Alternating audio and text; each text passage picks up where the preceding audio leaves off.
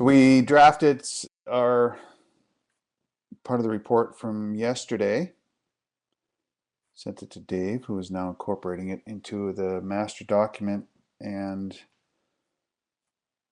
we were initially going to have, we were planning on finishing early, but we ended up not. We were going to have some discussion about our recommendations from the first day, so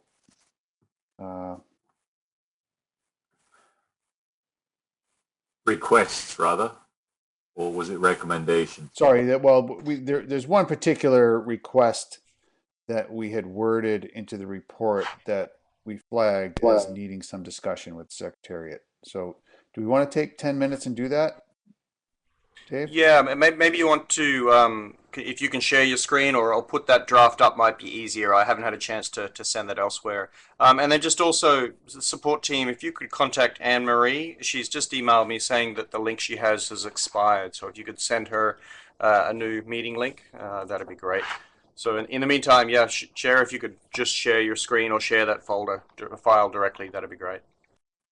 Okay, well, in Mark Mangel's words, perhaps the vice chair will share his screen because he's the only one that can do that. Not working for me, so maybe I'm happy to share. I don't need the new title. Thank you.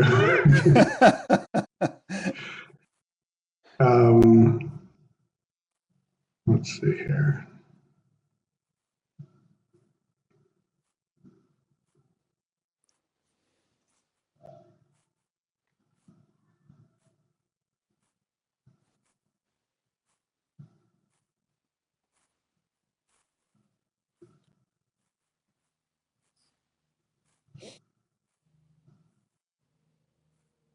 How does that look? Yeah, we can see that. Great.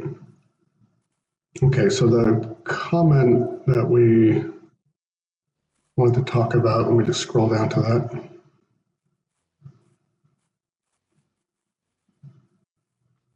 I think it's the next one.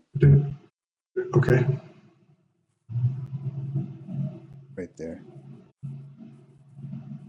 13. Are you guys able to read the comment? The font is probably pretty small there.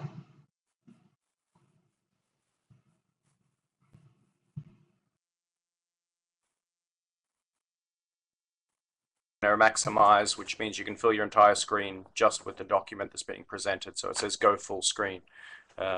It's below all of the image icons, photo icons.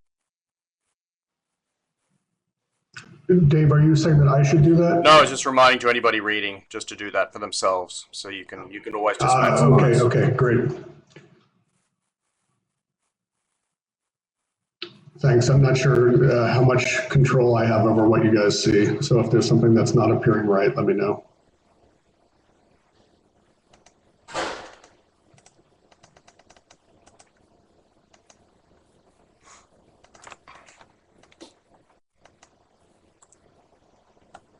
Oh, there we go.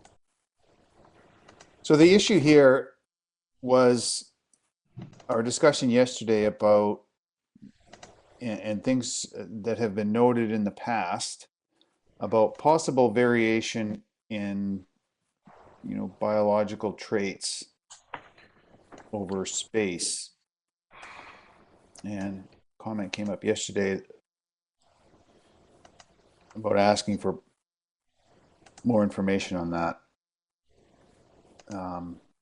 But as you see over here in Kim's comment on this bullet 13, it's not a trivial task probably to do, to look at things like sex ratios, weight. It's bullet 14 Was here, it 14? Sean. I think Oh yeah, sorry. Yep, 13 is the weight per unit effort versus depth, and it sounded like that was straightforward. 14, sorry. Yep. So the issue is it's not a trivial thing to probably do, so it's a fairly big commitment, and we didn't put a timeline on this either. So we just kind of drafted this to see what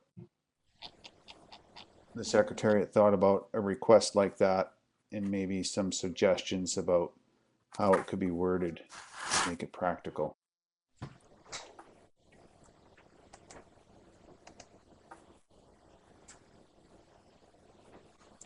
Yeah, look, I'm not sure. Is Ray online? I mean, most of that's going to come down to analysis from Ray. Maybe Ray can respond.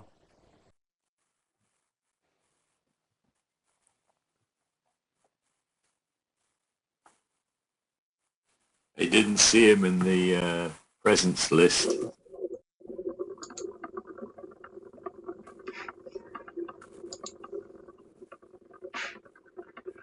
Hi, See his can you hear name. me?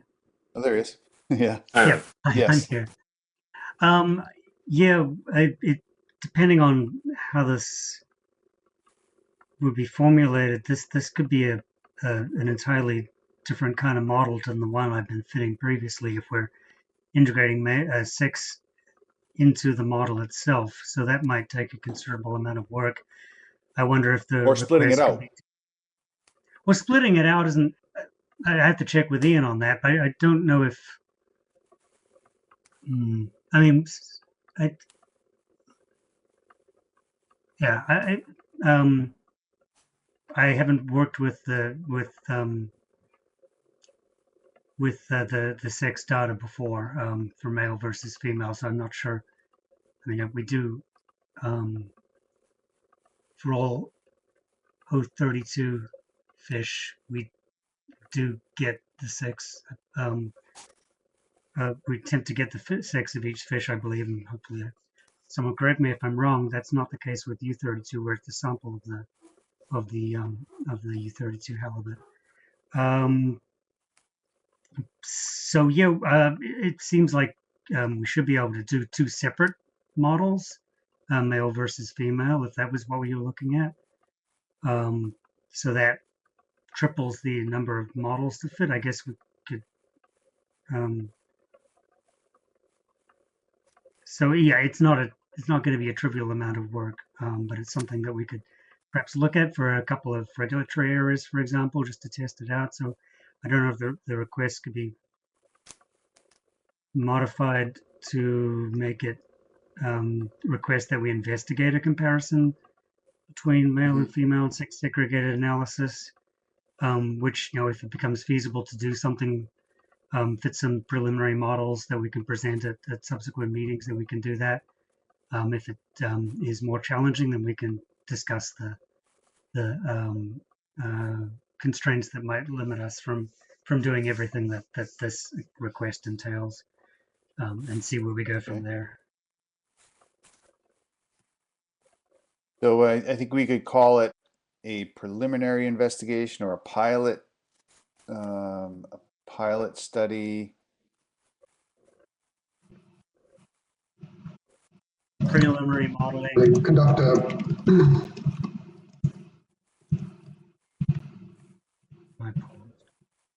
It could be a feasibility study.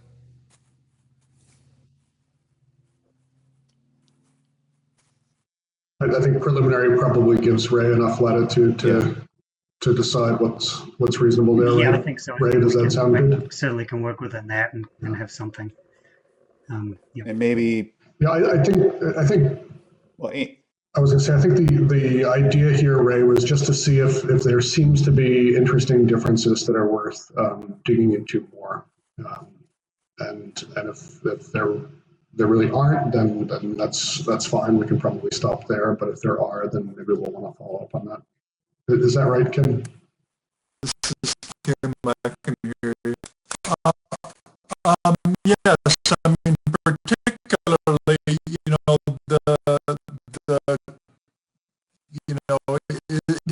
is there a change in the consistency of the space and time parameters that you are estimating? Particularly component. I mean, some of the discussion when this was first brought up, that actually Ian had talked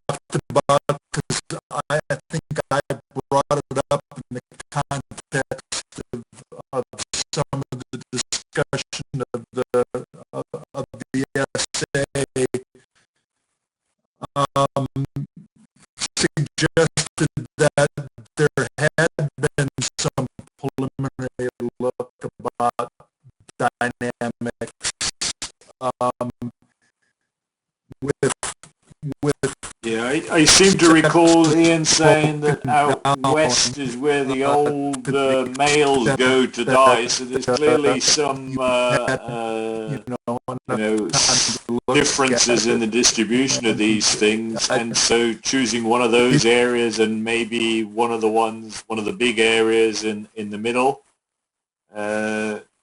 might be a starting point. And I think you could probably use those plots that you already have, the ones that you showed yesterday about the parameter stability. You could probably just put those back up and run one for males and females to see if there's anything that sort of sticks out. Are they vastly differently scaled, or something like that?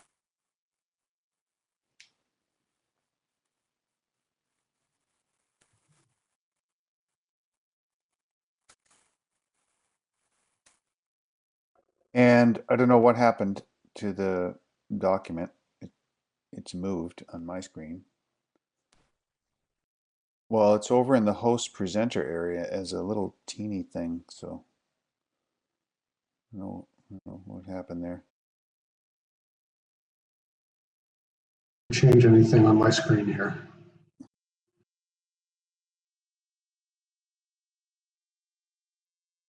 There we go.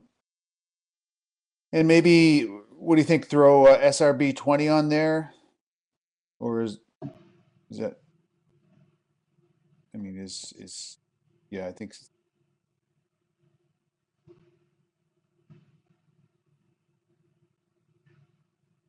21 data come in.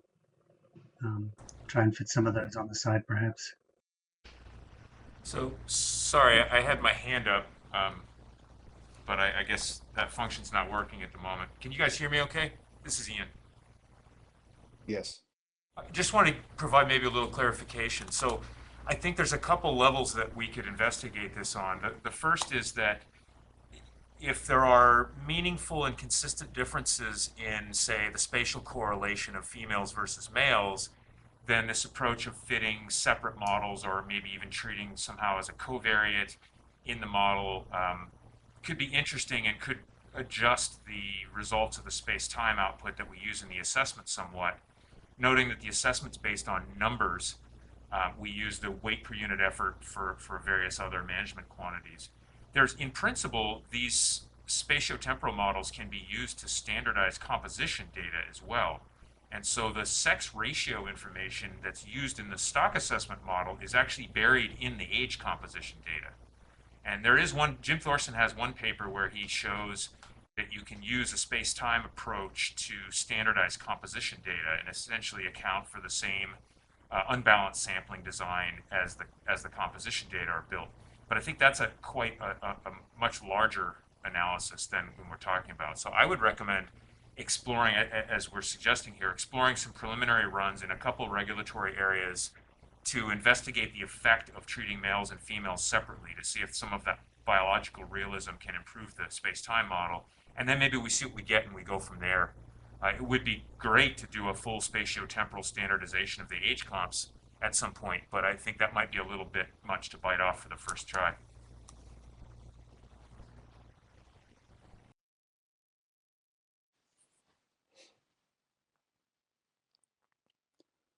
Okay, I think we're probably good on that then.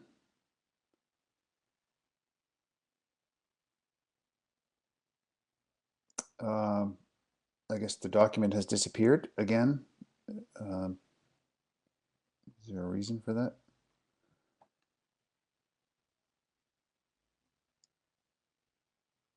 In any case, I think that was the only thing that was somewhat urgent to discuss. I think the rest we can catch up with on the next review of the report. To say that we put that request for the Shiny app being available to us by the next SRB in there, if you're okay with that.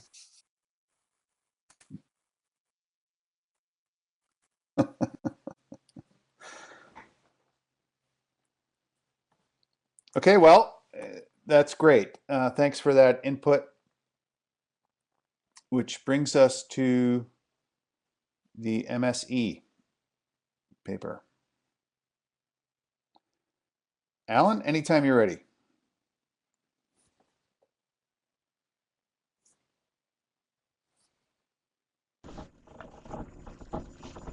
Okay, well, good morning, everybody. Can you hear me okay? Yes.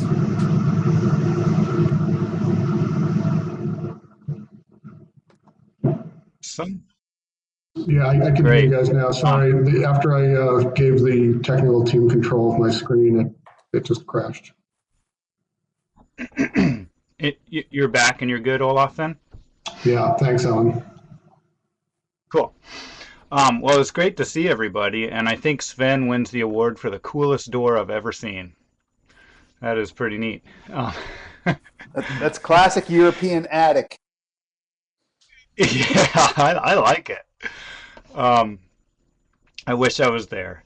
Anyways, I'm going to give you all an update on the MSE process, and I'll just get it started now, and I'm refamiliarizing myself with this. I've broken the presentation into 4 different sections, and I'm outlining this for you in case we want to take a break somewhere. You might know where there's a good place to break. But you know me, I can talk as long as you want me to talk. So I'll give you a very brief review of the results that were presented at the annual meeting, just so that you can catch up on sort of what happened after the SRB meeting last September. It's always quite a long time between seeing you in September to June, and so a few things have happened since then. We'll review some of the SRB requests and recommendations, noting that the document contains a full list of those requests and recommendations.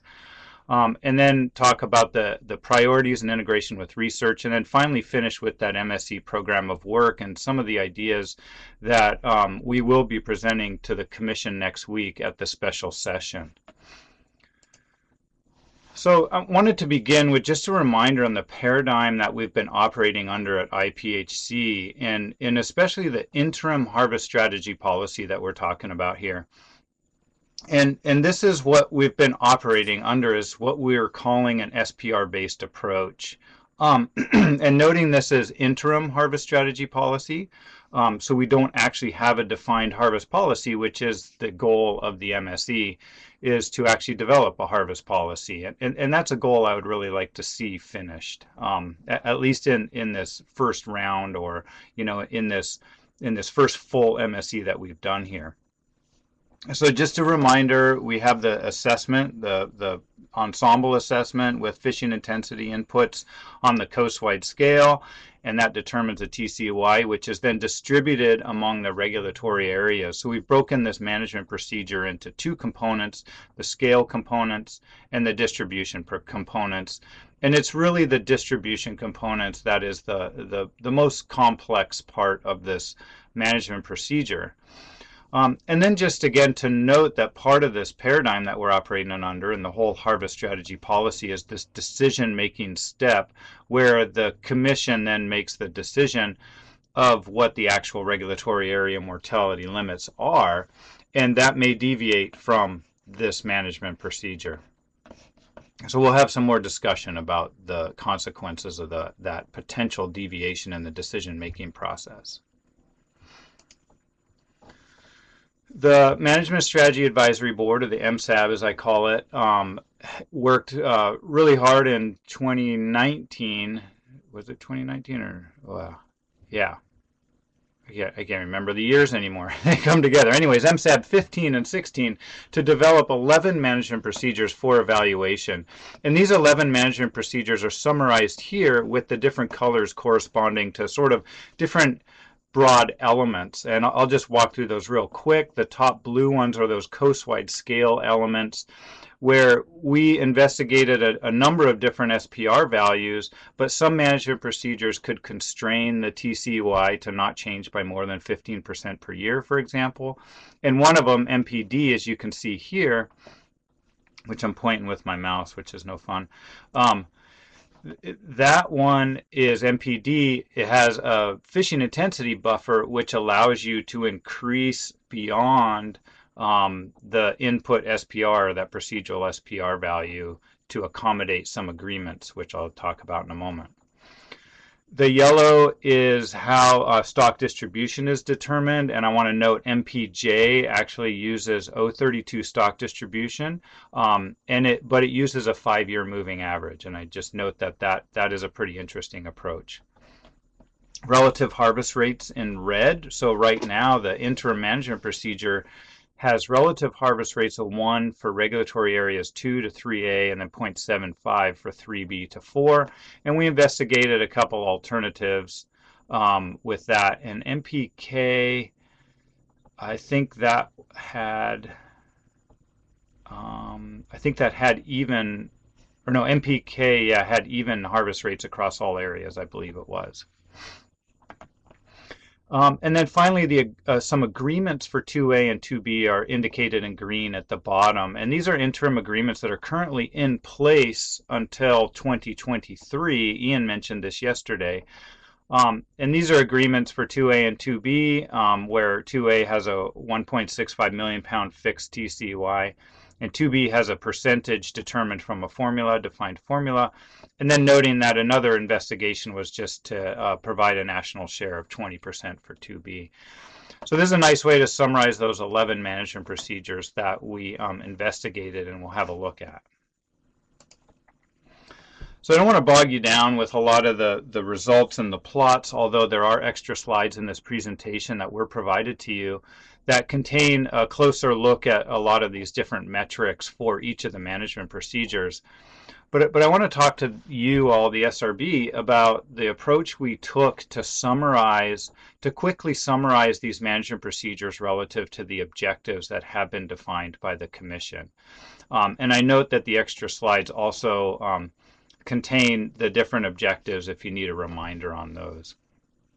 But the first thing there were some defined sustainability objectives, both at the coast-wide level and at the regulatory area level.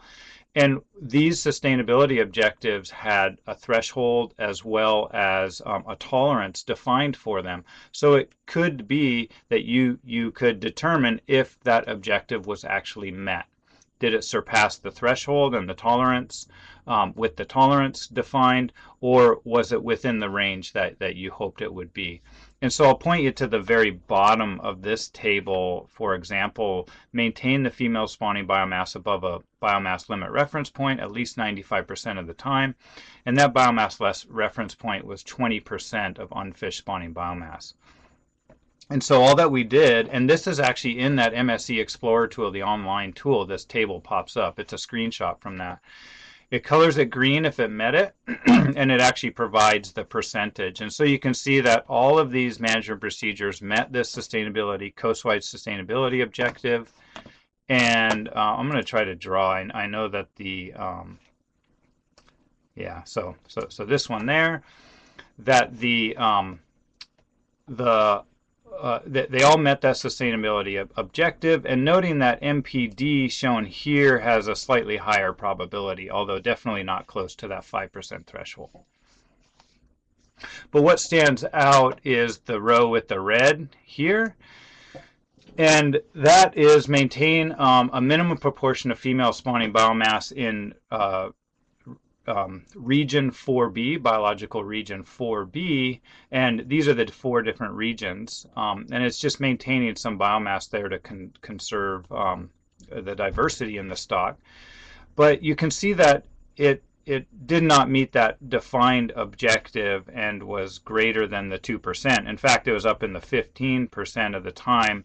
It was not maintaining 15% of the time, it was not maintaining at least 2% of the biomass in region 4B. And so that was a little bit of a concern at first, but then I reminded myself these objectives for each of the biological regions was sort of a new objective. It didn't have a lot of scientific reasoning for the percentages here. They were just taken from historical values seen from the survey. So we did some investigation and noted that even without fishing, this objective was not met, given the operating model dynamics. And so what we've concluded is let's continue to move on. Let's not ignore this, but let's continue to investigate this, learn more about region 4B, and what would actually be a good expectation of the percentage of spawning biomass that we would see there. And one of the concerns is that if the spawning biomass coast-wide became very large, maybe it remains somewhat small in 4B and can persist, but it becomes actually a very small percentage of the coast-wide spawning biomass because there's so much spawning biomass elsewhere. So that could we just want to do some more investigation there and hopefully in the future better define these objectives. But the actual values were not much different than with or without fishing. So we moved on from those sustainability objectives, and noting that the fishery objectives did not have a defined tolerance for them. Some of them had a threshold, others did not have a threshold, but none of them actually had a defined tolerance, so we couldn't actually say if they were met or not met. So what we decided to do instead was to rank these performance metrics relative across all 11 management procedures. And so just to show you an example, because it is important how you actually decide to rank, we just used a real classic default style of ranking, and noting there are other ways to rank things. I think this is called the Olympic style of ranking, where you get ties with it. And so say we have a median TCUI and we're ranking the management procedures. We see the highest TCUI is procedure D at 40.2. And then the second highest is A at 39.9, and then the third. Notice the fourth, there's 2 of them that rank 4th, 2 of them that rank 6th, and then a whole bunch that rank 8th on the very end, even though there's 11 management procedures. But what we wanted to really point out here is that something like this, now I can't draw. Oh, there we go. Something like the difference between a rank of 4 and a rank of 8 was right here. And some MSAB members, actually many MSAB members, were concerned about this, that a rank of 4 and 8 seems very different, although the actual absolute difference in the values was pretty small. So this is something that could use some improvement. And we are thinking about this, but any sort of SRB advice would be welcomed here in how we might want to investigate this. It was definitely a concern. But regardless of that, we chose, yeah, go ahead.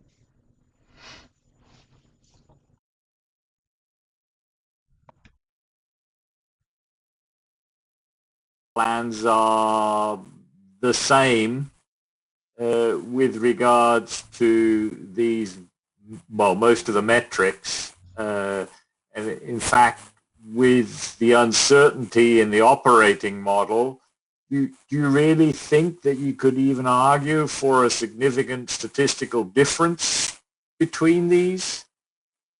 You know, that kind of goes into the whole rank thing. Yeah. Yeah, that is certainly a case, especially when summarizing the median TCUI. You can see, and we'll see in a slide shortly, that the TCUIs especially have a wide range from 20 million pounds to 100 million pounds across all of the simulations. But I think we have to, part of the purpose of the MSE is really to characterize the uncertainty and characterize that distribution and determine which ones are performing based on those performance metrics. And one of the performance metrics is the median TCUI. So I agree, there's not really going to be a lot of difference between these two, and that is why I'm pointing this out and why I encourage the MSAB to actually look at these absolute values.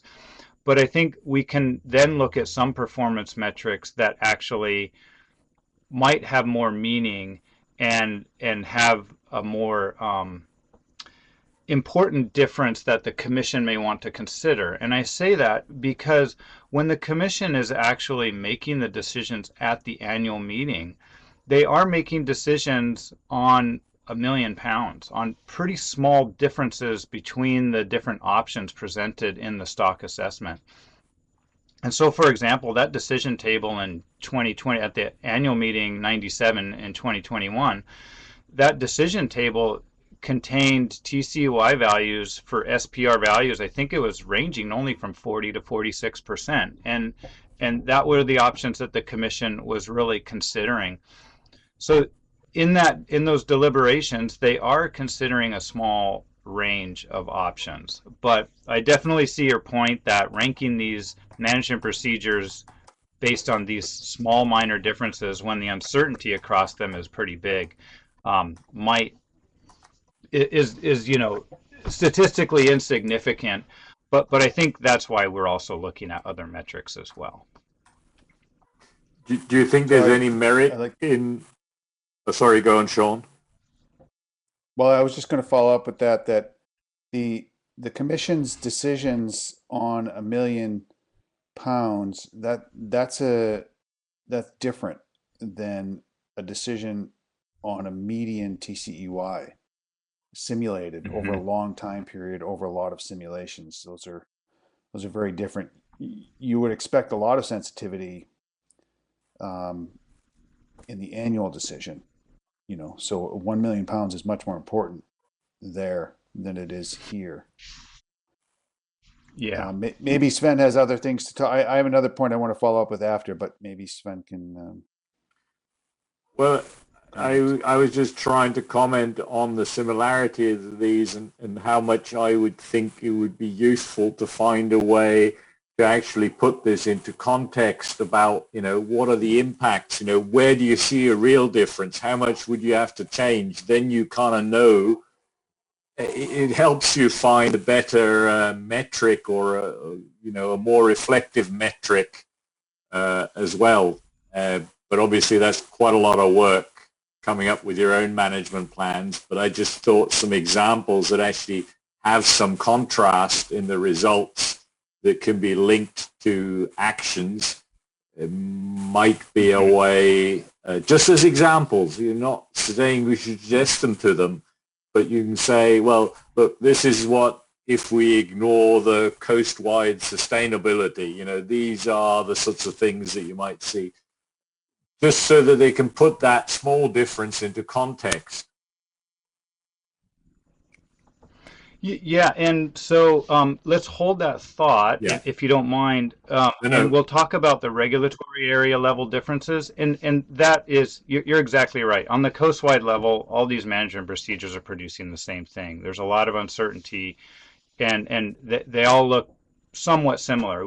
We could manage on any of these, but when we get to those regulatory area level differences, there are some large differences that are very important to certain stakeholders. And I have some plots to show that, and that actually follows from a request the SRB provided a while ago to examine those regulatory area trade-offs. All right, thanks. Thanks. That was I'm sorry. Second point. Yeah, go ahead. Well, that was going to be my second point, was that a lot of the MPs you're looking at are have things to do with among region partitioning, and so they're not those things aren't going to, median TCY is not going to be sensitive to that, but you're going to have some hard decisions to make at the region levels. Oh yeah, not you, but the commission. And we are definitely experiencing that. So I'll move on, and we can talk about some of those regulatory area level differences. I note there's an extra slide which does provide a larger table of ranks, and then the MSE Explorer can provide all of the ranks if you want to have a more close look at some of these. But what this table shows, so what we did is for all of the different performance metrics that were defined by the objectives, the primary objectives defined by the Commission, we provided a table that ranked all of those objectives. So that's a ranking for each individual regulatory area. So now you start multiplying. I think there's probably, like 8 different primary objectives, but there's also 8 different regulatory areas. So now we start getting that up into, many different performance metrics for primary objectives that are being reported. And our goal here was to just quickly summarize those down so we can begin to identify the management procedures that really stood out across the entire gamut of performance metrics. And so what we did here is within each of these general groupings, being maintaining the coast-wide female spawning biomass above a target, limiting catch variability, providing directed fishing yield. We then averaged the ranks for all of the performance metrics in there, which it typically included, say, one coast-wide metric and then a whole bunch of regulatory area metrics. So this table is actually an average of those. And I note that objective 2.1, there is only one objective within that category. This is a coast-wide objective that does not have a tolerance. And so you see even the average is just that one single objective. And it's just looking at how close the median of the spawning biomass is to the actual target of 36% unfished. But these other two objectives contain many, many regulatory area objectives on catch variability and yield. And so they're averaged and they're color coded. So basically your eye can sort of lead to where the lightest colors are best performing objectives and the darker ones are not as good performing. The MSAB did use these tables, and then we looked at some very specific elements within to justify some choices on the best performing management procedures. And so again, I want to note that we do have this MSE Explorer. This was used extensively by the MSAB to look at over 200 different performance metrics are available in the Explorer. And that's why we decided to produce this sort of summary ranking table. It's just to help people at least winnow it down to, say, 2, 3, 4, or 5 management procedures that they might want to look at more specifically. That link works, and you're welcome to have a look at that anytime. But what came out of all that ranking and all the discussion at the MSAB were actually 2 best performing management procedures. And we'll take a closer look at these in the next few slides. But these management procedures differ from each other in 2 very important ways. First off, MPJ on the right, as I noted before, uses that 5-year average for stock distribution. So the current interim management procedure calculates stock distribution for, say, 2020, and then uses that as one step in the distribution of the TCUY. And there is uncertainty in that, as Dr. Webster has presented in his presentations in the past, is that stock distribution has uncertainty, and so that uncertainty can be translated into the actual harvest advice for the regulatory areas. And we found that a 5-year average for stock distribution really calmed down the variability from year to year in each regulatory area, especially in those far west regulatory areas like 4B.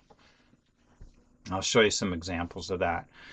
And then MPD has this SPR buffer approach. Say you're operating under an SPR of 43% and you have these agreements for 2A and 2B. Instead of removing or redistributing mortality limits from the regulatory areas other than 2A and 2B to accommodate the agreements in 2A and 2B, the SPR is allowed to decrease, or the fishing intensity to increase, such that it can accommodate the agreements for 2A and 2B up to a point of an SPR 36%. So we don't want it to just do whatever it wants. It goes up to that point of 36%. If it's going to exceed that, then the agreements are not fully met, but it actually operates at a SPR 36%.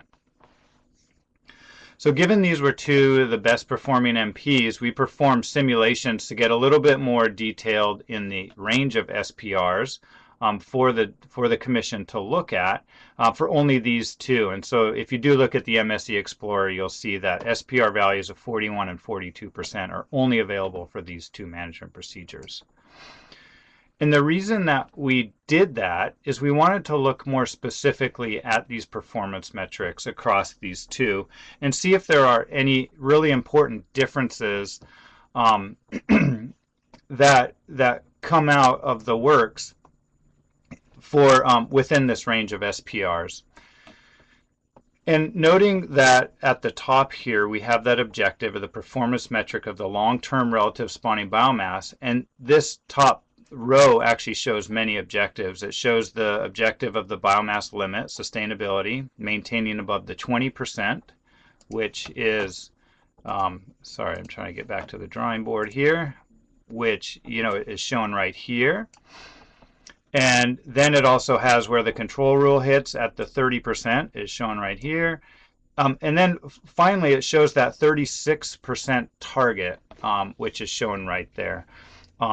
And what we found is that to best match the target, an SPR of 42% is the best performing SPR for MPD and 41% for MPJ. Now, of course, we're really getting into the detailed analysis here, but the point was that for some of these different management procedures, I wanted to make the point to the Commission that for an individual management procedure, you don't have to first decide on an SPR value that is best performing overall and then look at distribution. Is that sometimes a different management procedure might have a different SPR value that would be the best performing SPR. And I note that because the Commission recently made a decision to move to an SPR value of 43% in their interim harvest policy, which they operated on in 2021. So then noting that, you can look down those, and the other reason is the median TCUIs are slightly different between these two, but they become a little bit closer when looking at 42 versus 41. So I think it sort of brings the management procedures onto the same page by looking at these real specific SPR values. So then moving on from that, this is the interesting part of it. And these are the actual regulatory area performance metrics. These plots are actually taken from the MSE Explorer. They're screenshots as well. And what this is showing are the management procedures D and J, D in blue, J in red, for the regulatory areas across the x-axis, across the horizontal there. And I note these are short-term performance metrics because those are the objectives. They are defined. The fishery objectives are defined in the short term, except for that target spawning biomass. And what you can see in the short term, that let's take a look down here at the median minimum TCUI or something like that, or the median average TCUI is actually better in the upper right corner. And what you can see is that MPD provides agreements for 2A and 2B, which are actually on the left part of the plot over here.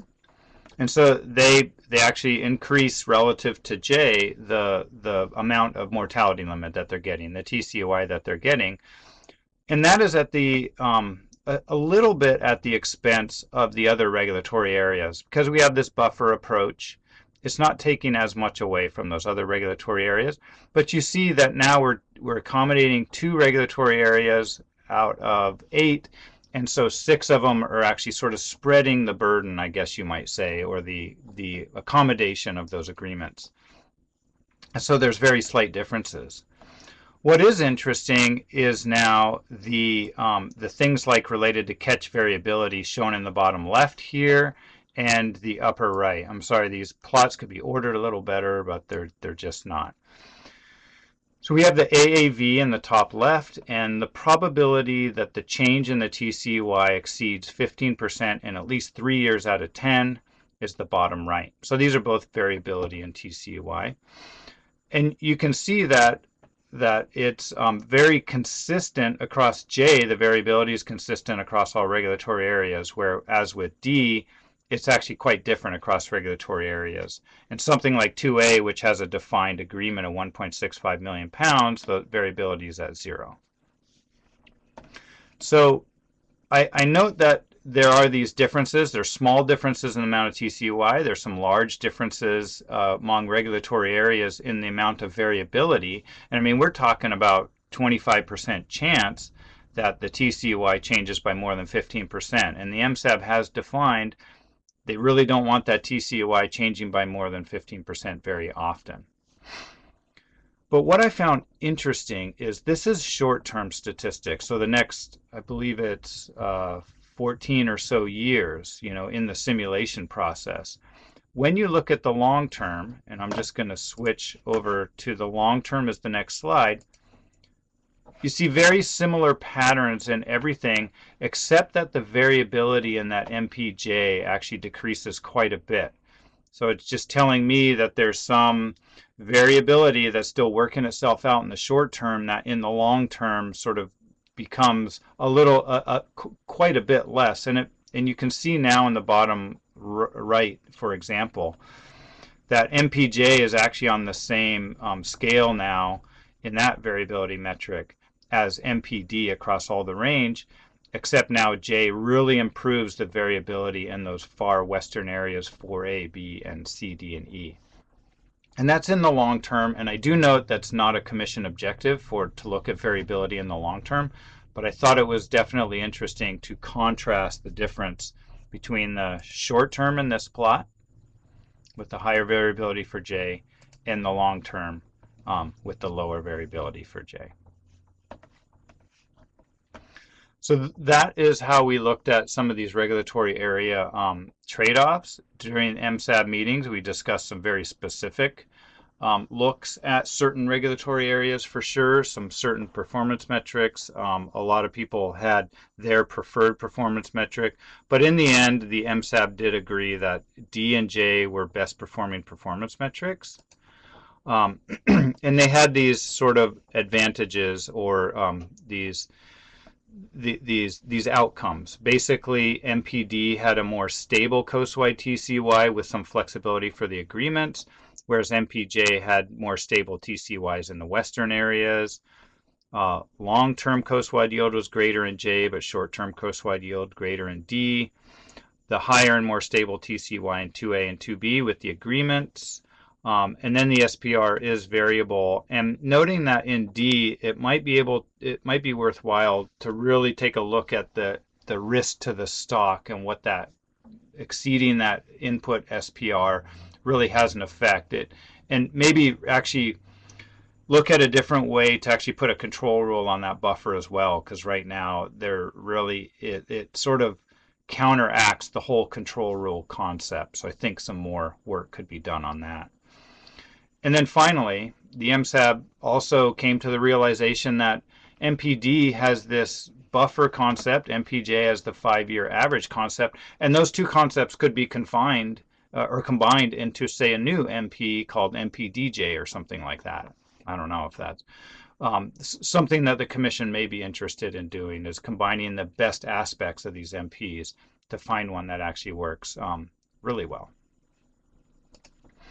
So I'll just take a short break there.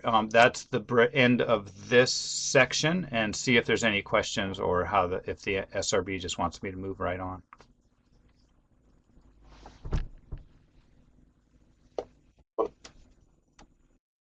Yeah.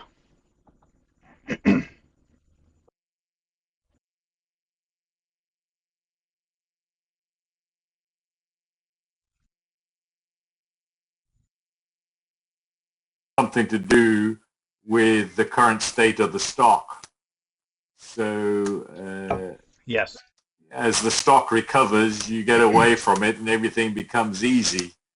So you might argue that the one that gets you away from there quicker is the one that you ought to be looking at. So it's difficult to trade these things off,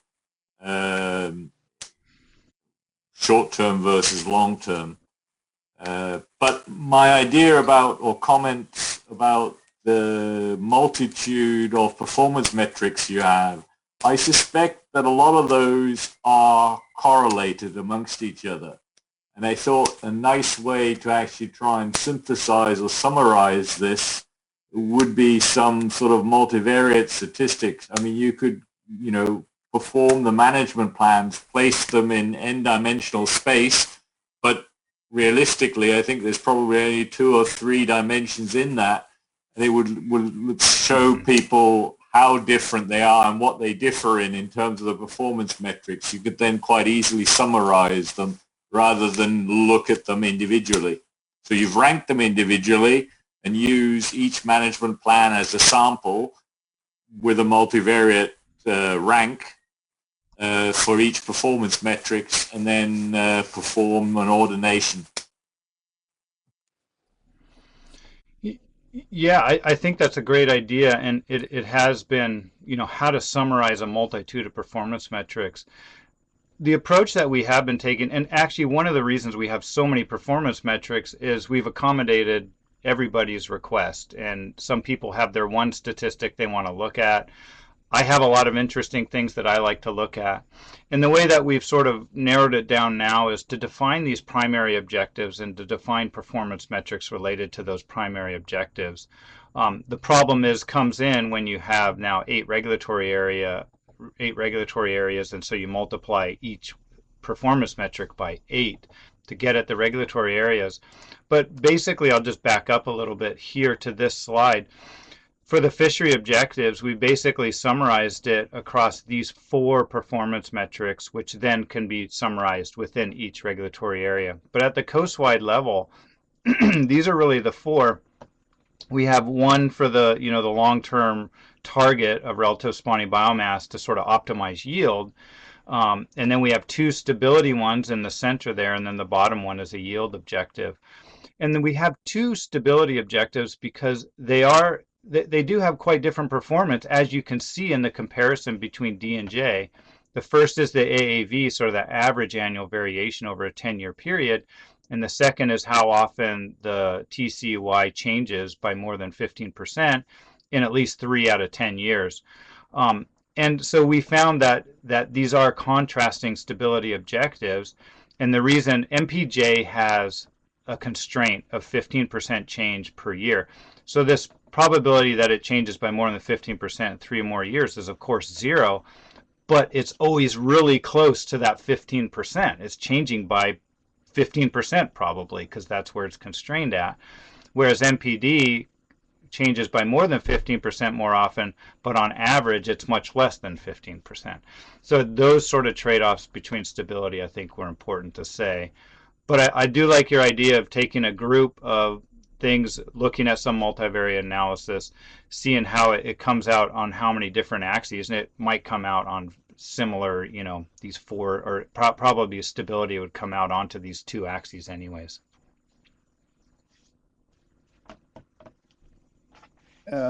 Alan, do you find it's just strange to me that the AAV, oh, I see. So it's the second row that is showing your constraint, the effect of your constraint. So it's not. Well, so it looks like the procedure needs to. No, the one above that. Yeah. It looks like the procedure doesn't really need to invoke that 15% change limit. It very actually often, does, because I would think that would have a much stronger trade-off with risk to the stock if it were,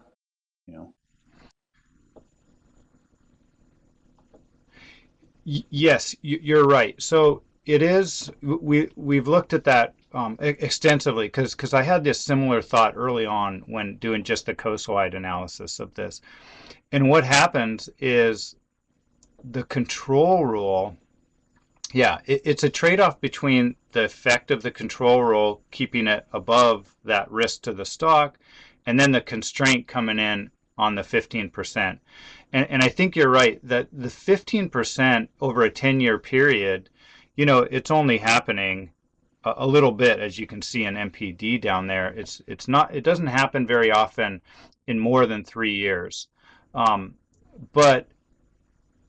so therefore, over a 10-year period, there isn't a lot of risk to the stock by introducing that constraint because it's not constraining it a lot. It can recover itself quickly, I guess you might say. and then you have the control rule in there, just keeping it away from there as well. And that was something I talked with Pierre about, and I can't remember the answer. What is the order of operations? And I think the control rule acts and then the constraint comes in, so you can actually exceed the SPR that the control rule would suggest based on the constraint.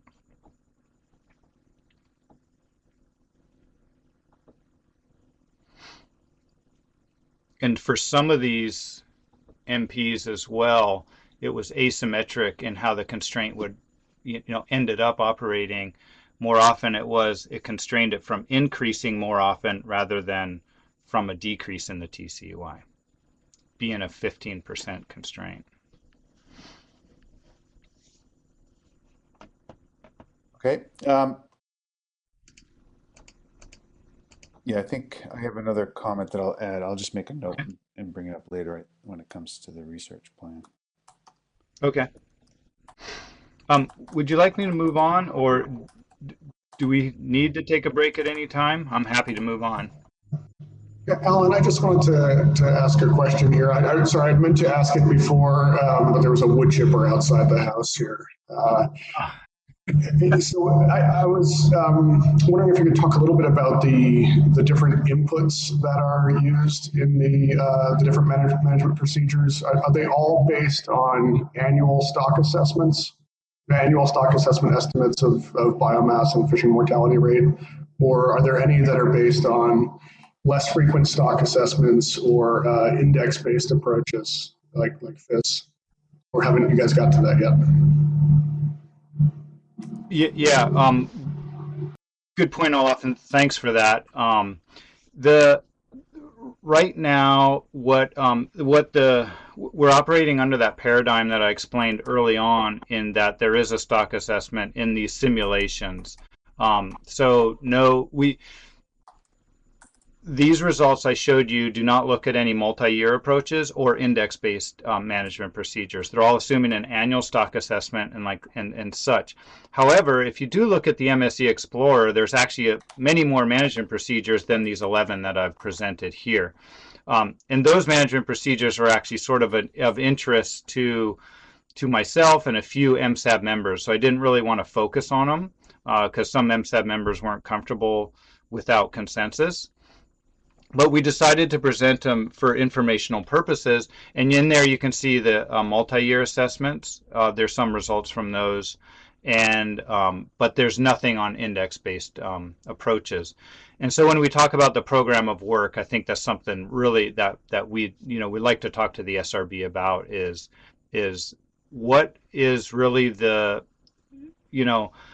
preferred method right now is, should we really tidy up the current MSE simulations under this paradigm of this SPR-based approach and get a harvest policy document in place, and then begin investigating other things to maybe to further the process and make it bring in other MP concepts? Or do we take all the work that we've done now and just combine it with other investigations of different types of MPs to make a decision in the near future? Noting the discussion that Ian had yesterday, with these agreements are expiring in 2023, and the Commission is going to be pressed pretty hard to come up with a management procedure in that year for their decision-making process. So some things to think about for sure.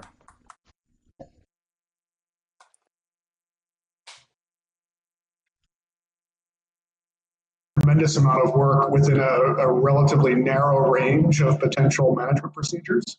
And Yeah. This is a really good place to start. And I'd be excited to see that expand out into really different kinds of procedures. But we can talk about that, what that might look like elsewhere. And I'm sure you've got lots of ideas about that too. Yep, for sure.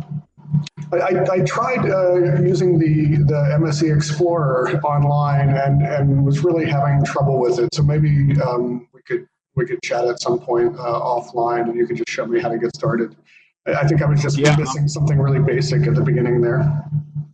Yeah, and there is a info document that's supplied with the annual meeting 97, which is sort of a user guide for the MSE Explorer tool. That might be a helpful too if we don't have a Okay. chance to talk.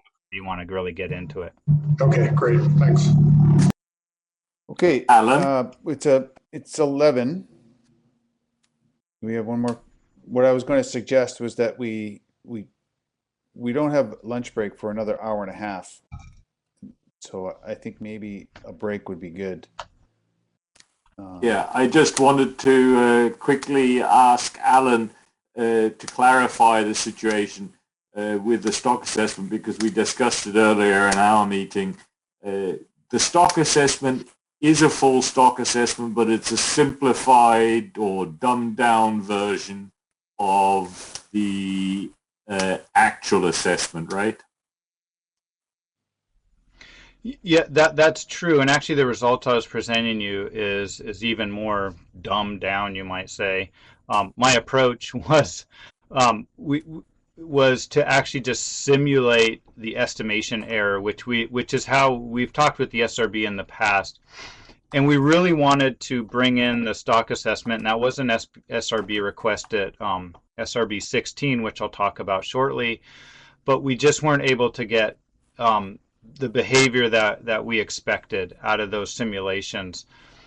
And so, yeah, I'll talk about that shortly, but right now all of these results are using simulated estimation error on two axes, and that's the TCEY and the relative spawning biomass, and they're actually correlated, simulated from a multi or a bivariate distribution.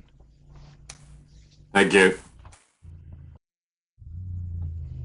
Okay, let's take a break to quarter after Okay. the hour.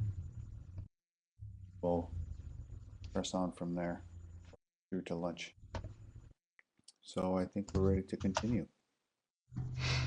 All right, excellent. Okay, so okay, great. We have Kim and Olaf.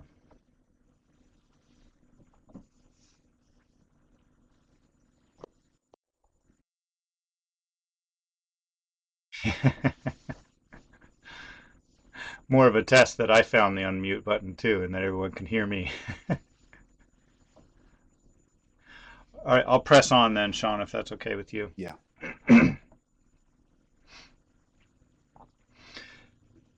I wanted to present a few of the SRB request recommendations from in this presentation, noting that all of them from last year, 2020, are outlined in the document provided on the SRB018 website. That's document 07.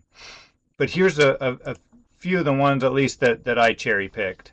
And the first was related to decision-making variability, and the SRB requested further investigation of the decision-making variability, and this is the investigation that we did.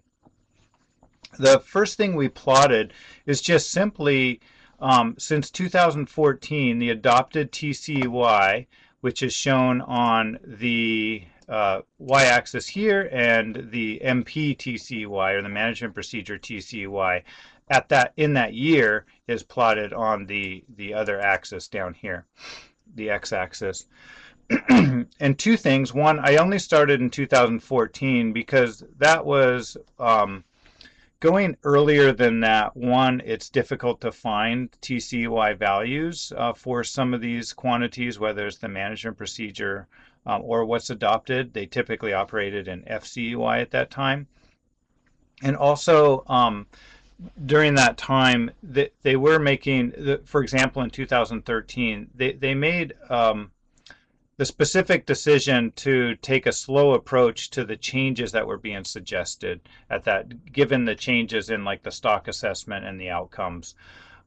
You might call that the Ian effect, I don't know, but 2014 is really the most consistent year to start from to do this sort of analysis. And as you'll see, it's not even consistent in that sense because there's been changes in the harvest policy since then. You can see the circles in this plot are the when the blue line harvest policy was in place, and that was, I don't even want to try to describe that harvest policy, but it was complex, and it occurred until 2017. 2018 is when the SPR based approach was adopted with an SPR 46%, and then in 2021 that an SPR 43% based on MSE results was adopted.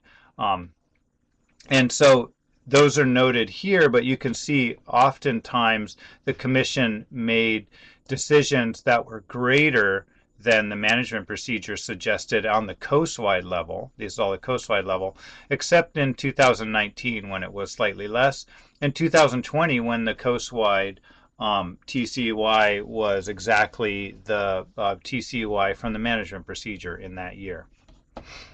So that's a look on the coastwide, but what is really interesting is even in a year like 2021, when they chose to follow the management procedure at the coastwide level, they didn't follow the distribution procedure amongst regulatory areas, and here's where you can see those differences.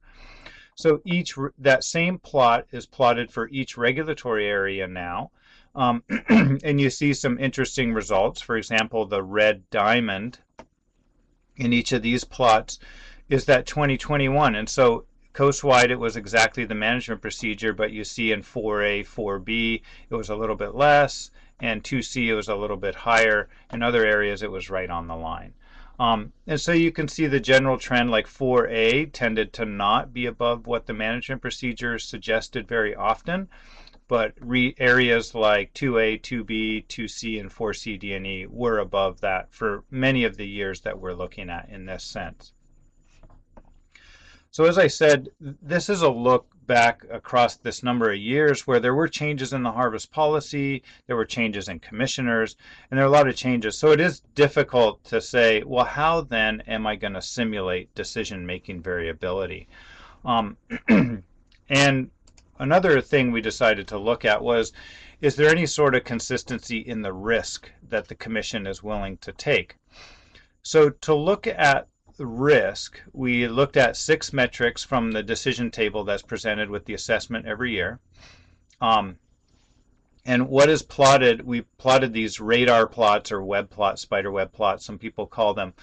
And we plotted a number of different metrics. We plotted the risk for each of these metrics from the decision table in terms of no removals, which you can see in here, right in the center, the dots. I used to be able to color it white, but for some reason I couldn't when I created these plots. But you can see here for 2021 at least that even with no removals, there was somewhat of a higher probability the stock would go below 30% in 2022. The MP, the actual risk due to managing based on the management procedure, is shown in blue, and then the actually adopted mortality limits, the risk from that on the coastwide level, is shown in gray. And because 2021 the adopted and the MP matched were the same, you don't see the gray, and the blue are actually exactly overlapping. So I also wanted to point out on this plot as well, the next year metrics, given the year that's the decision's being made for, are shown on the left and the top, and the 3-year metrics are shown on the right and the bottom. And then also what's interesting is that the exact metric for next year and 3-year are opposite of each other. So you see the top is the biomass in 2022 is less than the biomass in 2021, and opposite of that is the 3-year metric showing the biomass in 2024. So we showed these plots for all the different years, 2014 to 2021. And what you can see is, you see in some of them that the gray is exceeding. So take a look at 2018, for example, over here on the bottom left. And you see that the commission was willing to take a little bit more risk than the MP was suggesting in that year, both in the next year as well as in the 3-year metrics. But other years like 2019 and 2020-21, they didn't exceed those by much at all. you might make a general trend that the commission is a little bit more willing to be risky in the 3-year metrics, as you can see in 15, 16, and 17, and even a little bit in 14. But it's not exactly clear on the coast-wide level. So maybe looking at this in terms of regulatory areas somehow, although we don't have these metrics for the regulatory areas. But the purpose here was, one, to look at what is the decision-making variability in terms of risk, and is this going to help inform some way to simulate the decision-making variability that the commission is willing to make. But overall, I think we have to look at it on terms of the regulatory area level. And to expand on this this implementation variability concept a little bit, what we see is that decision-making variability is one component of implementation variability. And so we've defined 3 different types of variability within implementation variability. The decision-making one that we've been talking about is the mortality limit set by the commission. The realized variability is the fishery goes out and operates under the mortality limits, but they don't exactly catch those mortality limits, which is always the case. They get really close, though. And then there's this third one, perceived variability, which is of interest to the MSAB, and some MSAB members actually brought this up. And this is the variability or the difference between what was actually realized mortality and what is estimated mortality. And this was of concern because of potential low observer coverage in certain areas might come in with biased estimates of, say, non-directed discard mortality. And if I'm thinking about it a little bit more, the commission has some agreements in place, including mitigation for U26 bycatch, and that might actually be related to some sense of perceived variability, because there is concern that there should be better monitoring of non-directed discard mortality. So I'm not sure how. Go ahead.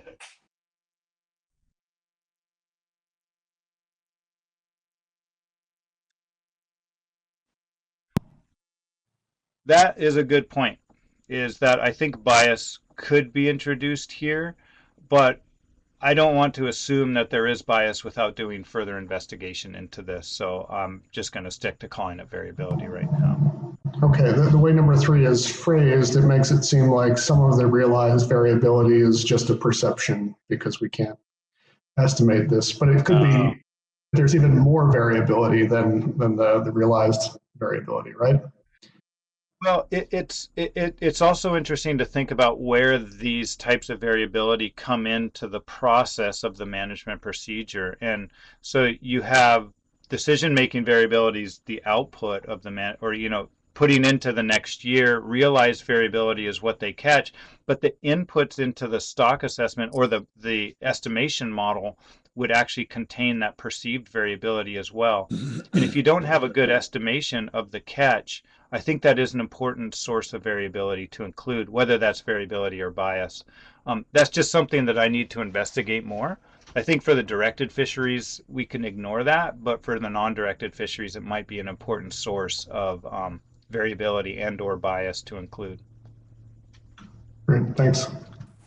Yeah, Alan? I'll work on the same topic. I'm not sure if you answered this just now or not. I didn't get the feeling. I'm wondering, what is the feedback between perceived variability and the operating model? Or is this just an output? Well, right now in the operating model, we are actually simulating all of the fisheries, and given a mortality limit, we simulate the actual realized mortality from each fishery, and then that is input into, say, the stock assessment.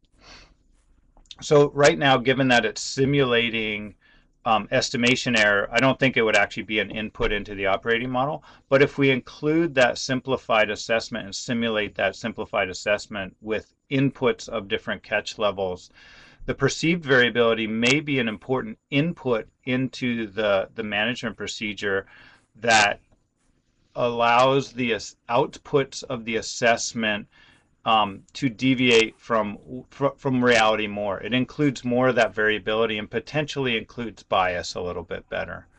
So it is more than just an output of all of this. It is an input into the management procedure, being that it's an input into how the estimation model would be simulated and then put in and then feed into the harvest rule process of this.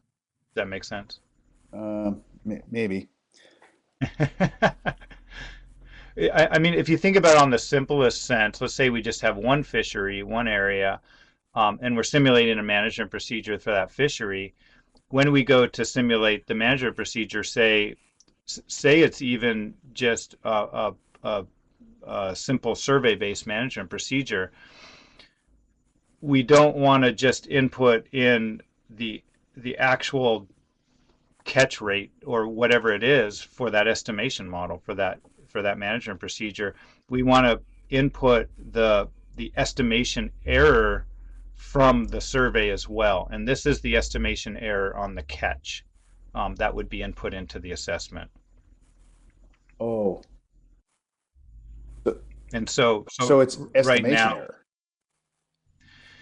in the catch. Well, it's the estimation error of the catch that the assessment then uses to provide its outputs.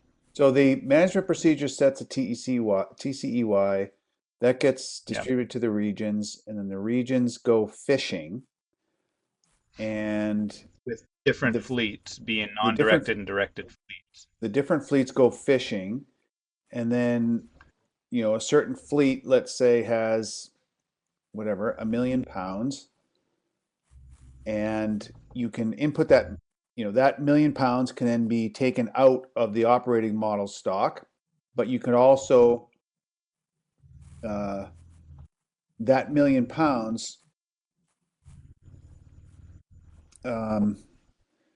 is like a target catch, so you can go over or under. Mm-hmm. So the implementation variability would be that fleet is going to catch more or less than 1 million in a given year. And then and that would come out of the operating model. Right.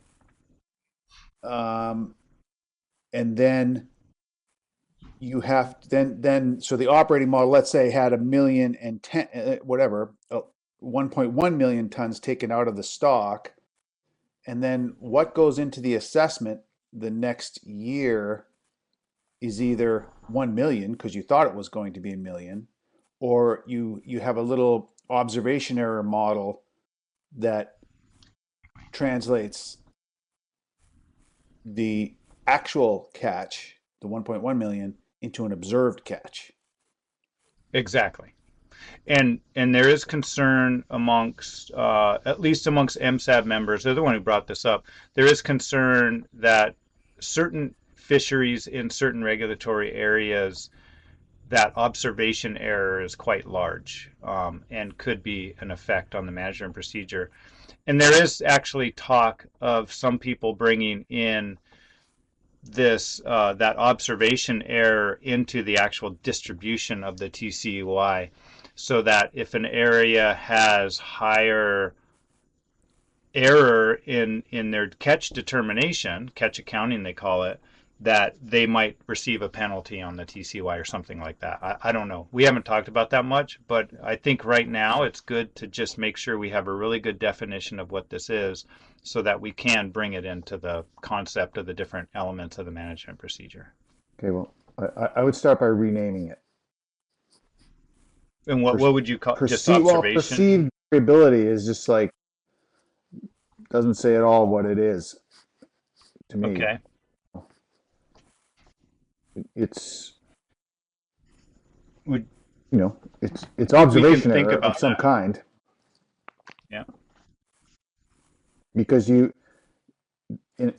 observation error has no direct impact on the dynamics. Right. Of the stock. Exactly. So your implementation error does because they caught 1.1 million and took that out of the stock. So that's, that's a type of process error. But then now you're just talking about observation error because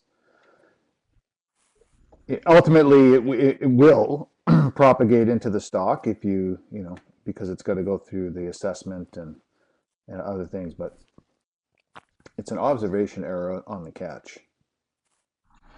Right. Yeah, any suggestions as SRB has, even if we should just define these as 3 different types of variability, not classify them under implementation variability, we're definitely open to. I mean, catch estimation variability would be.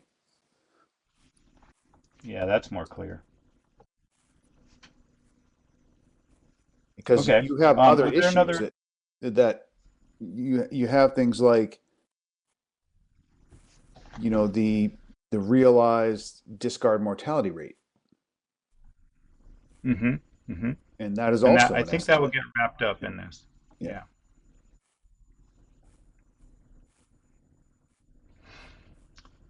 Yeah. That's sort of the end of implementation variability. And Alan, yeah, go ahead, Sven. couple of things. You have decision-making variability. Maybe not the right term either, in the sense that they always take more risks, never less risks. So it is a sort of a bias rather than just a variability.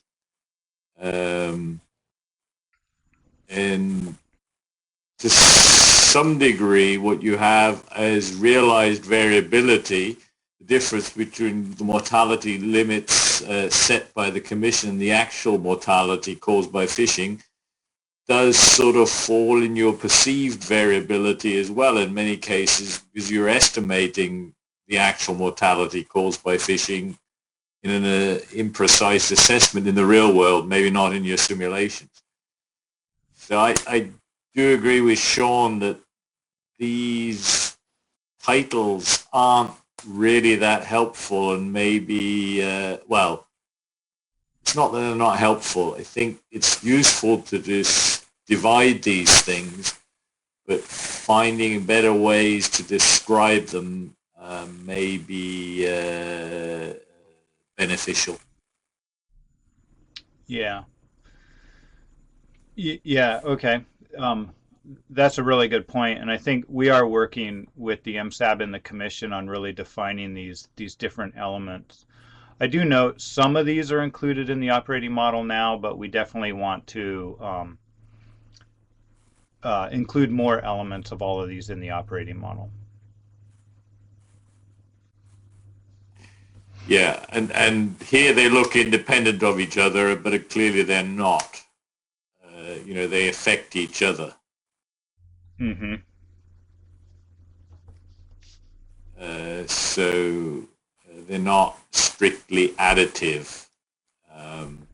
And that would be a difficult thing to try and do in your simulation appropriately. Yeah, I mean, we're trying to define them right now. Bringing them into the simulation is a whole nother complex, difficult task. Yes, but I think it's worth thinking ahead. Mm-hmm. If you've defined them one way, but that way they interact terribly, but you could have defined them differently or separated them better, then that may aid your implementation a little bit. Mm-hmm. So I think it's worth thinking about how these processes interact as well as trying to define them. I think part of that's a good point. I think probably one of the reasons why you need implementation variability is because your simulated assessment procedure is not quite capturing what an assessment really does. And so I think as we're pointing out here, like all 3 of these things somehow end up as part of the, buried in the procedure in some way or another. So, if you had an assessment in there, then you would be forced to put in okay, what was the catch, right? What is our estimate of the catch that has to go into that assessment? And then you've got that little connection between those two things. And then you would point, okay, we're going to add observation error to that. And then, going from the MP to the realized catch, right? There's another connection that you might want to put error on that for a certain reason. So if you like, I think these are trying to generalize something that, maybe not that generalizable, and it's just a product of the way that it's set up at the moment, that will probably go away to some degree as you add a more formal assessment procedure, whatever it is. Yeah, the way we've thought about this is sort of the sequential operations, being the commissioners make a decision that has some variability or bias on it. The fleet goes fishing, that has some variability or bias on it. And then the data come in, and that has some observation error or bias on it. Right. And so you're exactly right. We've thought about this from how the model is currently set up, and maybe there's a better way to think about it. Do you have like a diagram? That's what. Yeah. I like to use just I a don't right diagram of the model, and then you can see all these individual connections, in the system. You can see the feedbacks, you can see where the different errors are coming in. I can send you one of the ones that I use. Okay. Yeah, that'd be great. Okay, noting we have a few more slides to get through before lunch, and I think mine's supposed to end at 11:45, so we're coming up to a time limit. I have a few more to present. Should I continue moving on? Yeah. Okay. So just real quick about the estimation model. SRB recommended continuing work to incorporate actual estimation models, which was the third option, meaning we had an option of no estimation error, simulating estimation error was 2, incorporating actual estimation models was 3, to best mimic the assessment process. And just to show you that we've been working really hard on this, we were having some difficulties, and I won't explain the plot on the right, but it just shows you that the OM in green and the estimation model in red, we just couldn't get them to match very well, even with pretty precise data. And there were some issues with how we were simulating the short coastwide model. So the real goal here was to try to mimic the assessment by including more than one model in there. We wanted to include the 2 coastwide models for an ensemble type approach. But still maintain fast simulations but somewhat represent the variability in the assessment. We weren't able to do that with 2 models. What we were able to do was just using the long coastwide estimation model. We were able to mimic it pretty well and get a pretty decent representation of variability. And again, this was test cases to just see that we could, mimic the trends in the operating model with some variability. So we have this one model, and we did some simulations with that available in the MSE Explorer. They weren't hugely different than the simulated estimation error, but there were some small differences that we saw. But it's something that we are still working on and want to bring back into the simulation process for sure, so that we can actually simulate the process and the data and the observation errors in the data as well. So that's where we're at with that. And just to give credit where credit's due, this was all Pierre's project, and she did a fantastic job looking at this and experimenting with it and coming up with some things. And it's just sad we didn't quite get it to that end point.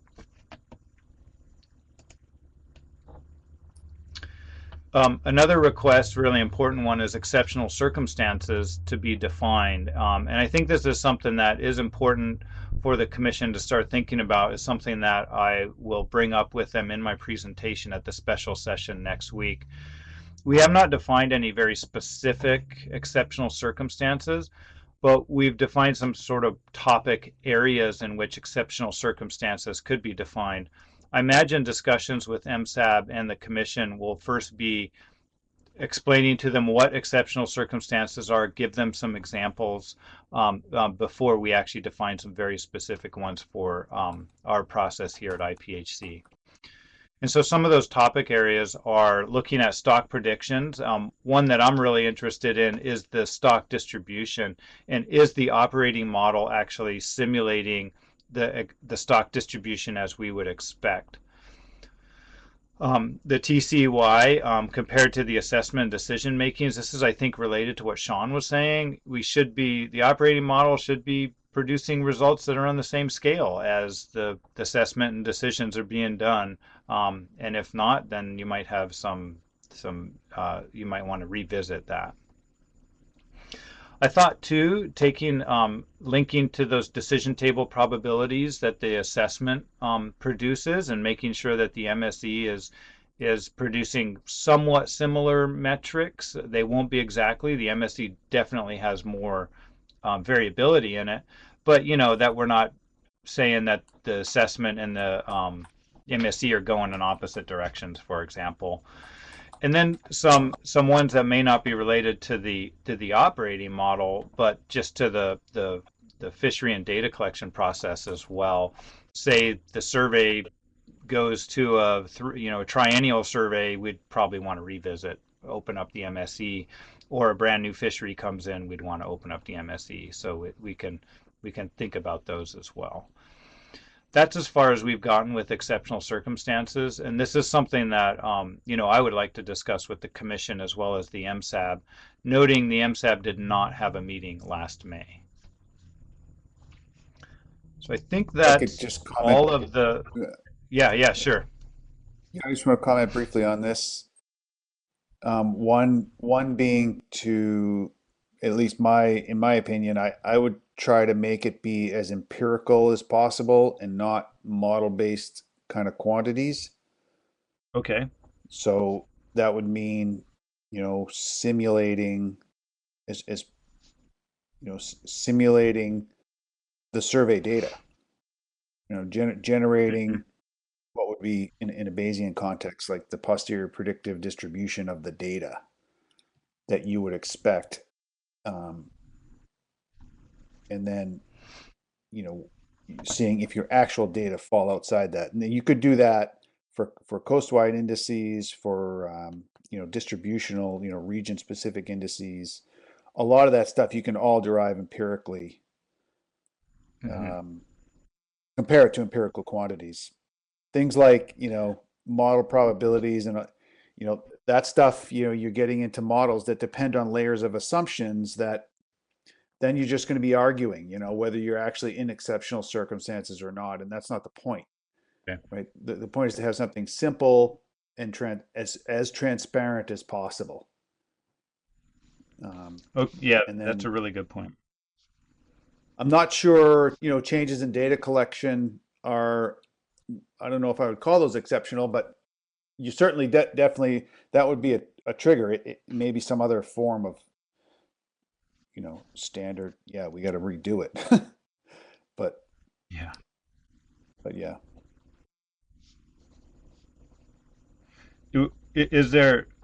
Should we classify that, maybe those last 2 points, as something other than exceptional circumstances? But, I don't even know what you might call them. But for example, if you have a index-based management procedure, but now you're not collecting the data to provide that index, that would obviously be a case where you. I mean, that's an automatic. That's an automatic. Your procedure is no longer like you don't have a procedure anymore if you stop collecting data that were used in it. So that's. Okay. Yeah, that's good to think about, and I hope to bring you back maybe some more specific examples at SRB018.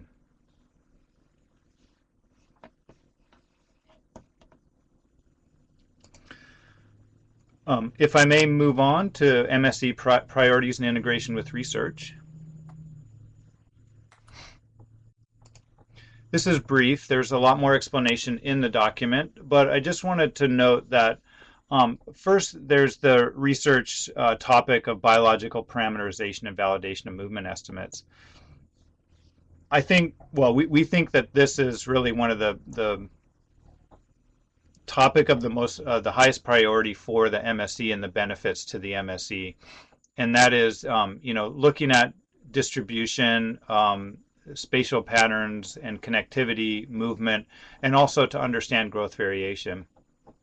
And those are all sources of that I would say these are some of the largest sources of variability in the operating model right now.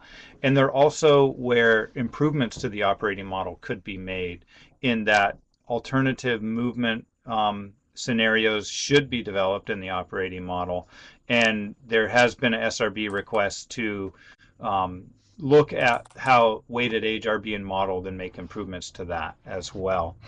So I think these topic areas are really highly important to the MSE, and I explain in the document more of the real specific benefits that they'll have to the MSE.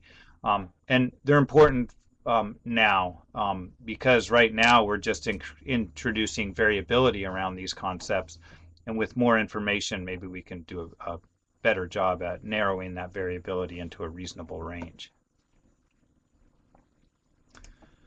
The second topic is fishery parameterization, and really specifically I think this relates to the research being done on discard mortality rates. As I mentioned, the operating model is actually modeling individual fisheries in each regulatory area, and some of those are non-directed fisheries as well as directed fisheries that are releasing undersized fish. And being able to have a better idea of discard mortality rates just allows for better spatial accounting of that fishing mortality. So that current research being done will definitely benefit the MSE and characterization of the fisheries. So those are the two priority topics of the research for the MSE. And before I move on, I don't know if you have any questions or comments on that. I have one. Mm-hmm.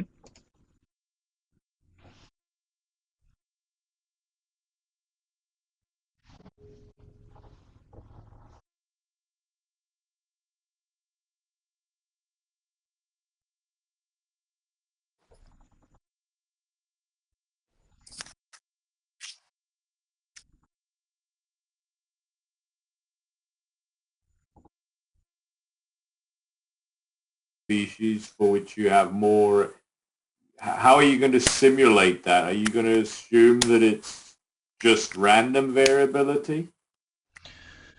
Yeah, there's two layers here. One is the first layer is sort of the amount that of the catch that ends up going back into the water, and that is simulated currently based on it's related to the size at age, or the weighted age is related to selectivity, and so as those things change, the amount that goes back over the rail will change as well. So discarding increases when the fish are not growing as large, for example, because there's a size limit.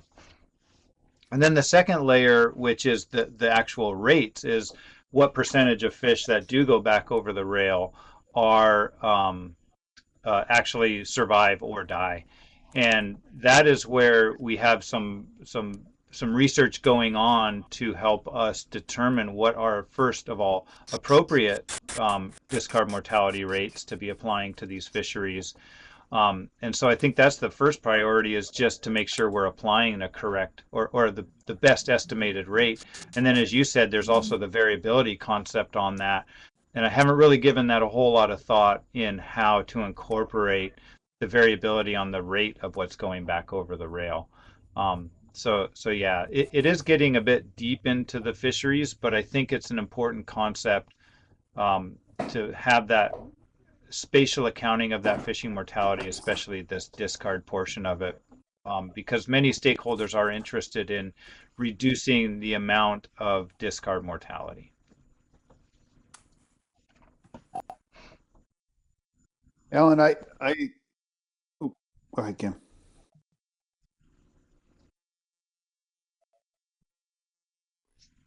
Um, I was just going to, if you go back up one more, yeah. So the third bullet, understanding growth variation. I think this is it's like something that we provided in our kind of pre-meeting notes, questions, comments. Um, I, I would suggest, well, we're suggesting that you don't use wording like that when it comes to the research components. That basically now you have this operating model, this MSE framework in place, and so now you can say, for example, now you have MPD, was it, or J, whichever one seems to be preferred, right? Let's say you currently prefer J. I forget. So let's say you prefer J. Then I would say, okay, given what we currently, our uncertainty about certain growth parameters, pull those parameters in either direction until you find out that you suddenly favor MPD, right? Until you're right, that is the point that you need to find out whether this parameter is in that range or not, because that's where it affects your decision. So I think one of the things we were trying to suggest in those notes was to use the MSE framework now as a research tool to do the integration, and this is how you would do it. And there may be some projects that are done purely for the sake of understanding some process, but in terms of the MSE and the integration of the different science activities, it should all start with that preferred MP and what you want to learn about it and what its limits are, and then you can explore different elements of these, like 1, 2, and 3 here. Go ahead, Kim.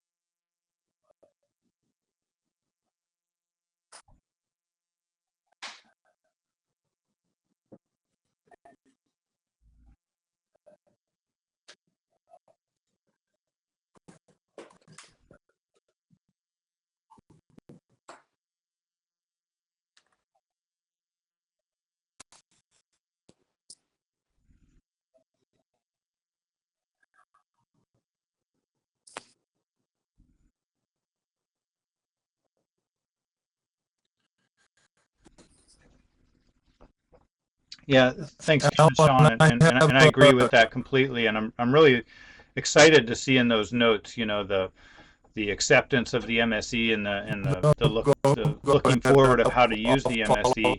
MSE. And I think as this MSE and the operating model and the framework mature, that we'll have more time to have those sorts of detailed discussions, and to be able to use the MSE in this context of helping define research as well.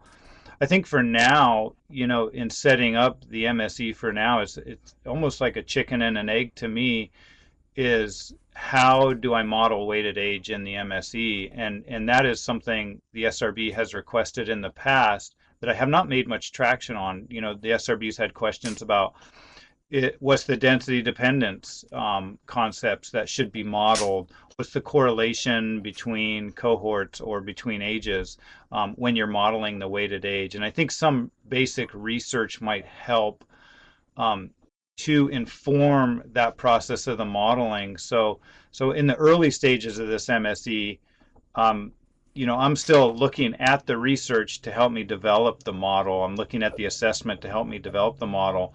And as we mature, hopefully then the MSE becomes, we look at the MSE to then develop the research and the assessment. So I'm definitely looking forward to more discussion about those concepts for sure. Yeah, Alan.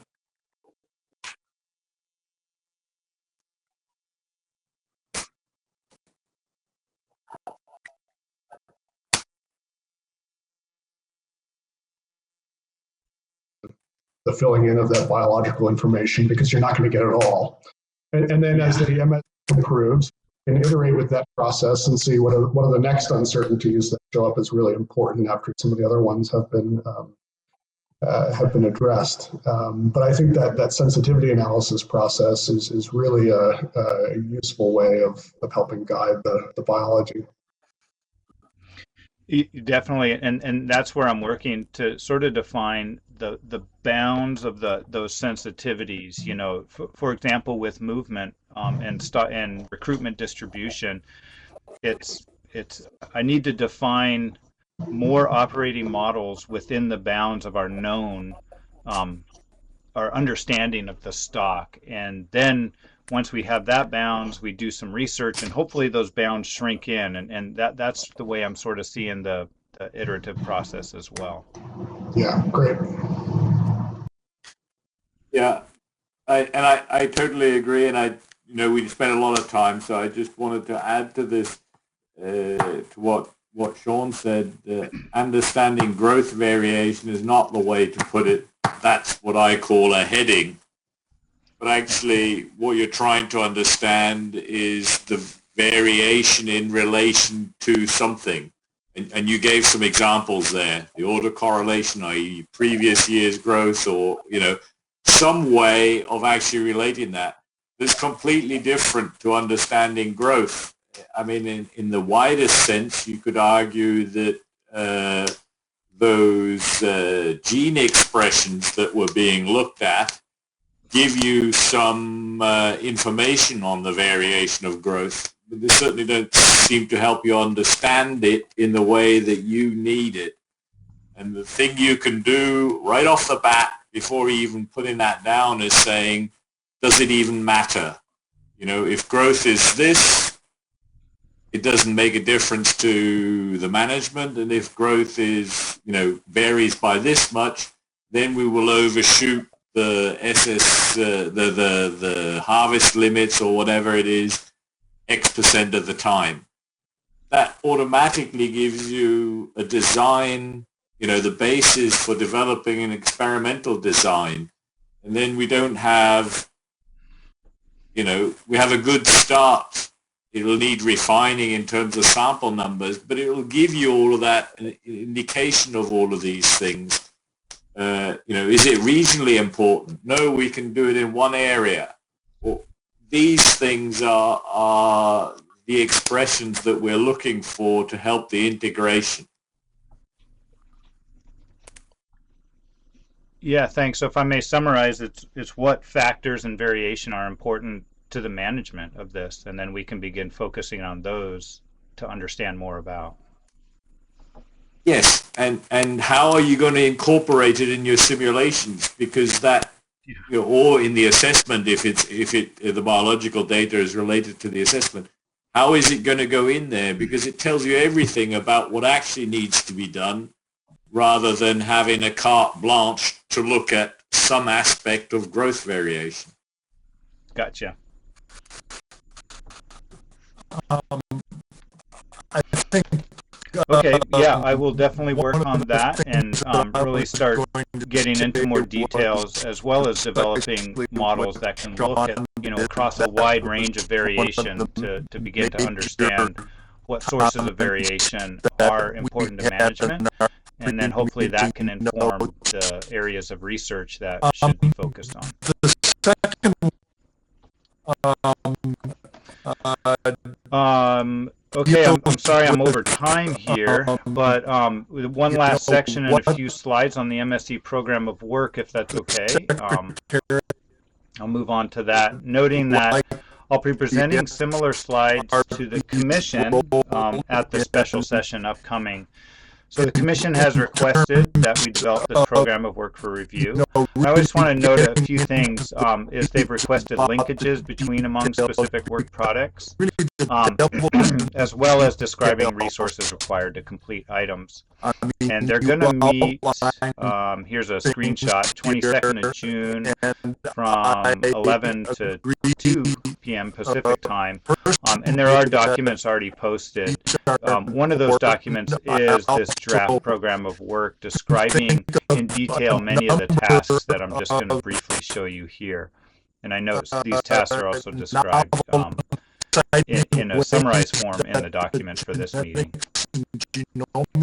So we have defined in this program of work different categories, which are basically the different categories of the MSc process, and something that I learned from Sean early on in my career. And that is objectives, management procedures, the framework, evaluation of the simulations, and then application of that. And so we've put these tasks into these general categories, along with an amount of time that it would take to do an individual task.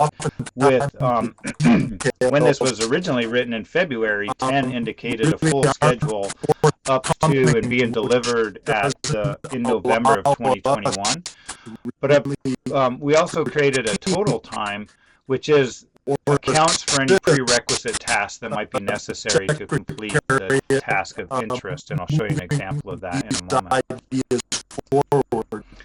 We've also defined these into 3 priority levels, high, medium, and low. And so what we have here are high priority MSc tasks defined in the different categories, a task, a deliverable, and then the time over here on the right. And what you can see here is that the high priority tasks, and these are prioritized based on Secretariat opinions for a starting point for the Commission to then reprioritize. But the Secretariat has defined high priority tasks as basically continuing to work on that framework so that we can have a very useful MSc framework for doing all the different tasks, all those different higher level tasks and simulations that are being requested and desired. So for example, implementation variability, developing alternative migration scenarios, improving the estimation errors of the stock assessment, and then developing alternative OMs. And then so something here to show you how that total time comes in is that, developing alternative OMs has some time task related to it. And it, it would take me a bit of time, a few months to, a couple months probably to develop alternative OMs and condition them. But that also depends on prerequisite tasks like developing migration scenarios. And so the total time is a little bit higher than just completing that individual task. So I'm not sure how the SRB would like to proceed. If you'd like me to just walk through these 3 tables of priorities or and then have a discussion, or would you prefer to just talk about each one individually? Some of the tasks may have a different opinion on priority.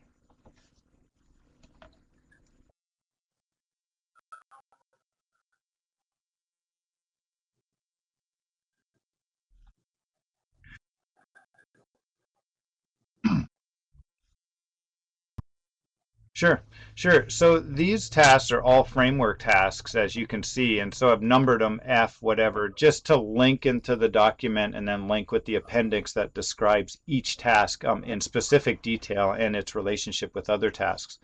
But basically, high priority tasks are the framework, because I don't think we can really do anything without having the framework fully developed and having the full range of alternative OMs to examine the outputs among a range of variability. And so that's why these are high priority. These are some of the things that are currently not implemented in the MSE and the results. And I think they're important things, or we think they're important things to implement into the MSE process to get a very robust analysis and set of outputs on the back end. And so if I may switch to the next slide with medium priority, just noting doing something like investigating size limits, or even investigating the 11 MPs that we currently have on the table, improving that framework just gives us a more robust analysis. And so that's why all those framework ones were classified as high priority, as opposed to some of these more medium priority ones, which now we're beginning to look at actual management procedures, as well as some other framework items that we feel may not be as important to the total range of variability, but are still important and would be useful to do.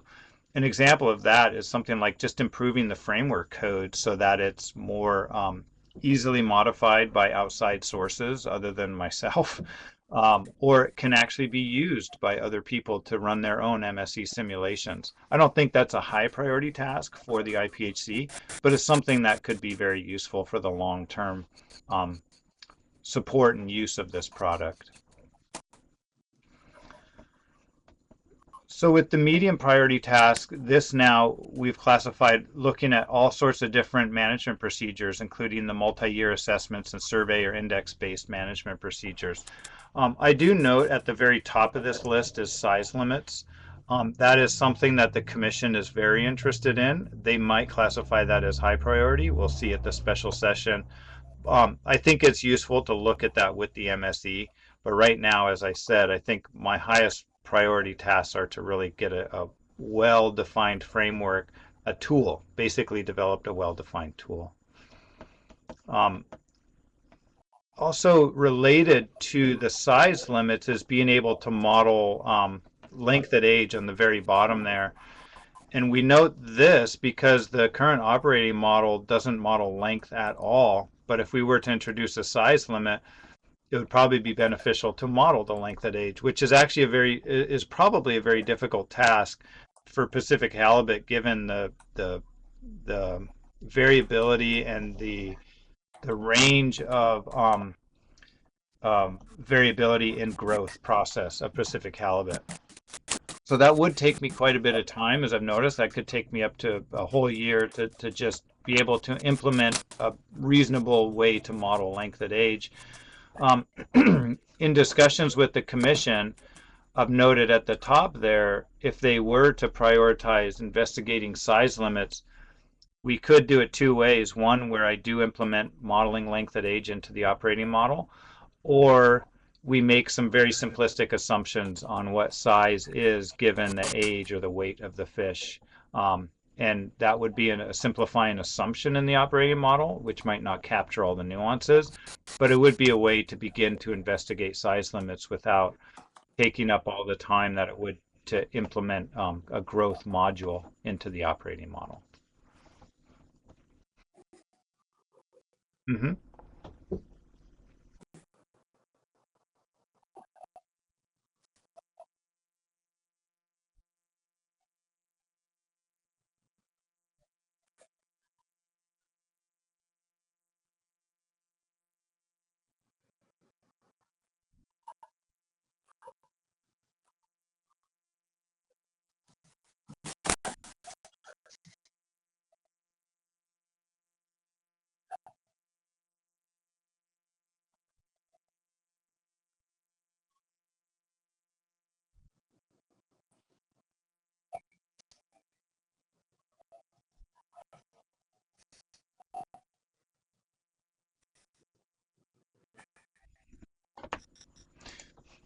Yes, I completely agree with that, and that's where I've been struggling a little bit is the chicken and the egg, and why I've also prioritized as a high priority just developing the tool so that we can have a tool that we can use to investigate these sorts of things.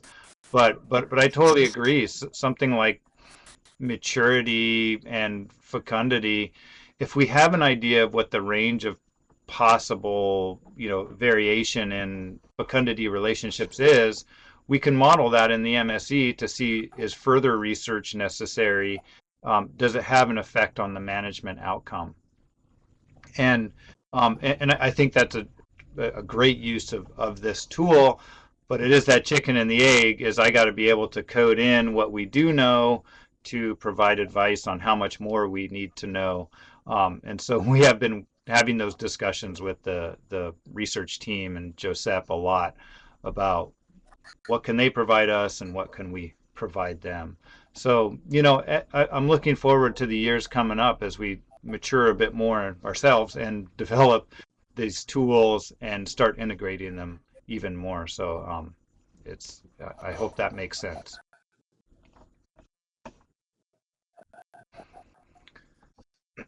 I have So something. I'll move on to the section. low. Okay, go ahead. Yeah. Yeah, well, yeah, getting into low priority, if you just back up one to high priority, so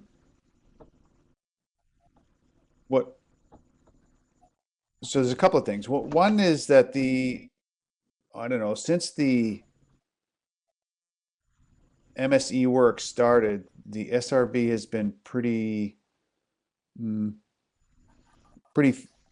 don't know, we've consistently recommended that the main objective of the MSE is to get an MP adopted, right? Was just to do everything to basically close the deal, right? Get an MP adopted, because what you want to avoid is just the endless operating model development and testing and everything without ever having even knowing if it's ever even going to be adopted. So to me, that would be something I would consider in setting priorities, is what are the things that need to be done to do that, so that, to me, that would be like, what are people afraid of in adopting an MP? What do they see as challenges to adopting an MP? And then that's one factor. Another is the risk. Does the current MSE adequately represent the risk in adopting an MP? Those two things. And another is, feasibility of doing it in a defensible way. So every time, like this one you have on top here, the migration scenarios, as soon as you do that, you then have to assign plausibility weight to each one of those scenarios, which is not one of your tasks. That's an MSAB task, and so that's a bit, that's going to blow up into a bigger thing that you may not be able to complete by November.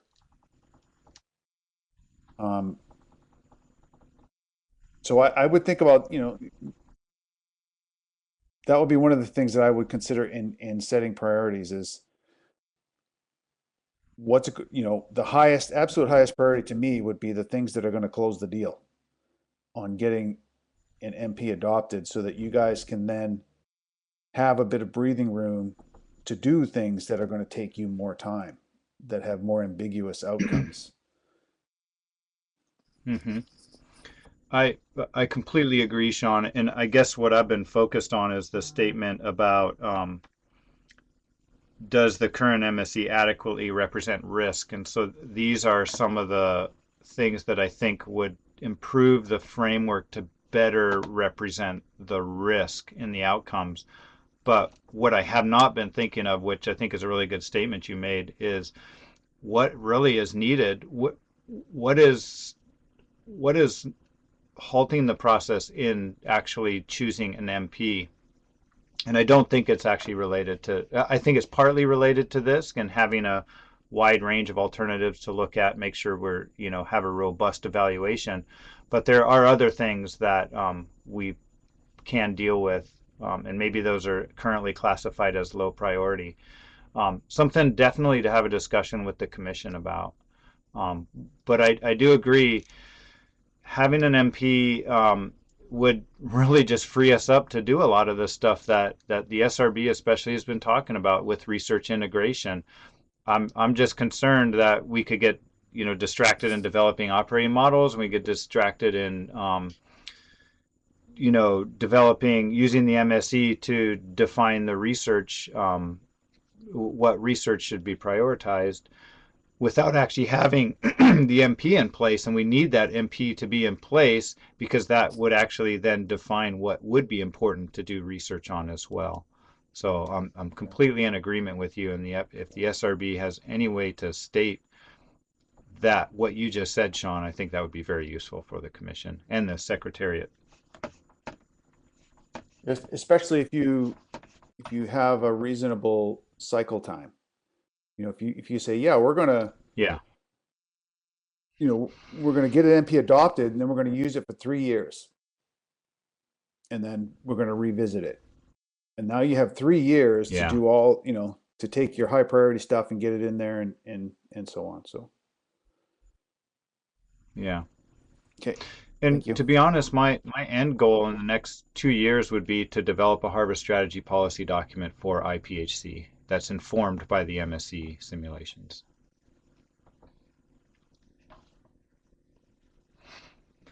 Should I show the low priority tasks? And maybe go ahead, Sven.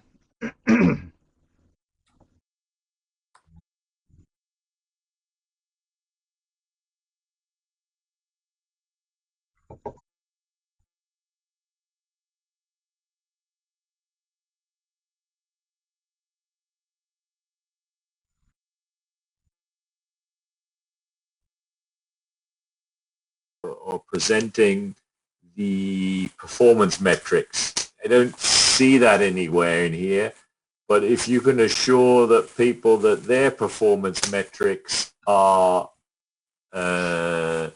incorporated in there, or they see those reflected, well, then they're going to be much more likely to say, okay, I can live with that, right? So to me, I would agree with Sean that that's not really a low priority. That should be a higher priority if you want to get a management plan adopted or management strategy adopted. And the other thing is, you said one of those could take you a year. That's clearly not manageable. I mean, that's more than a 5-year program that you've listed there, isn't it? I would say so. If you sum them all up. Yeah. Mm-hmm. Yes, exactly. So what do you think the chances are that some of those things will have changed by then? You may have figured out that growth isn't important, and you can, drop it or whatever. I'm just saying, probably useful to revise these in an already pre-filtered way. If you present all of these to the board, I think everybody will have their own favorite and you won't get an answer. If you can reduce them to something a bit more, something that's plausible at least for you to actually be able to do. And I do point out that the SRB did kind of suggest that you did continue needing that support that you lost. And here's the evidence.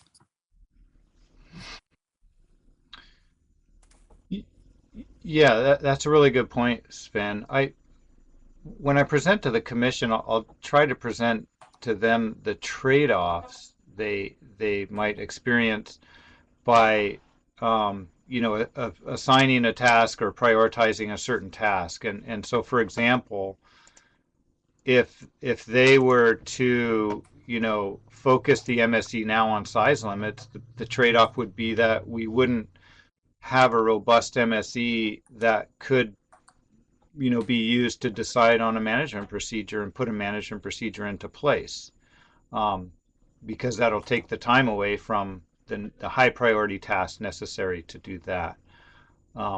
And so I'll think about that as a way to present this to the Commission, and if that makes sense to you, sort of the trade-offs in choosing one thing, what is lost on something else. But I think you might be saying a little bit more, and there's certain tasks that might not matter in the future as well, or?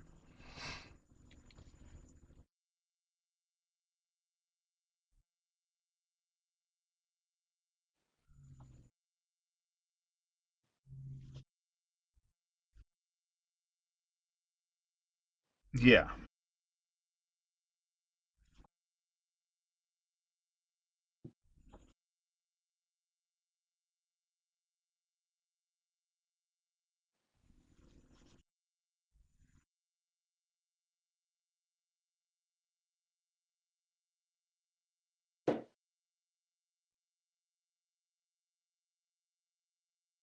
What's the chance that they really will still be listening when you finally get the answer to this? That's a really good question, Sven. I'm not going to answer that. No, but Yeah. Do we want them to or Yeah. not? yeah, so you can decide whether you want to do this in 3 years or 6 years, and you should take that decision.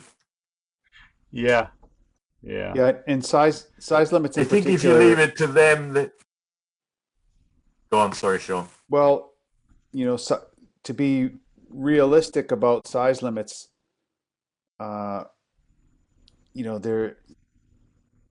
if you don't have size limits, then you need to, there are big implications for other fisheries that may or may not be held accountable to quotas.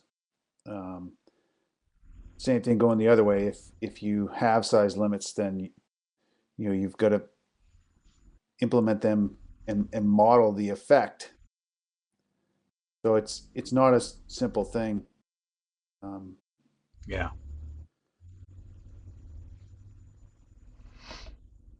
That's for sure. I would I'll say it's just put the probably, low priority it may be a high tasks. priority, but it's going to be a long term. It's going to be a bit, down the road, I think. And related to size limits, what the commission has received in the last, I don't know, Ian, I think has done it 3 times now at least.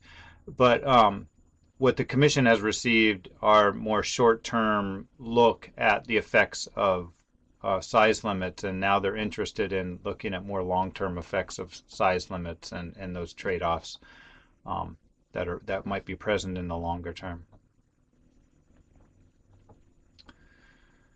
So it's interesting. That was a really good discussion, and what we've classified as low priority right now is partly initial feedback from the commission. Is there really isn't much appetite to revisit objectives at this point in time, and but there's also some evaluation things like presentation of results that could be improved, as well as developing the exceptional circumstances that would be helpful to define the MSE process at least. But I think it is useful to think about maybe there's these high level things. Is it really the highest priority of the commission to implement a management procedure before 2023? And if so, I think that'll raise certain tasks to the top of this list. Yep.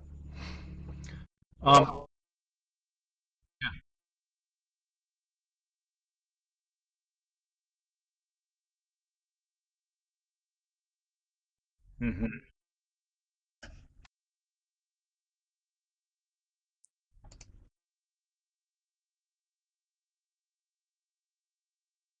Management procedures, and just considering the very detailed analysis of a small range of procedures that you showed before. So I think not that those are necessarily a higher priority than the tasks that you have as high priority. I mean, obviously getting the operating model in shape where you think it's reliable is critical. But Yeah. if there's a way to communicate that a decision about management procedures should not be based on what you've done is only so far, right? Because there's a whole wide world of management procedures out there that haven't even been evaluated yet in the MSE. Yeah, I agree, and it's also getting the buy-in from the commissioner on, or from commissioners to um, be able to accept an alternative paradigm to the management of Pacific halibut other than this SPR-based assessment modeling approach. So I think that'll be a useful discussion to have as well. Yeah. Well, again, the deadline is looming, for adopting a management procedure. And I think one of the things that you showed earlier in looking at the MP advice versus what was implemented is that possibly the commission is coming on board with the SPR approach that is being created. Like they're getting closer and closer to just taking what the procedure is saying, which is telling me that they're getting comfortable with that. And so I wouldn't go saying, okay, now we need to go with some completely different procedure. I think you've kind of evolved into this place where that's what I would aim to implement. Like I would say, let's just get one of these implemented and start following it. And then, again, like I said, you then that gives you some breathing room to say, okay, now if we account for these movement scenarios, does that mean we need to modify this MP? Like, is that going to break it? And then you might have to find alternative approaches to put into that MP to change it. Sean, are you not concerned about choosing an MP at this point without having really explored the full parameter space? I mean, I feel like it's picking an MP now. No. We're at the stage of like choosing the colors, having skipped the stage of like choosing what kind of car you want, right? No, because ultimately the impacts are presented through the operating models, and the operating models are already very heavily dependent on the assessment. So the decisions that should be coming out of MPs should be quite similar to what would have been done if you didn't do it at all, if you just stuck with the assessment approach that they're using now. So, and you're not saying we're going to do this for the next 100 years. You're presumably going to do it for about 3 years, I would say, and then take the next step. Like it's an iterative kind of process, and to me, step one is the hardest, right? Getting that first, closing that loop and actually getting an MP to be adopted. That's the hardest thing of all of them. Revising them afterwards to improve them and get, what would be marginal improvements on various axes is a lot easier than getting that first one adopted. Yeah. I'm just not sure that the improvements are marginal when you go to freeing up time and resources by doing multi-year assessments. I think that the improvements there could be large. But if you're right, Sean, that would be great to find out. Yeah, I mean, if you're right that this is only going to be a 3-year iteration, I think that's fine. That would give plenty of time for Alan, hopefully, to get through some of these other ones. I guess my concern is that there'll be a long-term decision made based on the very narrow range of MPs that have been considered so far.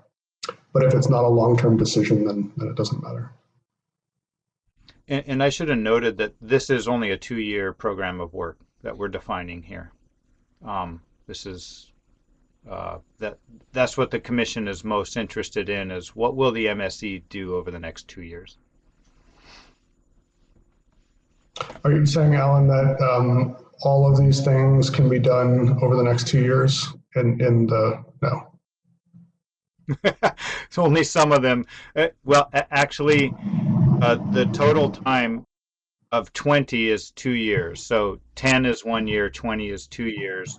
So what I'll be presenting to the commission is not all of these tasks can be done. Some of them can be done. Do you have recommendations on your highest priority for the Secretariat to work on? If that was the case, then I would have another column, that should be your kind of whatever forecast or interpretation of the impact as well.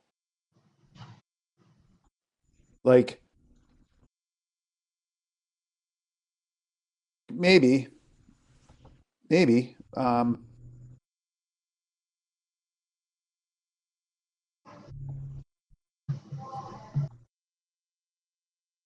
yeah.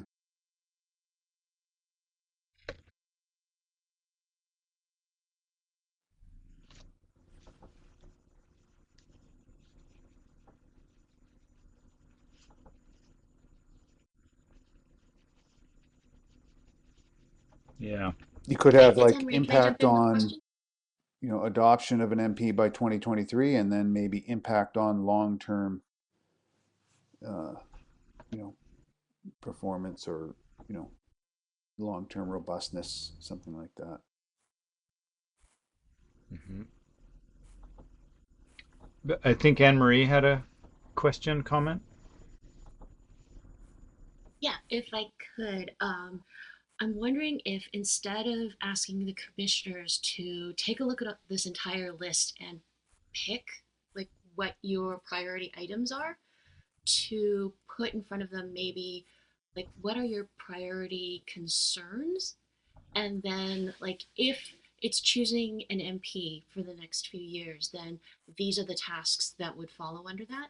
If it's to evaluate size limits, then these are the tasks that would follow under that for the next 2 years. Like have it that way as opposed to having sort of pick and choose from different tasks which may not fit together well. Mm-hmm. Yeah, I think that's a great idea. Yeah, thanks, Anne Marie. I like that too. And maybe that lends to then another column which basically says this task will lead to like a quantified higher level goals or aspirations that are development of an or help decide on an MP, help decide with size limits, what these tasks would actually lead to, which I think is sort of what you're saying, Sean. Where is the impact of this task? And yeah, and maybe the risks too. Like, Yeah, right. Opened a can of worms, didn't realize it. You know, 5 more years of development. yeah. Renew MSAB for 5 more years. Yeah.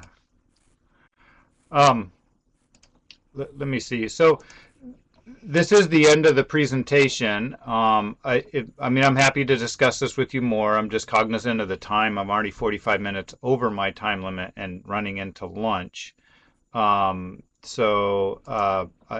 could throw up my last slide, which is just note this and provide any recommendations.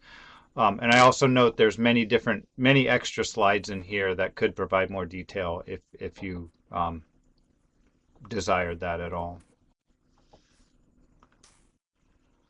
So I'll take the lead of the SRB where they'd like to go now. Well, I think what we'd like to do is just take our lunch and yeah, pick up the biological research program after that. Okay. Well, thank you very much. That was a really good conversation for me, and I'm glad to finally get in front of you and be discussing results as well as the future of the MSE, and I think I'm really looking forward to the next few years and how this develops. Great, thank you. Yeah, it's great. It's great to see how far it's coming, and it is to me, it's it's close, you know. Yeah, it's not, you know, not perfect. It doesn't include everything yet, but you know, you got to start somewhere. Yet. And you know, Yeah. just the amount of work that's been done is astronomical to get to this point, and I would, you know, love to see it finished. Step one. Me too. And see it expand, not just finish step one, but then hopefully after that expand and become a tool not just for management procedures, but for, you know, investigating priorities in terms of research, which is something we've talked a lot Exactly. about. Yeah. And it gives you a chance to stop and step back and see like what worked, what didn't work, you know, what's the next iteration going to look like, and rather than just, you know, trying to juggle everything at once all the time. Okay. And we With purposely that, I suggest developed we this take. tool. Yeah. I was just saying we Did you want to purposely finish? developed it as a flexible tool for that purpose in the future. Great. Yeah, I see this as kind of a Swiss Army knife, and you've pulled out one piece of it, and it's amazing. It does all these things, but it can do so much more now that you've got it there. Yeah.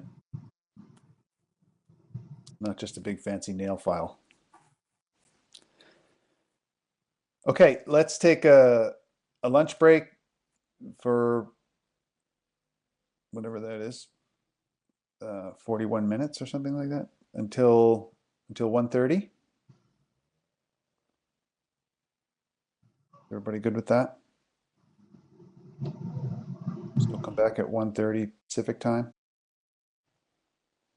and we'll take up the biological program.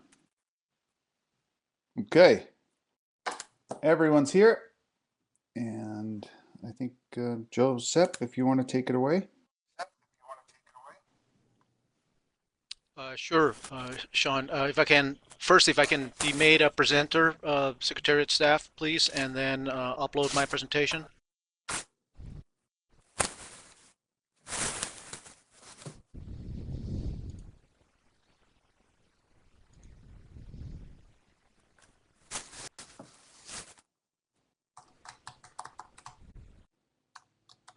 Okay, great. Okay, perfect. Can anybody hear me well? I can. Perfect. Thank you. Yeah, let's go ahead and get started. As Sean said, I think we have a pretty tight agenda today, and my presentation is not going to be too long. I'm not sure how much the discussion will take, but the presentation itself is really not very long. Let me jump just right into the outline. First, I'm going to start highlighting our response to some of the SRB recommendations that obviously include the second point, which is one of the highlights, really, is the integration between the biological research activities and the needs of stock assessment and MSC process, and then I'll just dwell on the research updates. I have a total of 30 slides. I think it's even a little less than that. One of the first recommendations, that was recommendation 2 from SRB 017, was to precisely prioritize the biological research needs in the stock assessment and MSC programs. And you've heard this from both Ian and Alan, and we have to thank the SRB for dwelling on this topic, because this has really helped us align much better our respective activities. And I'm just gonna skim through the next table, which obviously it's probably too small to be described here in the presentation, but you have that as one of the appendixes in the research documentation that was provided to you a month ago. And here on the left is the ranking of the stock assessment priorities based on biological input, assessment data collection and processing, and then fishery yield, and the biological research activities that are related to those ranked objectives. The same for the MSC process. And again, Alan commented this morning on the three biological parameterization objectives and then the fishery parameterization objective related to DMR. So I'm not gonna repeat this. A related objective recommendation that the SRB issued was a prioritization of research activities, and that's also contemplated in one of the annexes that was provided in the documentation published 30 days prior to this meeting. It's the text is really too small, but I should state that the prioritization, which is really on the right-hand side column, this is somewhat that was somewhat arbitrary. I mean, this prioritization could have been done in several other different ways, and I think that's the beauty of this process, in that this is something that we can actually refine as we move forward. The prioritization here was based on starting with stock assessment, followed by MSC, and then some areas that were common. But again, I should emphasize that this ranking is rather arbitrary and may not exactly reflect the kind of activity that we're doing right now. The following recommendation, in fact, the following recommendation was 04 that I will explain our response to later on in my account of the activities related to genetics and genomics. But recommendation 5 related to the presentation of a series of research questions that will require the input of the SRB. And those were contemplated in two main research areas. The first one in genetics and genomics, and the second one reproduction. And I'll refer to those two responses in the respective research areas when I do the research update. So the research update is really what's coming up next, and as you recall, these are research updates from our research, our 5-year research plan, 2017-2021, with 5 primary research areas shown in bold on the left-hand side. In the left-hand side column, first, migration and distribution; secondly, reproduction; third, growth; fourth, mortality and survival assessment; and fifth, genetics and genomics. The first one, the first area, migration and distribution, the update is that the study that was done by Lori Sadorus in collaboration with the Alaska Fisheries Science Center on modeling larval connectivity and looking also at juvenile distribution from ages 2 to age 4. This has been a paper that has been published earlier this year in the journal Fisheries Oceanography, and in fact, a copy of that paper was provided to the SRB in the research documentation that was provided in that shield folder under papers. The next area is reproduction, and as you see, every single area now includes, as an introduction, how they rank in terms of the priorities for stock assessment and MSC. So reproduction is one area where you see that it's highly ranked as top priority for both stock assessment and MSC. And this is an area that we started working on in 2017, and in fact in 2017 we initiated the yearly collection of gonadal samples from both males and females in one area alone in the central Gulf of Alaska in the Portlock region, where we collected 30 individuals of each sex each month with the purpose of conducting a detailed histological and physiological assessment of the reproductive cycle of Pacific halibut. The results from this work you've seen in part already published. The initial description of oocyte developmental stages that are crucial to assign females to particular female developmental stages. That is a paper that was published late last year in the Journal of Fish Biology. And with this way of histologically assigning a maturity classification to females, we've followed up the annual progression of maturity in females that were collected from um, um, September 2017 until August 2018 in that same region, in the Portlock region in the Gulf of Alaska.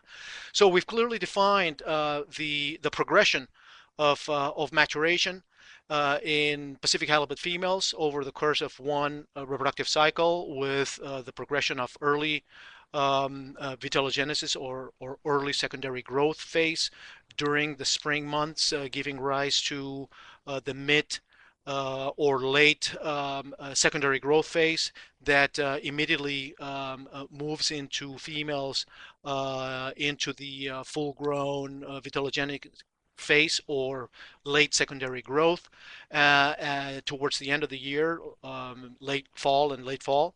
And then with the peak of spawning in January and February. And that's really the only time during the year when we identify females at spawning. So this classification of females, depending on their developmental stage, allows us to define what is the spawning capable phase in female Pacific halibut. And at the present time, we're actually working on establishing the relationships among size, both length and weight, age, the female developmental stage based on histology, the reproductive phase. For some reason, the slides changed without me doing anything here. All right. So we're assessing the relationships among a number of reproductive and physiological parameters, and we're currently investigating that with the purpose of coming up with a second paper describing the progression of maturity over an entire annual reproductive cycle. I think one of the conclusions that we can already make is that Pacific halibut is an annual follows an annual reproductive cycle.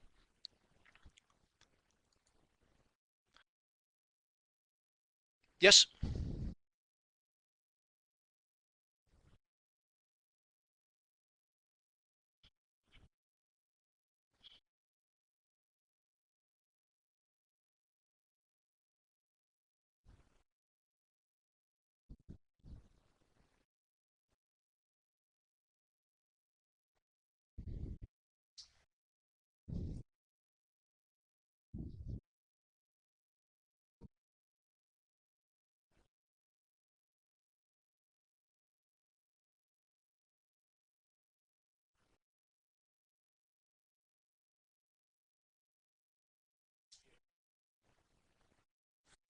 Well, I think there's a question on the terminology, and I did use schedule, but maybe not in the same context as I think you're thinking. Uh, when I refer to maturity schedule, I meant the development of maturation throughout an entire annual reproductive cycle, the transitions of the different phases leading to a fish that is ready or in the process of spawning. I think what you're referring by the schedule is when we incorporate both immature and mature females from a given sample in a given location at a given time, and determine what is the proportion of mature females in there. I think we're talking about two different things. The latter we have not addressed yet. Well, and I guess that sort of is my point. That's what the stock assessment was looking for. But this doesn't actually produce that, because you've defined it as maturity schedule, and maybe Ian has misunderstood or had the same. Right.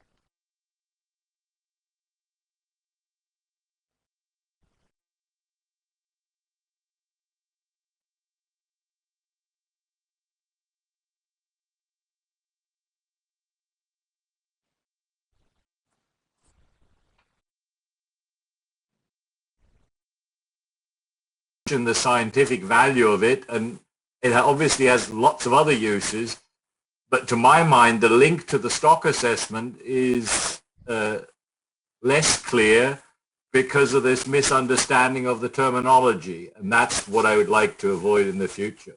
So that's just a point I was trying to understand if I'd misunderstood this.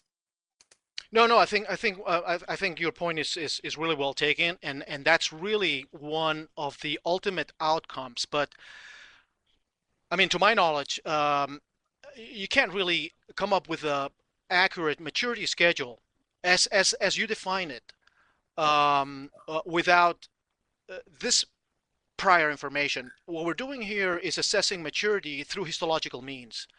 And what stock assessment has done so far is use maturity assessments that are taken in the field by macroscopic or visual observation of the gonads.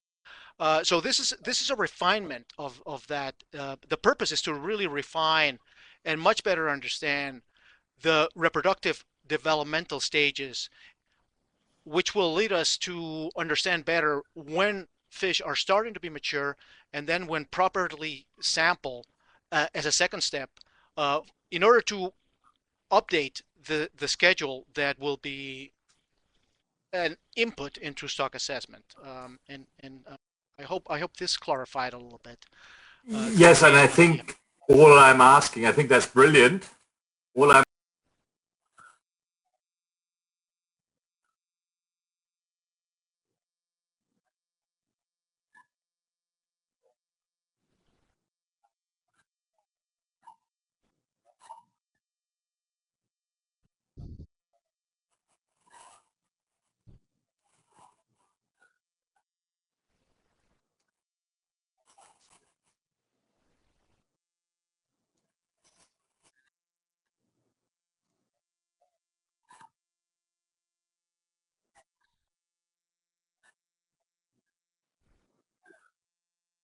Right.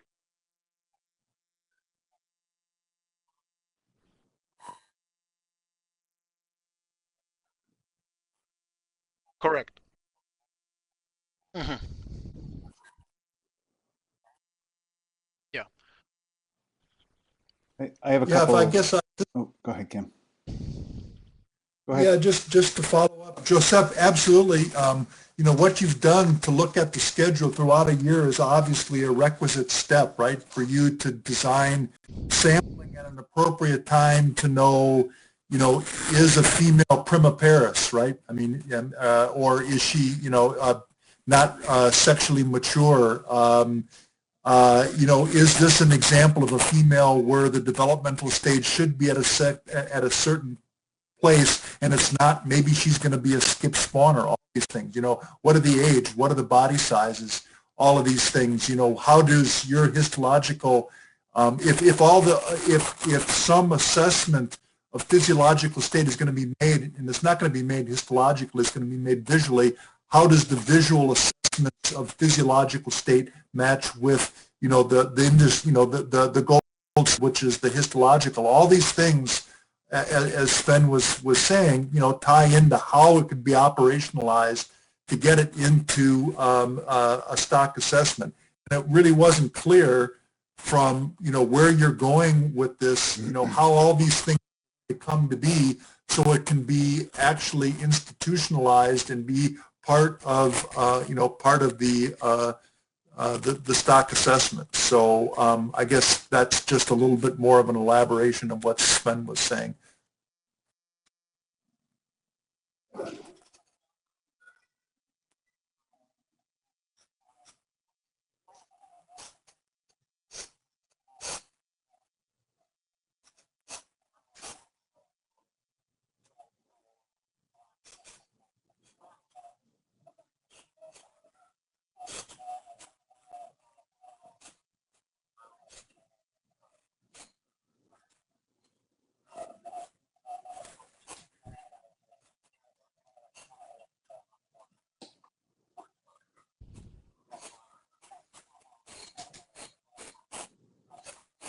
Just from those ones.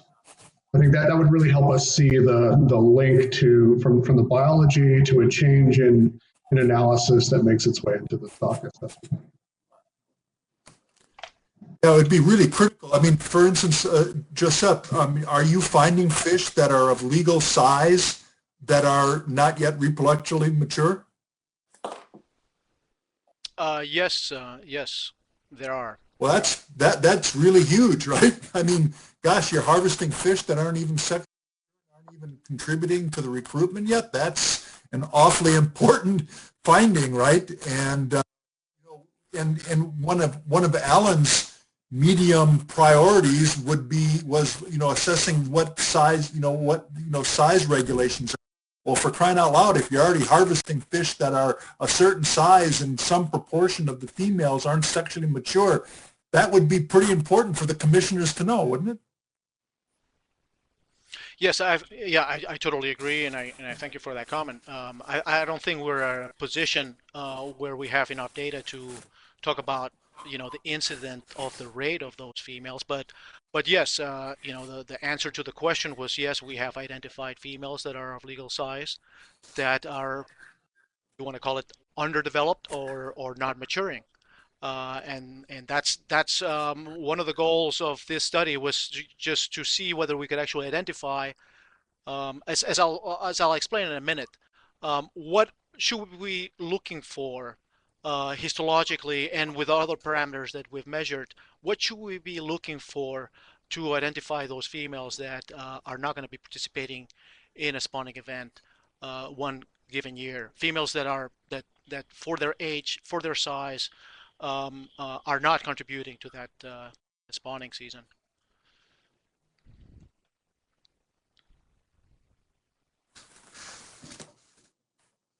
Okay. I'll move on. Yeah.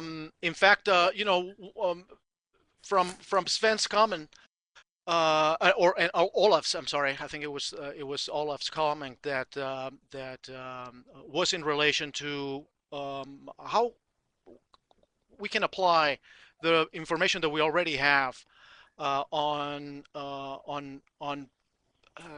informing stock assessment better in terms of how maturity could be changing temporally and spatially, and when to look for those changes. And in fact, here you have in the top right, you have the maturity classification of these females that have been collected annually. And here in this highlighted bar right in the middle, you can't see the months, but it's really it's June and July.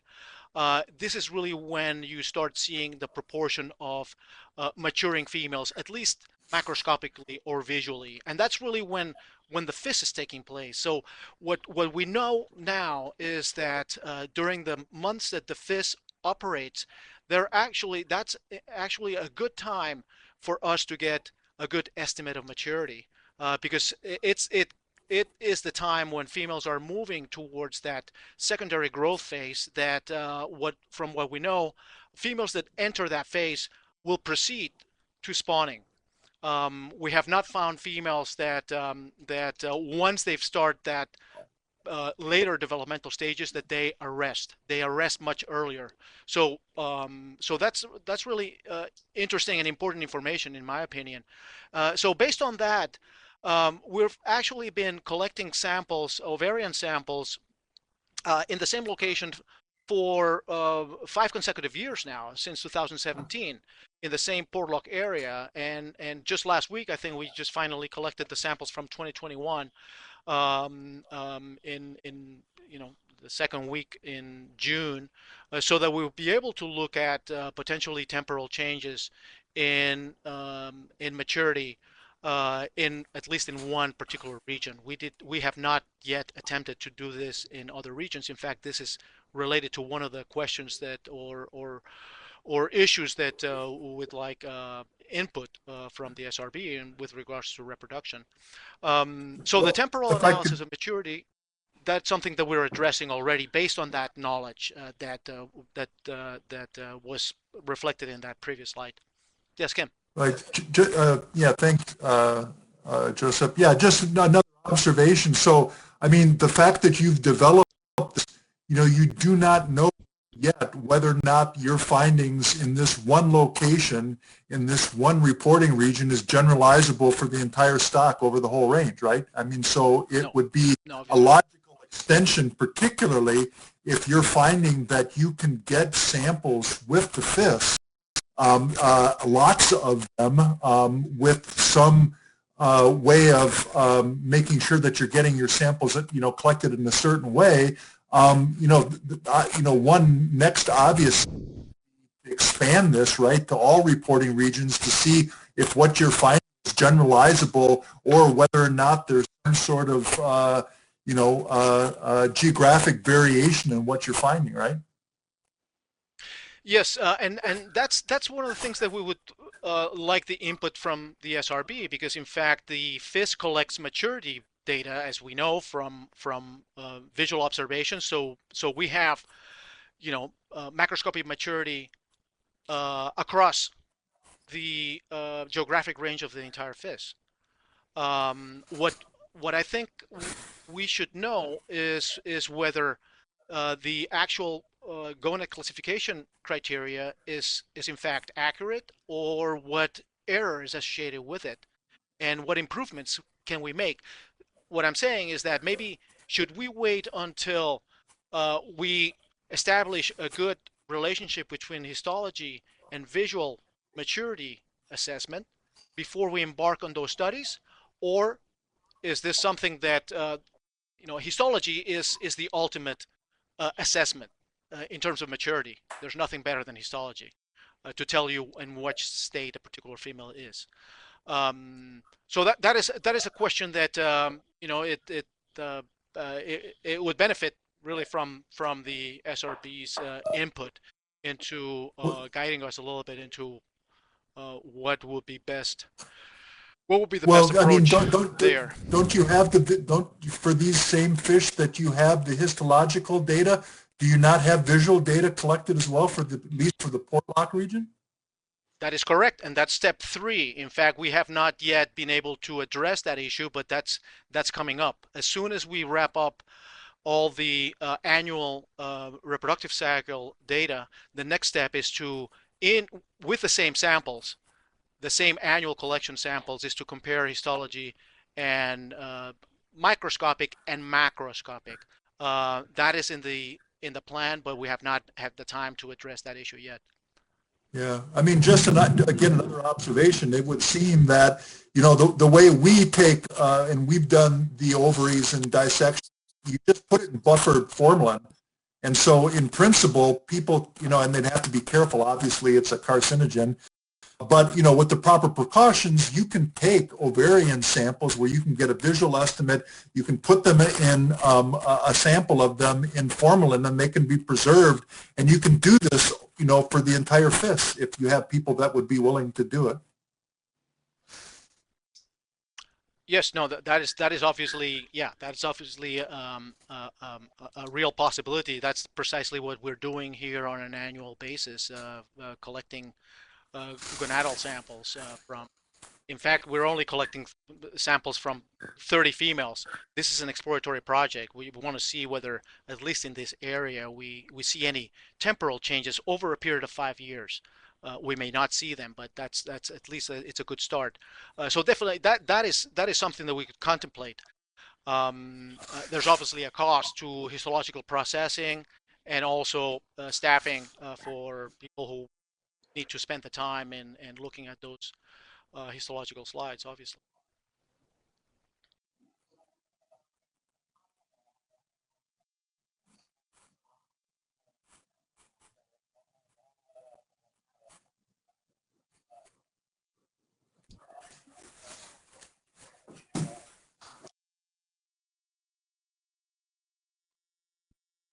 Correct.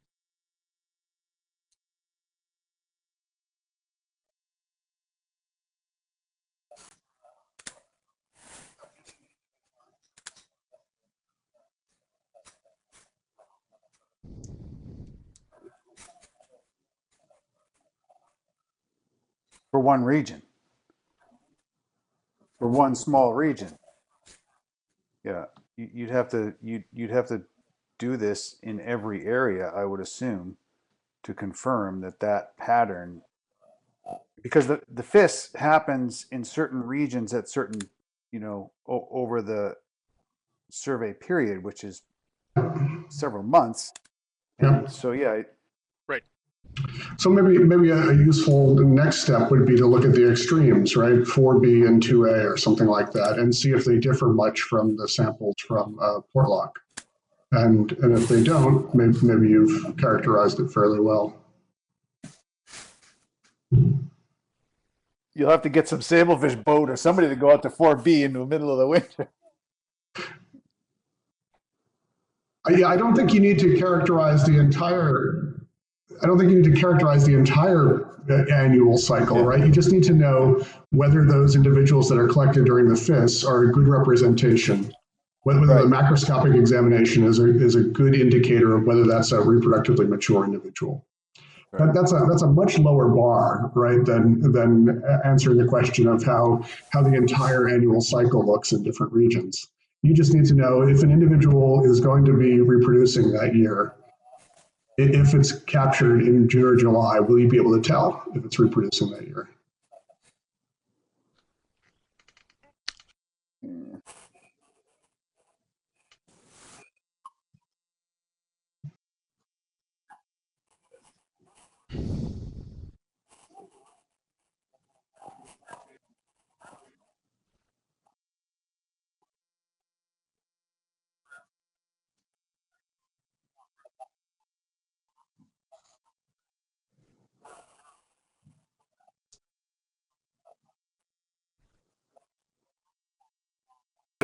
Well, if you can't do that, anything else doesn't matter or does matter.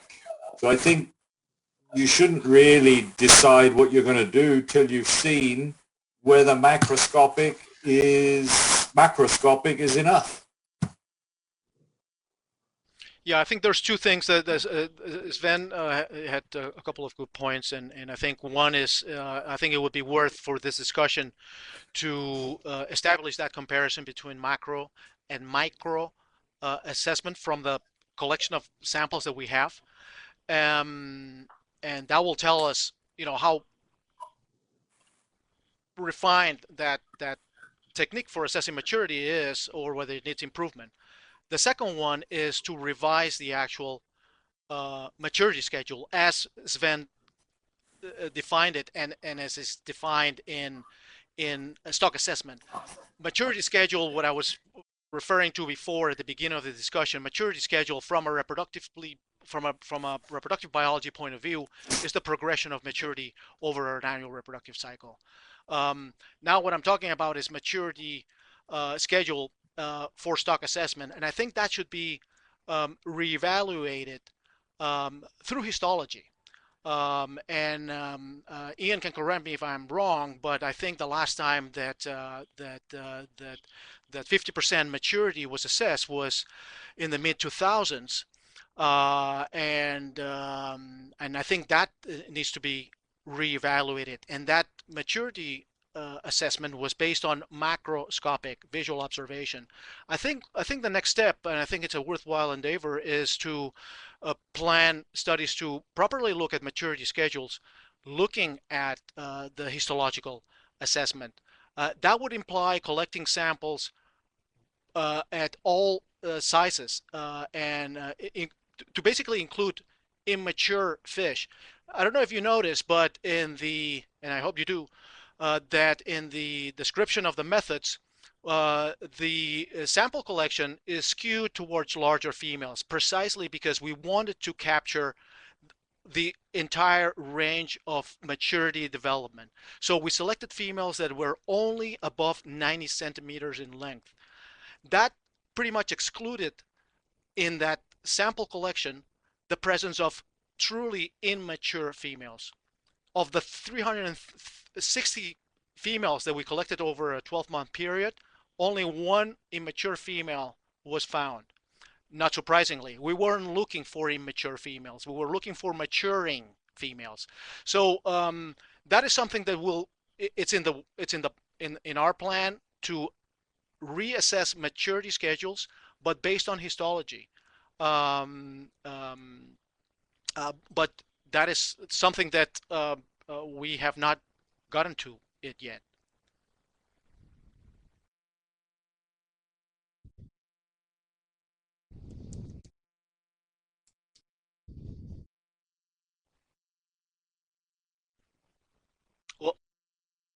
I know, but I think it's fair to say that we just need to confirm that the macroscopic is capturing exactly the same as the microscopic.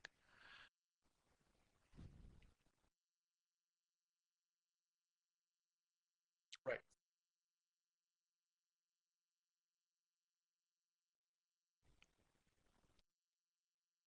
Right. Can't tell a fish that's not maturing that year versus a fish that's didn't potentially mature the year before. So there's some additional information in the histology potentially on skip spawning. Right. And you'll see that in a minute when I talk about what we think are females that are underdeveloped for their age and size. You'll see that all those females were actually classified as immature in the visual observation. So let me just, if you don't mind, let me just jump in there, and maybe I can explain a little better what we see. This is the table that was provided in that documentation, and I apologize that there was not a whole lot of interpretation, and I think it's just because the interpretation is actually fairly simple in the sense that we're quite limited into what we can conclude from this series of females, and we're talking about 10 females out of 360, of which one was a clearly immature female. The clearly immature female was this last one. There was a 9-year-old female. If you look at the weight, it's much less than the other ones. And what classified that female as immature was the developmental stage, the histological assessment. These oocytes were still in the early primary growth state. This female is 100% immature. The other ones that are classified as regenerating in that reproductive phase classification that is commonly used, they're all in late primary growth in the cortical alveoli stage, all 9 of them. And all these females, if you look at column number 5 from the left, they're aged between 10 and 15 years old. And they're all fairly large females, except for maybe the December 20 female. They're all females that are above 15 kilos in round weight. They're all females that are above 100 centimeters in length. These are large females that are clearly not developed, as opposed to all the other females that were caught in the same time. Most of the females that are caught in late in the year, in November and December, most of them are in the late secondary growth, late phytologenic, pre-ovulatory stage. But these ones were not. So these ones are definitely developmentally delayed females. There's a small percentage of them. And the caveat here is that, yes, we do have the histology. We have biological measures, but given their age and given that the estimate of 50% maturity at 12 years of age needs to be revised, and that doesn't exclude a 10-year-old female from possibly being mature, it's very difficult to differentiate the females that enter their first reproductive cycle and arrest without having spawned previously from those females that have previously spawned, and in this particular reproductive cycle they do not progress. Those first females, for management purposes, would be called immature, but developmentally they're actually not immature. They started the reproductive cycle, but they stopped at some point. And they're definitely not contributing to that spawn. So that's why the simple interpretation is that females are developmentally delayed. They're not going to spawn that year. That is a fact. But whether they're true skip spawners, the true definition of skip spawner is a female that has spawned previously and that in this particular cycle is not spawning. It's different from a female that begins their first reproductive cycle and then stops, having never previously spawned before. I guess in terms of management is maybe similar or maybe not, but the outcome is that none of those females will contribute to that spawning season. So that's why the interpretation, in one hand, is simple. These are developmental delays, but the actual interpretation with the data that we have to determine them as true skip spawners is more complicated. And I don't think we have enough information to say which ones of these females, of these 9 females out of 360, are true skip spawners.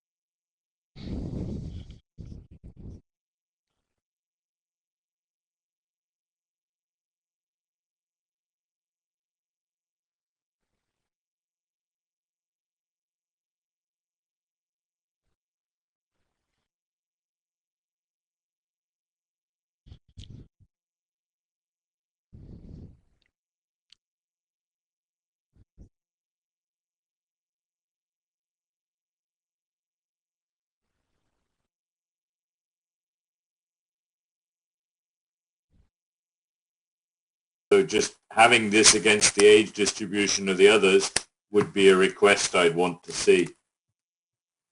Yes, we can provide that. We've actually started looking at that. I can actually say that there's plenty of 10-year-old females at that particular time in December when females are getting ready for spawning.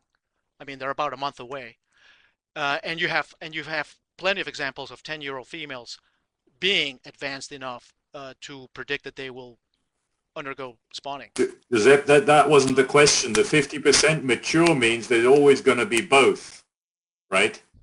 There's always going to be some. Right.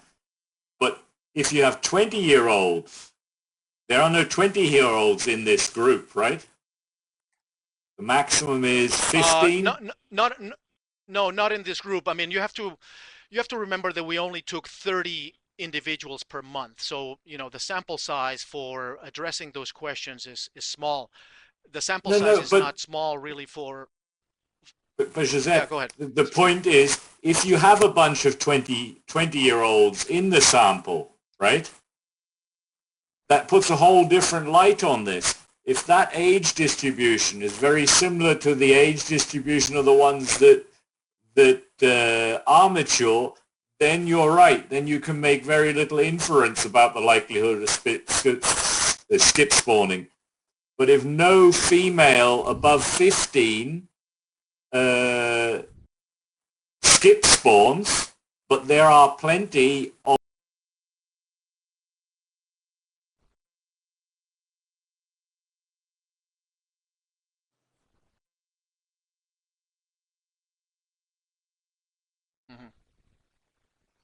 Yeah, we can... yeah, right. Yeah, we can definitely provide...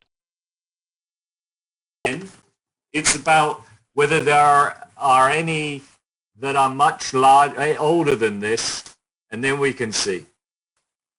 Right. Yeah. All right. Thank you. We can definitely, within the samples that we have, we can definitely provide that information. Yeah. We'll be looking at that. Yeah. Yes. Thank you.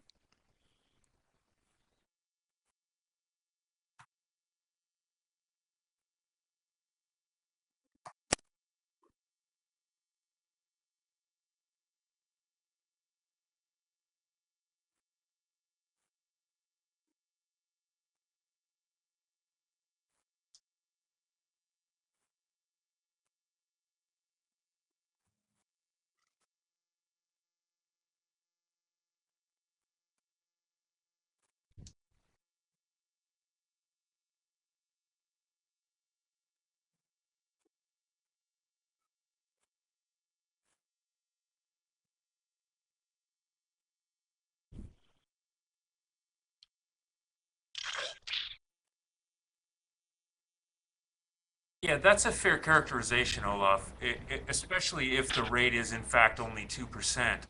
Just to reorient us, these samples are only collected from one geographic location.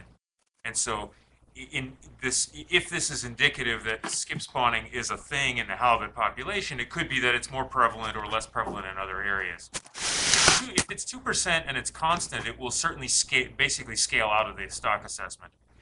However, if this is a process that is linked, for example, to temperature or environmental conditions, and it's variable over time, then I think I'm sort of looking down the road at further steps where it could start to matter. If we see that it's only 2% in 2020, but it could be as high as 15% under warmer or colder conditions, then that could be more important to these.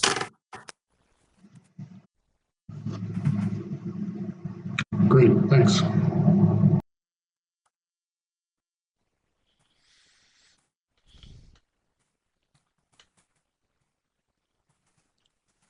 Okay, if there are no other comments, I'll move on.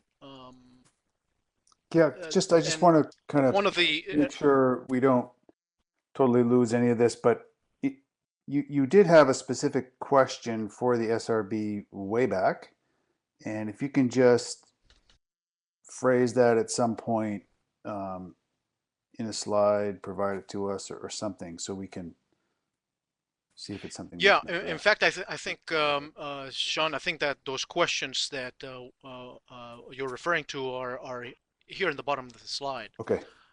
And those are questions that were addressed to the SRB in relation to the topics that we're discussing, both with regards to temporal and spatial assessment of maturity, skip spawning, as well as fecundity, was the following. The first one was the SRB requesting the SRB's input in designing ovarian sample collection to assess maturity at fecundity at temporal and spatial scales, and we discussed this a little bit just now. The second one was to provide input into strategies to follow to scale maturity and fecundity information that is as a result of the activities that I'm describing here at the population level. And then finally is a discussion on the possible need for long-term monitoring of both maturity and fecundity. And those were the questions that were posed to the SRB as potential sources of input.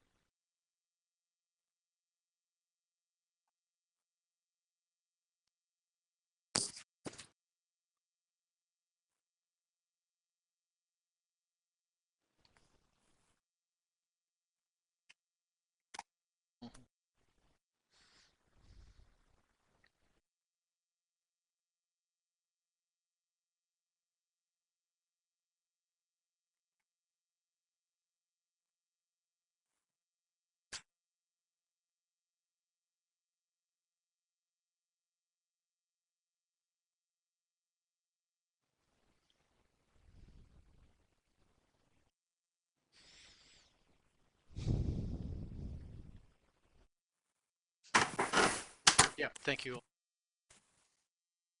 Have to be collected at the appropriate time period, right, where you would be able to tell whether or not they were going to reproduce or not. So it has to be within that couple of month window within the FIS. So it can't be totally random within the FIS. Right, but I thought that Joseph had said before that the results verified that the period of the FIS is the appropriate time for collecting these samples. Is that right, Joseph? That is correct. Yeah, if we're talking July, August, the FIS obviously spans June until August. Yeah, that would be a time when we've seen the progression of females, so that we can assess whether a female will continue developing or not. But So- and then my main concern is whether Portlock is representative of everywhere else. I mean, probably, latitudinally it's pretty good. Since if the timing of spawning and things depend on latitude, but yeah, whether that can be applied to spawning off of Washington and California, I don't know.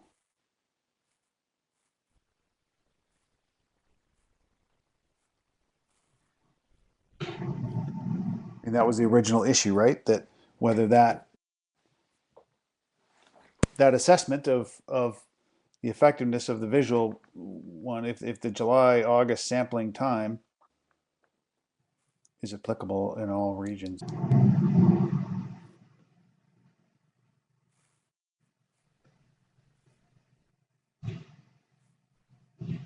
I would say that the criteria for a visual classification is the same, independently of where the samples are collected. And histological assessment also has no bias in that, in the sense that if it's done by somebody familiar with histology, the scoring of that particular female will have very little error. So that is something to take into account. The classification criteria is consistent throughout the entire range of the FIS for maturity.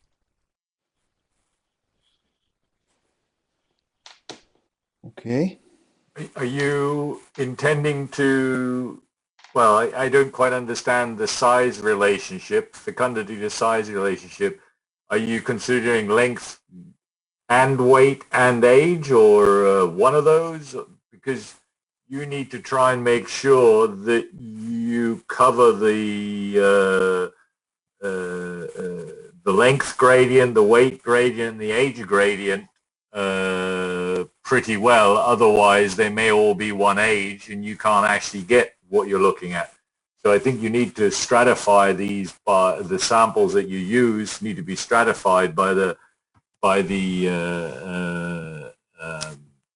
criteria that you want to use in order to maximize the contrast in your dependent variable. Yeah, thank you, Sven. That's definitely well taken. This is precisely where the SRB's input is most welcome in trying to come up with a design that our plan would be to start addressing this issue starting in 2022, preferably, if not in 2023.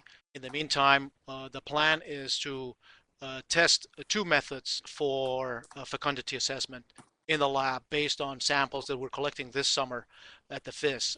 So we're collecting a very small number of ovaries just to test methods in the lab, and then decide on methods based on their accuracy and feasibility for our use, and then implement those methods hopefully starting in 2022 when we have a study design already in place for the collection of those samples for fecundity that would integrate covariates such as age, length, and weight.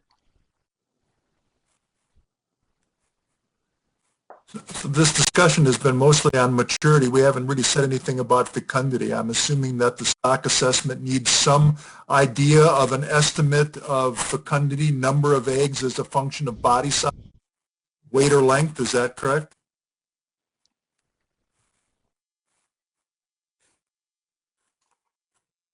Yeah.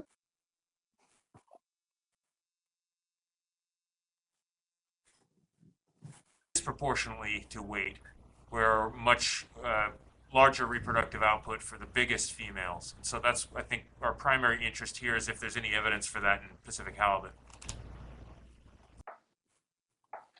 So do you have that data in terms of number of eggs per kilogram? No. As far as I know, we have no data on any measure of fecundity.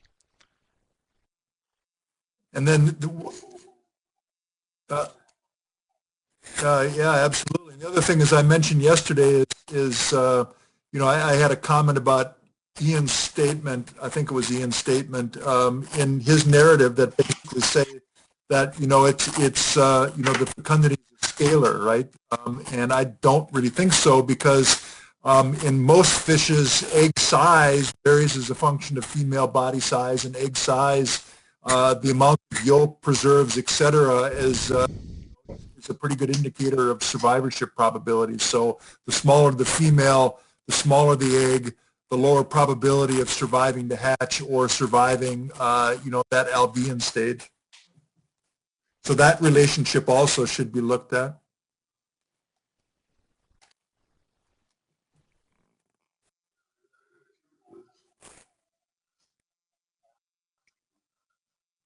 Relationship. And as Kim was saying, you could get an idea of effectiveness of the fecundity. That's great, but I think that might be tricky. Might just have to go with fecundity by weight of the gonad.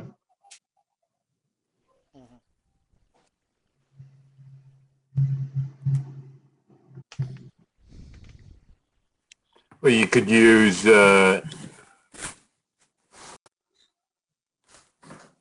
egg size. If you're doing the histology anyway, you can use egg size as a covariate in that.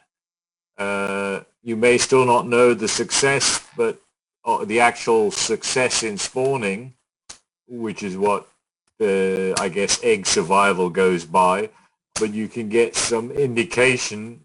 We do know generally that larger eggs are more likely to survive because they have higher storage or resources. So you could use that as additional covariate in the model without additional sampling costs, at least. Right. Yeah, I think that would be one of the advantages of choosing the autodiametric method over a gravimetric method, because you do obtain information on the size of eggs, and you can use that as a possible covariate. But again, we have not yet tested methods for fecundity. This is step number one. Once we test those, step number two will be to, in fact, apply those to try to get estimates of fecundity at different ages, sizes, including lengths and weights.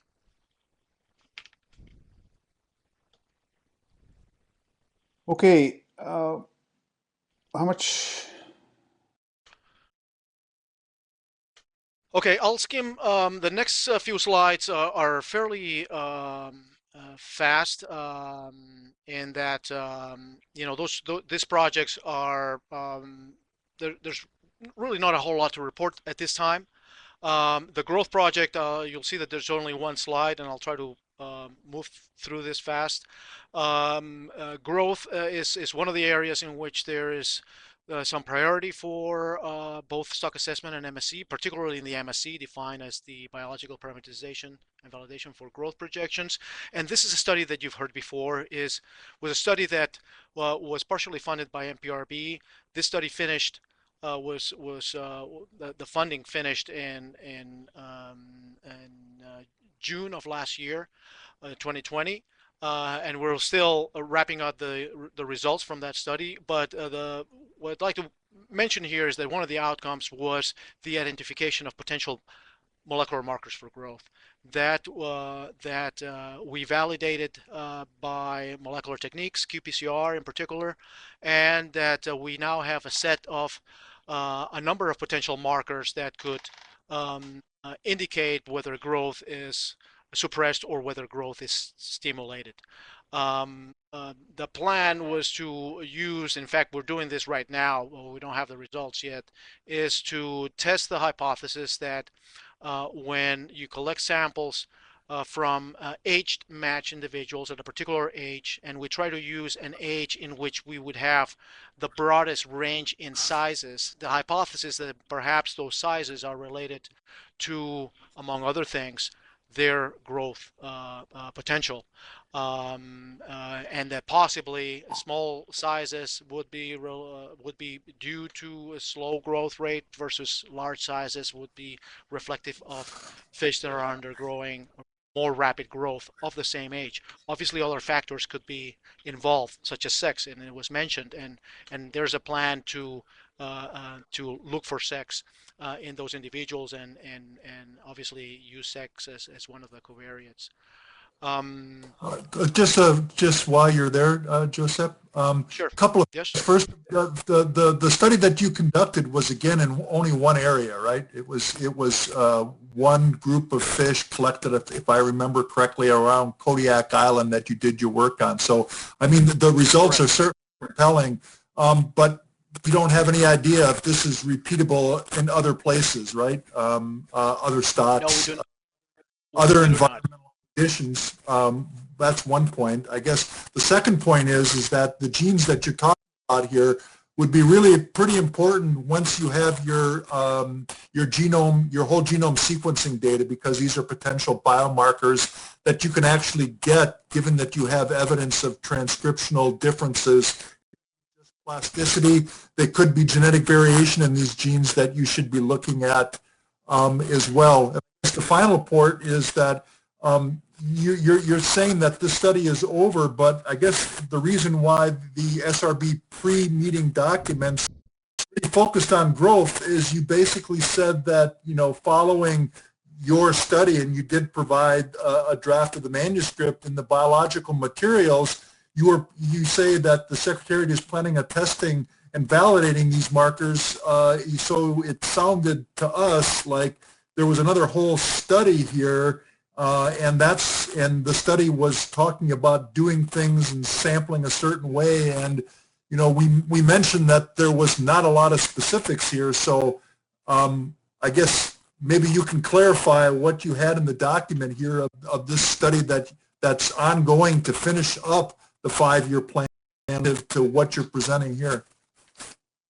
Well, it is precisely what I'm presenting here. In the document, we indicated that following the identification of the putative growth markers by qPCR, we were actually going to test those markers in field collected samples that are precisely the ones that I'm showing here in this slide.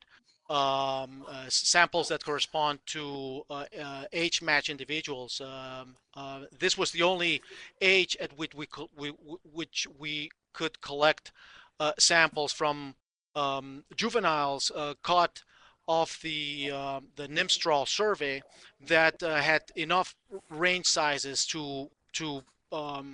for us to assign individuals to 3 different size band classes. So that is precisely what I had included in that document, that we would be using 10 individuals per group in those 3 groups that are indicated in that slide. That was the study that I was referring to in the remaining research areas that are contemplated in the current research plan related to growth.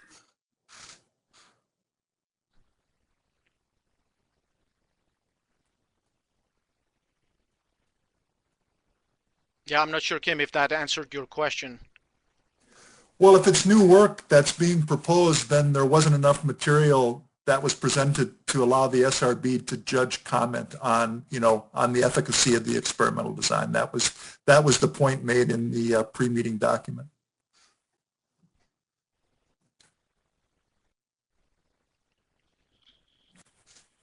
All right. Okay, thank you. If there are no other questions on this area, let me move on very quickly through the other remaining 2.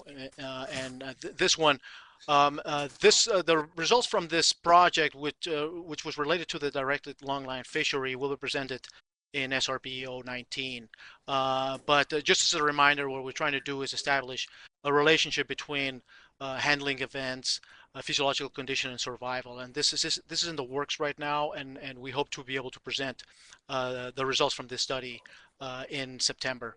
A portion of the study that will also be presented in September is how we have used electronic monitoring, the same experiment, to capture the handling events and link those to survivability. So again, this will be presented in September.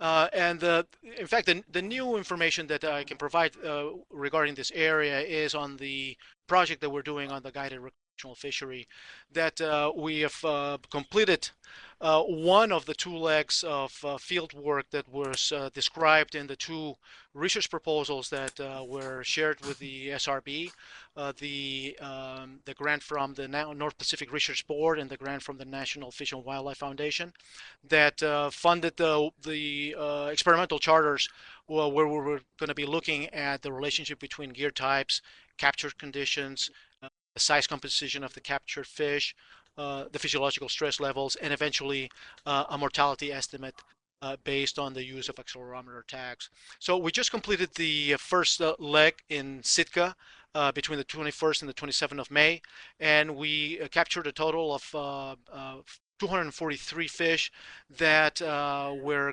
captured using two types of gear, 12-aught and 16-aught hooks, based on information collected from the actual fishers.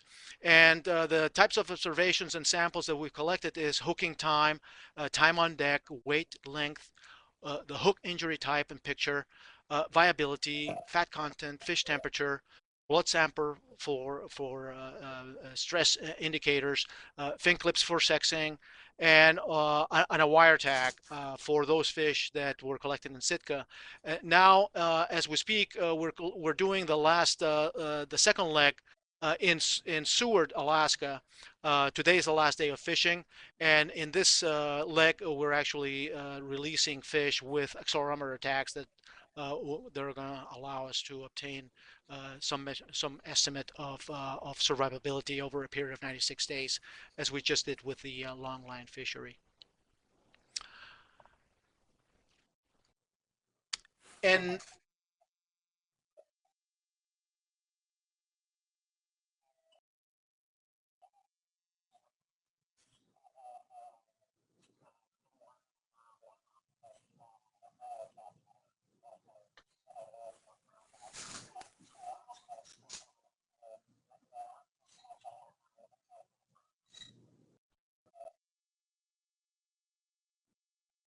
no, well, the data has just been collected, and in fact, in Seward, we're still collecting the data. So, yeah, I think it will be really interesting for us to maybe discuss these issues with you in order to move forward with the processing of the data. That would be very interesting. That would be great. Thank you very much.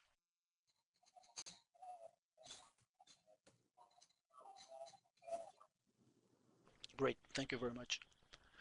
And lastly, and this will wrap up the presentation, is our current work on genetics and genomics. And this is an area where both the stock assessment and MSC ranked highly, particularly on two areas that we're addressing right now, which is the revising the population structure using a low coverage whole genome resequencing approach, and with a specific aim to address the question of the structure in IPHC regulatory area 4B.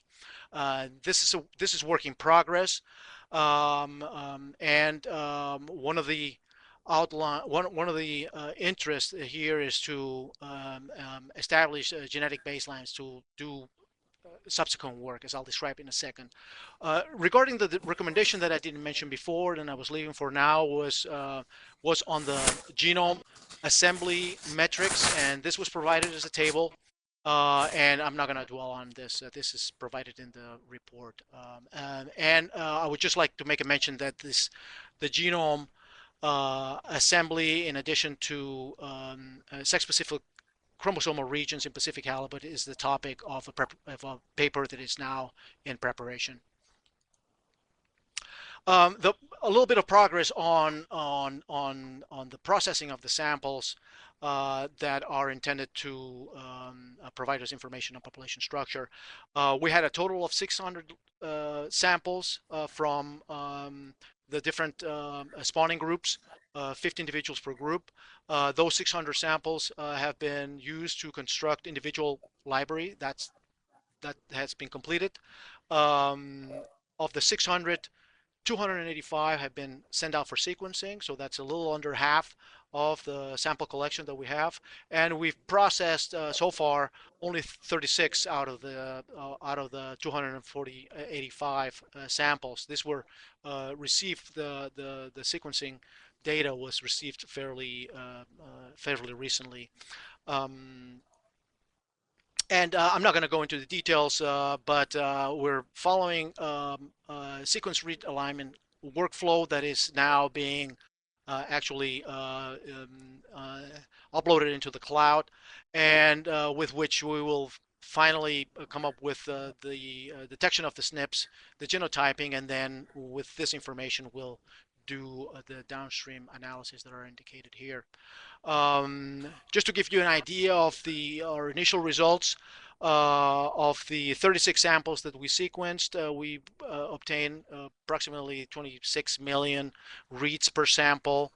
And the coverage per sample is an average of 3.2x, between 2.6 and 5x coverage.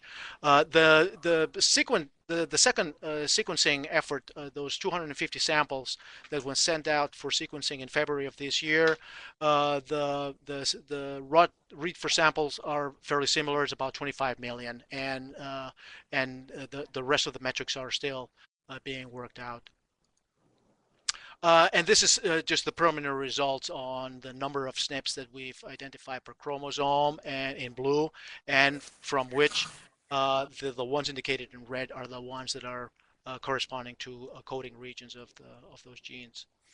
And this is actually the proposed summary work plan of work moving forward that is contemplated in that research grant application draft that was provided to the SRB in the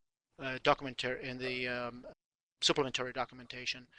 The main outline is that we're now conducting objective number 1, which is the analysis of population structure through low coverage whole genome resequencing. But with this information, we plan on developing a marker panel in order to address a couple of issues, one of which is the stock composition of commercial fishery landings, doing mixed stock analysis down the line, and also to address possible distribution changes of the Pacific halibut population in latitudinal extremes. We have a collection of samples from the northern Bering Sea that could be used to establish what is the population of origin of Pacific halibut in those most extreme latitudes. We also have samples from Northern California representing the southern extreme of this population. And these are some of the questions that we posed to the SRB for input, and that include some of these areas that were contemplated in that last slide, and to start discussing the potential interest and study design considerations for planning future close-kin marker capture studies, among others. But that is contemplated within the next 5-year research plan that we will be discussing tomorrow. So that brings my presentation to an end. Just to note the paper and then request those specific items for further discussion at SRB019. Thank you very much.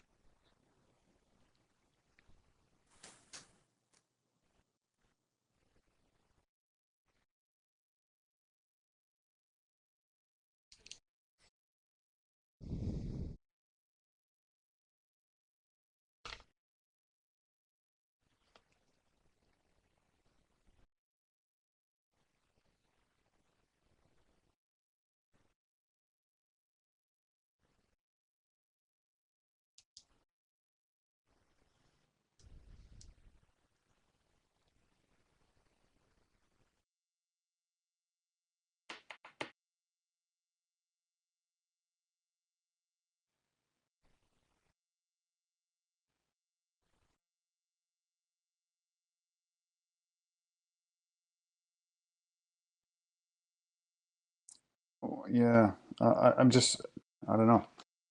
I'm not sure that's our job. Maybe we can clarify with Dave.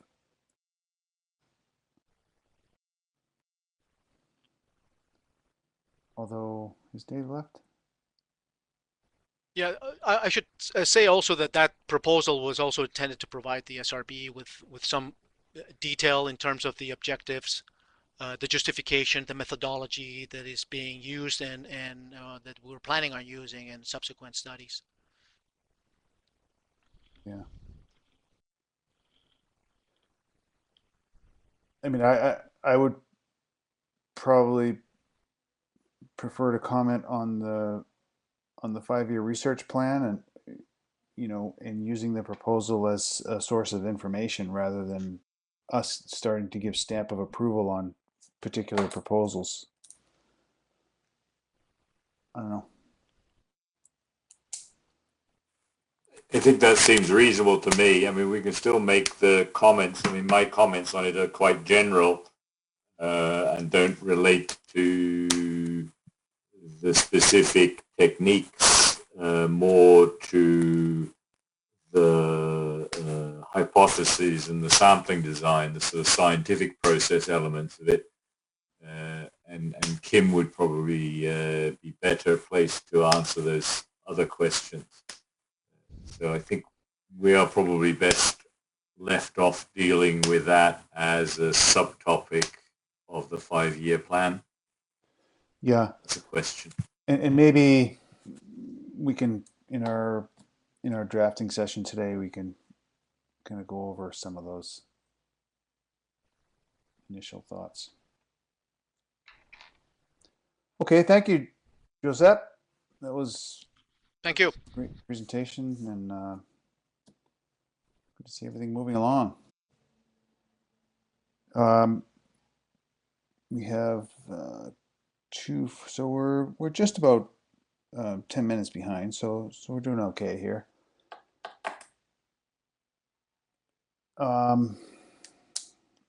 Our next presenter is new to me. I don't think we've ever met before, but we're looking forward to this.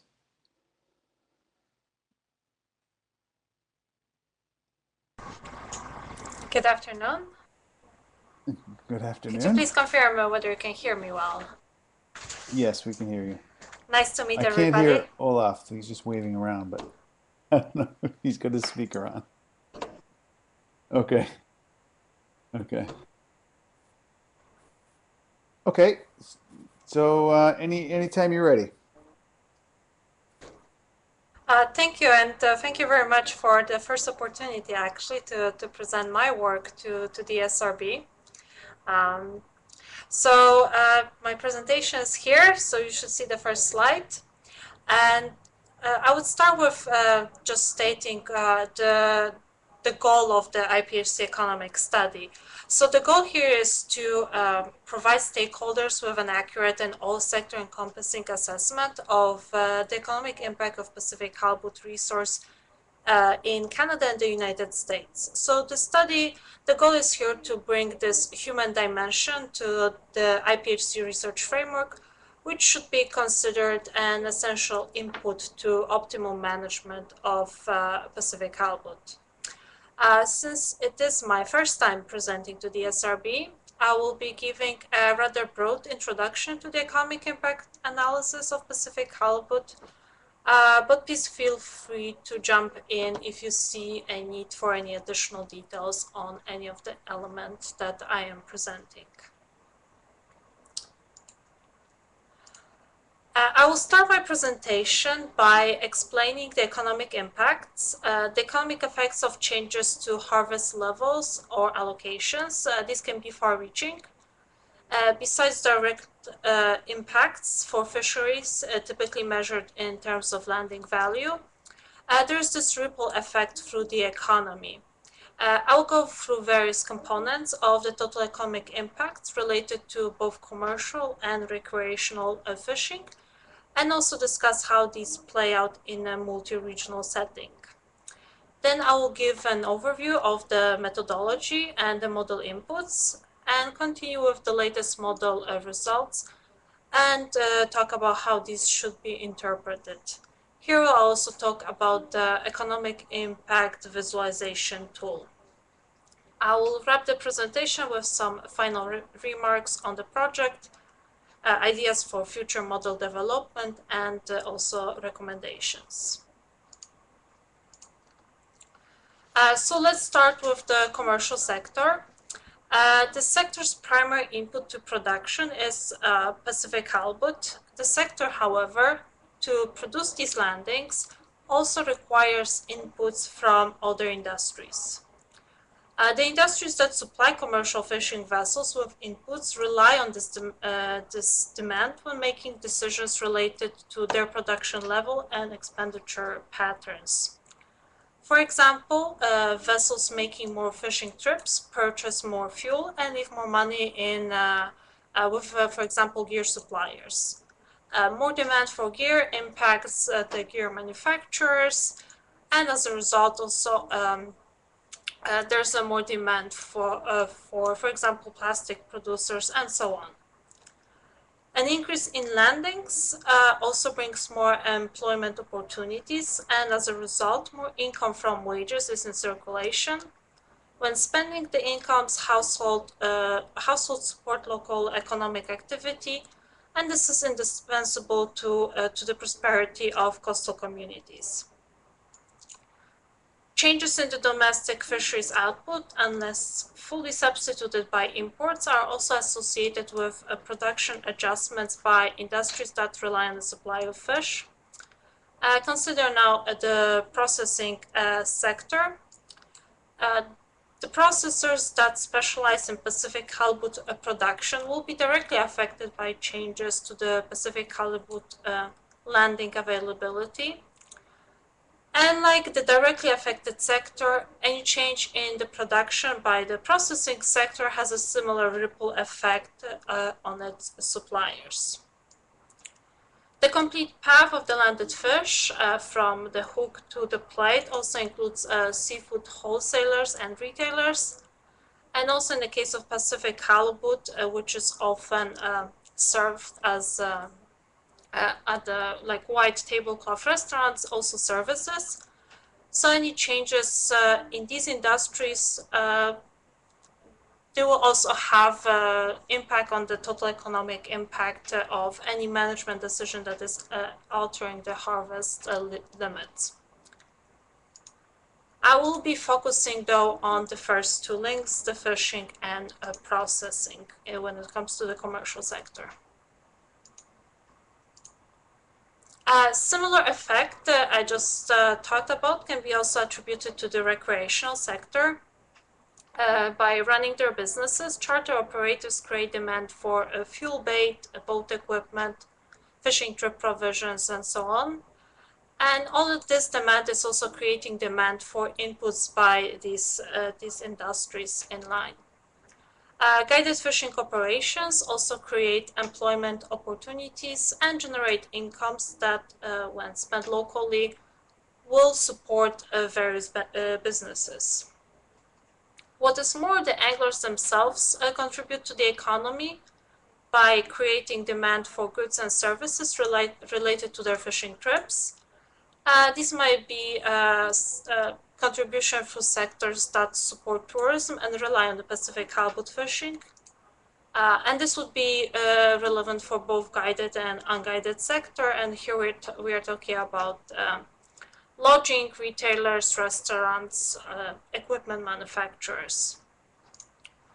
The model, though, will be focusing on the charter sector contribution, so the guided portion of the fishery. The interlinked nature of the industries in the economy is also creating what I'll call here cross-regional impacts. The economic benefits generated by the resource can be retained in the area where the resource is extracted, but some of it can also leak out to other regions. This happens when inputs are imported or wages earned by non-residents are spent outside of the place of employment. Leaks can be also attributed to earnings from assets that are necessary to production, but are owned to non-locals. At the same time, there is an inflow to the inflow of economic benefits to the region from outside, and this is happening when products are exported.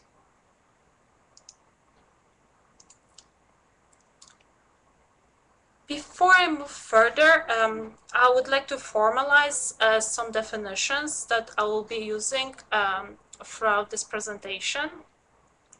The direct economic impacts will reflect changes realized by the direct Pacific Halibut resource stock users. These are Pacific Halibut fishers and charter business owners. The indirect economic impacts are the results of business-to-business transactions directly caused by the direct economic impacts. So the direct economic impacts provide an estimate of the changes related to expenditures on goods and services used in the production process of the directly impacted industries, as well as their suppliers. The induced economic impacts result from increased personal incomes caused by the direct and indirect economic impacts. In the context of the model here, this includes economic activity that is generated by households that are spending earnings that rely on the Pacific Halibut resource both directly and indirectly. Then, unless fully substituted by imports, changes in the fisheries output are also associated with the production adjustments by the forward-linked industries that rely on the supply of fish. The model accommodates the impact generated by, as I mentioned earlier, seafood processors. The forward-linked processing sector will generate also indirect and induced economic impacts in a similar fashion. And this is because it also requires inputs from other sectors, and it generates and it provides wages and earnings that get into circulation, and through that these support economic activity.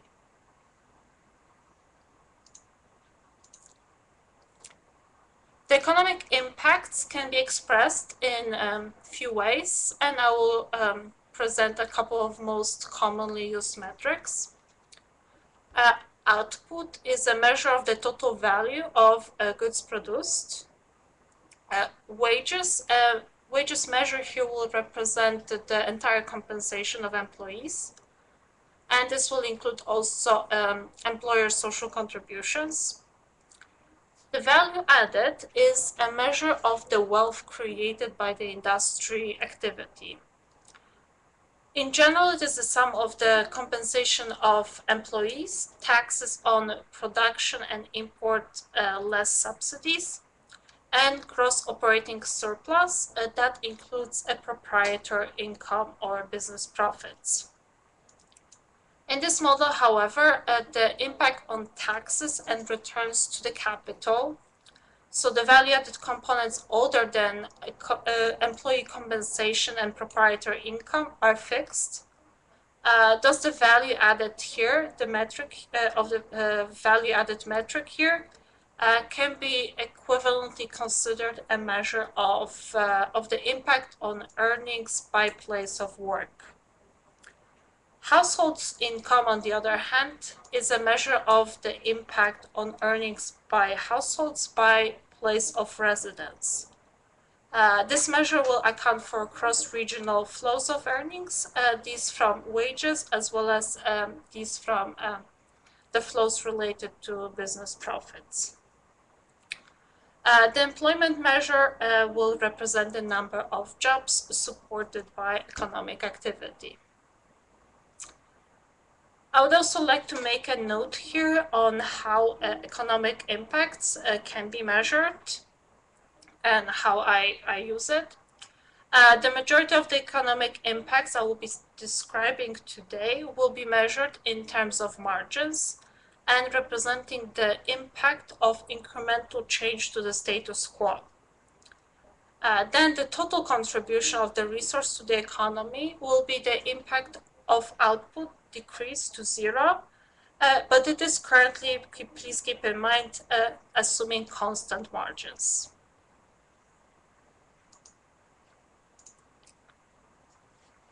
When it comes to the model setup, it is important to keep in mind that the model accommodates cross-regional effects.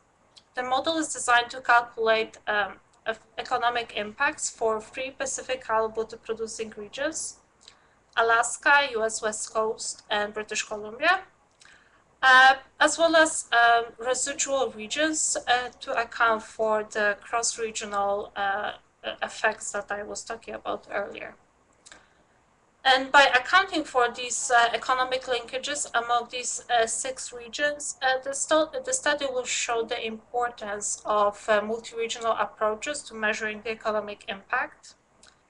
This is particularly important in the case of shared resource and joint management, such as the case of Pacific halibut managed by the IPHC.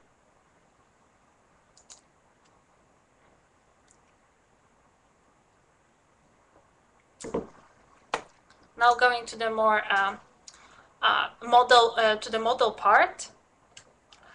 Now I would like to talk a little bit about how these pieces that I described can be translated into a structured and mathematically sound matrix-based model. I'll start by explaining a single traditional long-diff setup that is based on a symmetric input-output table. It is a large partitional matrix that consists of a few standard components. The main part of the matrix is a table describing transactions between industries. Let me see if I can use the pointer. So we have here the main part of the model that shows industries, and here the industry is a producer, but at the same time the industry is also a consumer of products that it uses for its own production. So that's why there is this symmetry here of this transactions in this table. Then we have the value added component here. This is the difference between the industry's total output or gross revenue and the cost of intermediate inputs. This includes labor compensation to the labor, owner's profits, and taxes on production. The value added, as I mentioned earlier, is a measure of the wealth that is created by each industry. Then we have the final demand part of the table. This is equal to the sum of the value of goods and services that are sold to final users, and it includes mainly the household's consumption or personal consumption. Now let's say one of the industries is in this table is Pacific halibut fishing. Now the highlighted column will represent inputs to fishing. The intermediate inputs are produced by manufacturing industries, for example, a vessel or gear, or other, say, services, and this can include, for example, vessel insurance. The fishing sector output also comprises of labor cost, owner's profit, and contribution to the government in the form of taxes or license fees. At the same time, Pacific halibut sector is also a supplier. It supplies the raw product to other industries. Predominantly, this will be seafood processing sector, but it also can supply the product to the final demand, and this is when fish are sold directly to for personal consumption.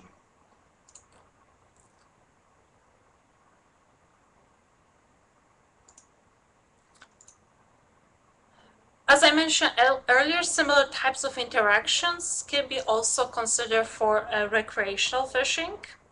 So the sector can be also included in the same matrix just as another industry. This is because charter business owners demand also intermediate inputs.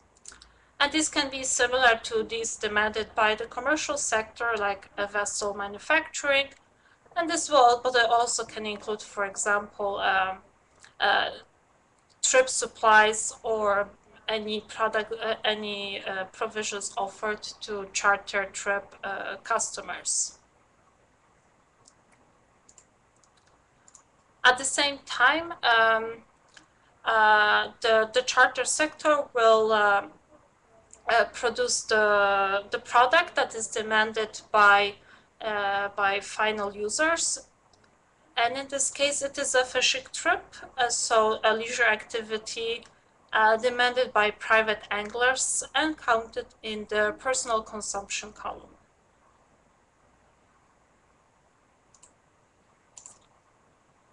What I showed so far was a single region setup. However, we can also connect multiple regions using transaction matrices that will represent the trade in commodities between regions. And these are highlighted here with in red, and these will represent the flow of commodities produced in one region and used as input to production in another. Here we have an example with two regions, but this can be expanded to include as many as needed.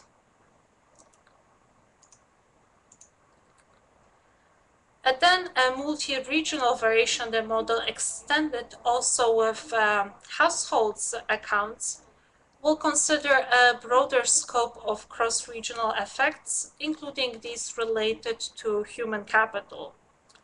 Here I have an extract of the full model that is representing just one region, but I will also highlight components that link it with other regions. The figure here highlights how the extended model accounts for trade in commodities, import and export, as well as the connection between regions in terms of the flow of earnings. So this will be related to a flow of earnings between regions related to the wages or, for example, profit from a quota. Note that offering a guided fishing trip to non-residents can be equivalently considered an export of a service that generates a positive money flow to the region.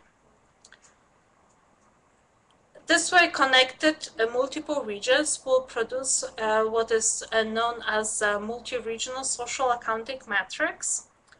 And such matrix is a base for calculation of economic impacts.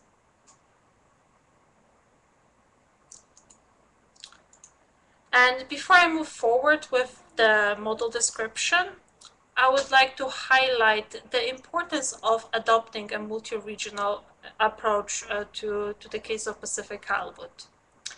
The figure here shows the flows in terms of landings value in the commercial sector in Alaska. Here we have the flows from the harvest region in blue through landing area, custom processing, buyers, and to the and here in purple to the location of the fisheries business license holder. The ribbons here, those in red, will represent the flows that are going out of Alaska. Notice that nearly 60% worth of harvest purchased by shore-based processors was purchased by businesses that listed as a point of contact or as a main address, the location that is on the U.S. West Coast. Assuming that this point of contact is associated with the business owner or the business headquarters, this suggests a really substantial flows of substantial monetary flows between regions, particularly the flows here suggesting substantial monetary outflows from the harvesting region. Not pictured here, I would also mention here that about 40% of Alaska quota share units are reported as owned by residents of other states. Some of the flows can be also observed for the charter sector. This is not as substantial as the flows I just showed for the commercial sector, but notice that about 12% of endorsements for charter sector in Alaska are registered now using an address that is outside of Alaska, about half for the West Coast, and RUS represents the rest of the United States.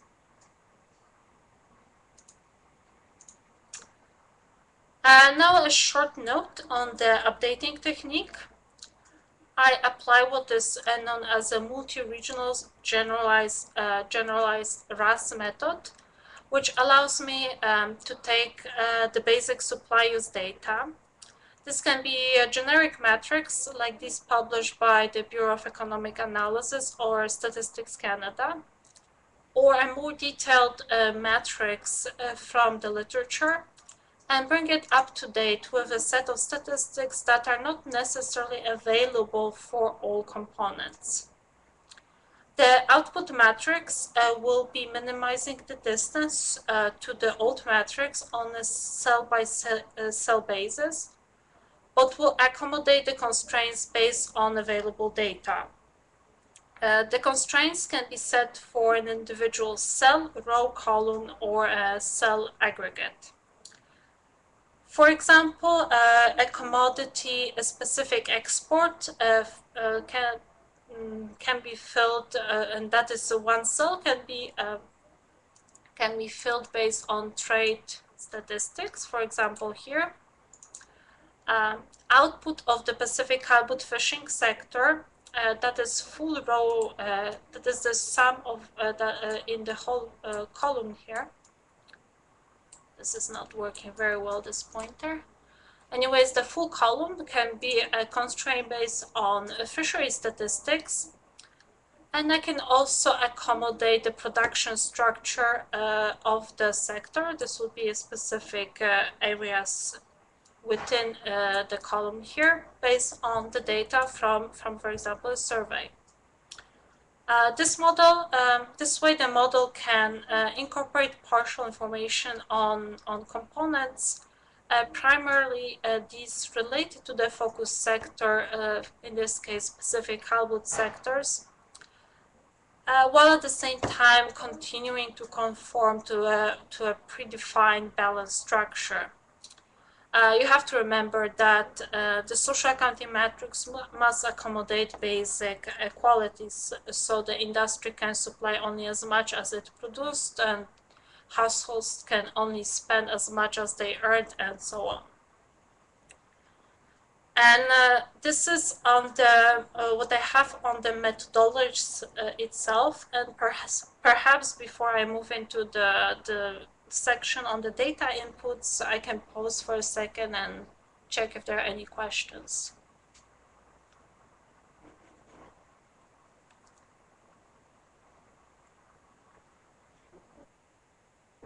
Yes.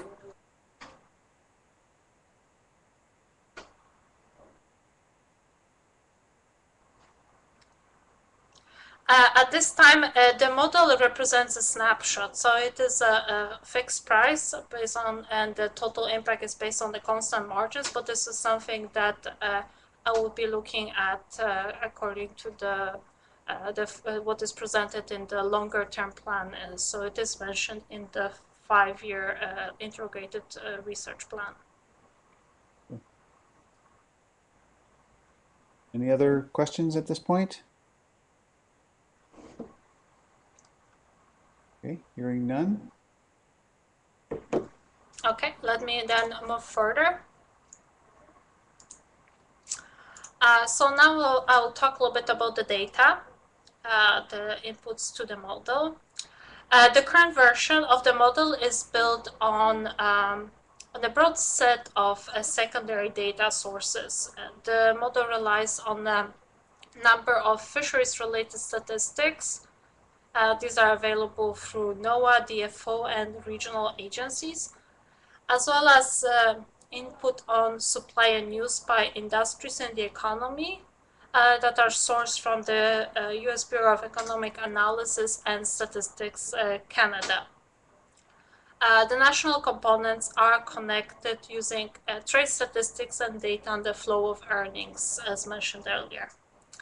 The major task here was to really embed Pacific halibut sectors correctly within this multi-regional setup and this these big tables with the data on multiple sectors in the economy of both the United States and Canada.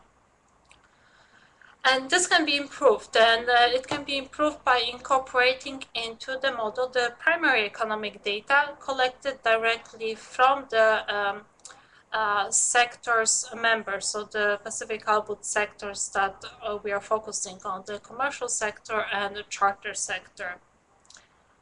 And that brings me to our primary data collection efforts. In order to accurately capture the economic impacts I described, we designed a series of surveys to gather information from the Pacific halibut sectors. These are available as easy-to-fill web-based applications linked here on this presentation if you would like to check them. And here I have a snapshot of the tool designed to inform on the preliminary survey results. With the tool available online, we're using the link here in the corner.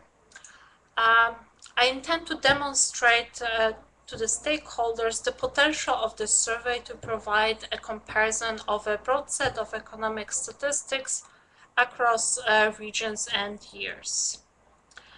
The idea is that the incoming responses are used for generating updated estimates on a rolling basis as they come. And let me also take a minute to talk about the impact of COVID on the primary data collection. The pandemic had a significant impact here. The survey announcement happened really shortly just before the outbreak, and the outbreak obviously took a lot of focus from the participants to the Pacific halibut fisheries. And to this date, we have too few responses to have reliable estimates for a full model calibration. That's why primarily the reliance on the secondary data sources. But the survey results are used to inform the model on a number of parameters for which no other estimates are available. So these informed estimates inform with a limited sample, but from the results so far, I can already say that, for example, the survey results suggest that the composition of the Pacific halibut workforce is much more relying on the local workers in comparison with the whole fisheries sector in Alaska. So a lot of non-residents are working actually in the other parts of the fisheries. I'm guessing particularly a lot in the bigger trawler fisheries. So there's much bigger reliance of the resident workforce in the Pacific halibut than in average for the whole Alaska fisheries. As a secretariat, we continue efforts to improve the response rate. This year, again, the field staff is distributing a flyer informing about the survey directly to the vessels. And I also been talking and collaborating with a number of fishermen organizations in each Pacific halibut region. But if you have any additional suggestions how to reach to more participants, I will gladly hear that. But as a reminder, the participants to the Pacific halibut fisheries are encouraged to fill the form for 2020 and also retrospectively submit information also for 2019. The responses are accepted on a rolling basis and used to update the results app periodically. And I will note here that data for 2019 covering the pre-COVID operations can be considered a baseline suitable for drawing conclusions under normal circumstances, while the data for 2020 covering a pre-abnormal year can be used to assess losses incurred by a sector and assess, for example, sector's resilience to unfavorable exogenous circumstances. If the project continues and data for 2021 are collected, the project could also inform on how the fleet responded to the crisis and it can inform on the path to the recovery. I would also add here that this type of data is typically collected periodically. In general, the production structure, you would not expect that to shift considerably from year to year. However, given this unusual times, the data collected for this period from 2019 to 2021 would have a pretty unique value, and it could be used to assess potentially more substantial shifts in the fishery.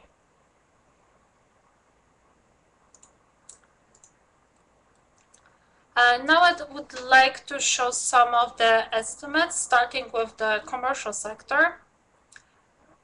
The results suggest that the Pacific halibut commercial fishing total estimated impact in 2019 here, in terms of output, amounts to over $660 million, and this is over 5 times fishery output value of a little bit over $130 million recorded for 2019. This estimate is the total economic impact, the sum of direct, indirect, and induced effects from changes to the Pacific halibut fishing sector, as well as the indirect and induced effects that are associated with the forward-linked halibut processing sector. It is important here to note that because output in an industry requires input from other industries, the economic impact in terms of output that includes forward-linked processing, forward-linked Pacific halibut processing will double count Pacific halibut raw input, and in this case, the estimates should be interpreted as the amount of dollars in circulation. The preferable metrics that I will be focusing on is the impact on the household's income. And as I mentioned earlier, this is the metric that will account for cross-regional flows of earnings and look at the final amount that is gained by households in each region. So starting with the total, the estimated impact on households is nearly $180 million. But I will I will show also how this is distributed regionally in a moment. But first, I would just like to highlight that using estimated impact on households, I can also show how incorporating Pacific halibut specific outflows impacts the results. Here we have estimates suggesting that while $1 of Pacific halibut output in Alaska could generate 71 cents for Alaskan households, this is when using the model with no cross-regional earnings flows accommodated. This drops to 58 cents when we apply those cross-regional flows related to quota ownership, profits from the processing, and so on.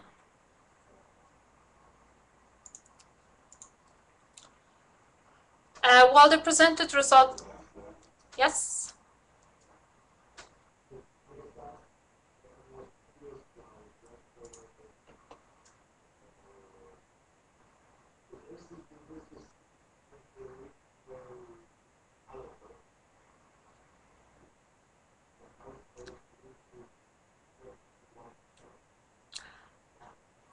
No, so per $1 of Pacific halibut output, what is left to households is 71 cents in Alaska, and this is incorporating the indirect and induced effect. But when we also accommodate how much of from the 71 cents is outflowing, because some of the quota is also held by non-Alaska residents, some of the profits from the processing are flowing to the West Coast regions because that's where the business are based, and because some of the employment in the Pacific halibut sector in Alaska is employment by non-residents, so the earnings from Pacific halibut will be spent in the place where these workers are coming from. This is the estimated final impact, the 58 cents. Does this make sense?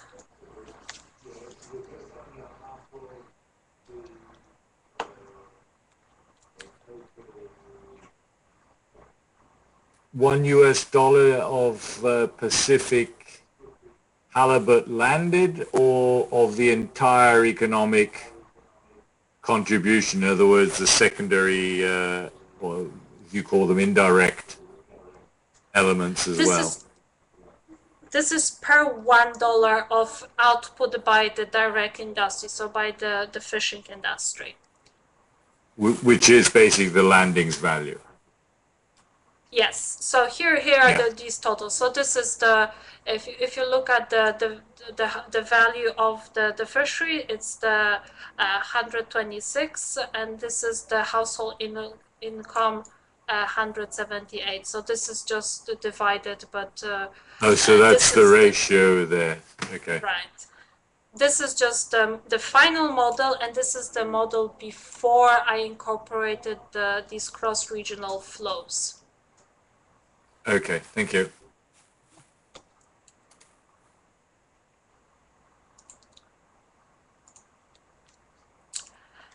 Here we have the map of the economic impacts, and this is the economic impact visualization tool that you can interact with yourself using the link here. And to help using the map, and to use the app, I also developed the app manual that is available here. And this is to accommodate the fact that the regulators might need to consider various combinations of TAC allocations between regions. So this is to give the most flexibility.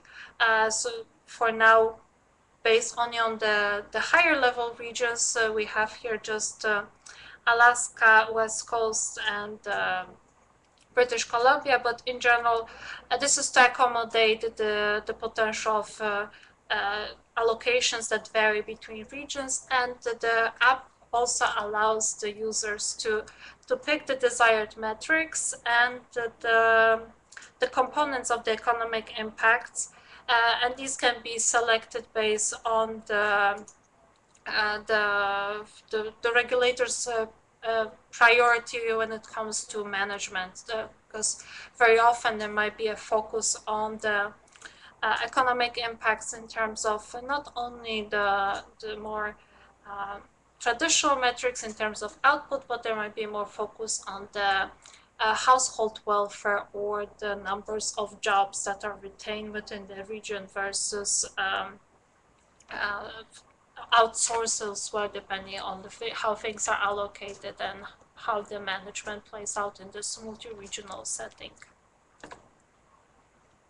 And I'll just highlight here that there is the spatial variation here, and the app very well shows the importance of considering these cross-regional effects and how impact on one region will play out also in the other regions. And this is already visible at this broader region scale, but this will be even clearer when looking at more detail on the smaller scale.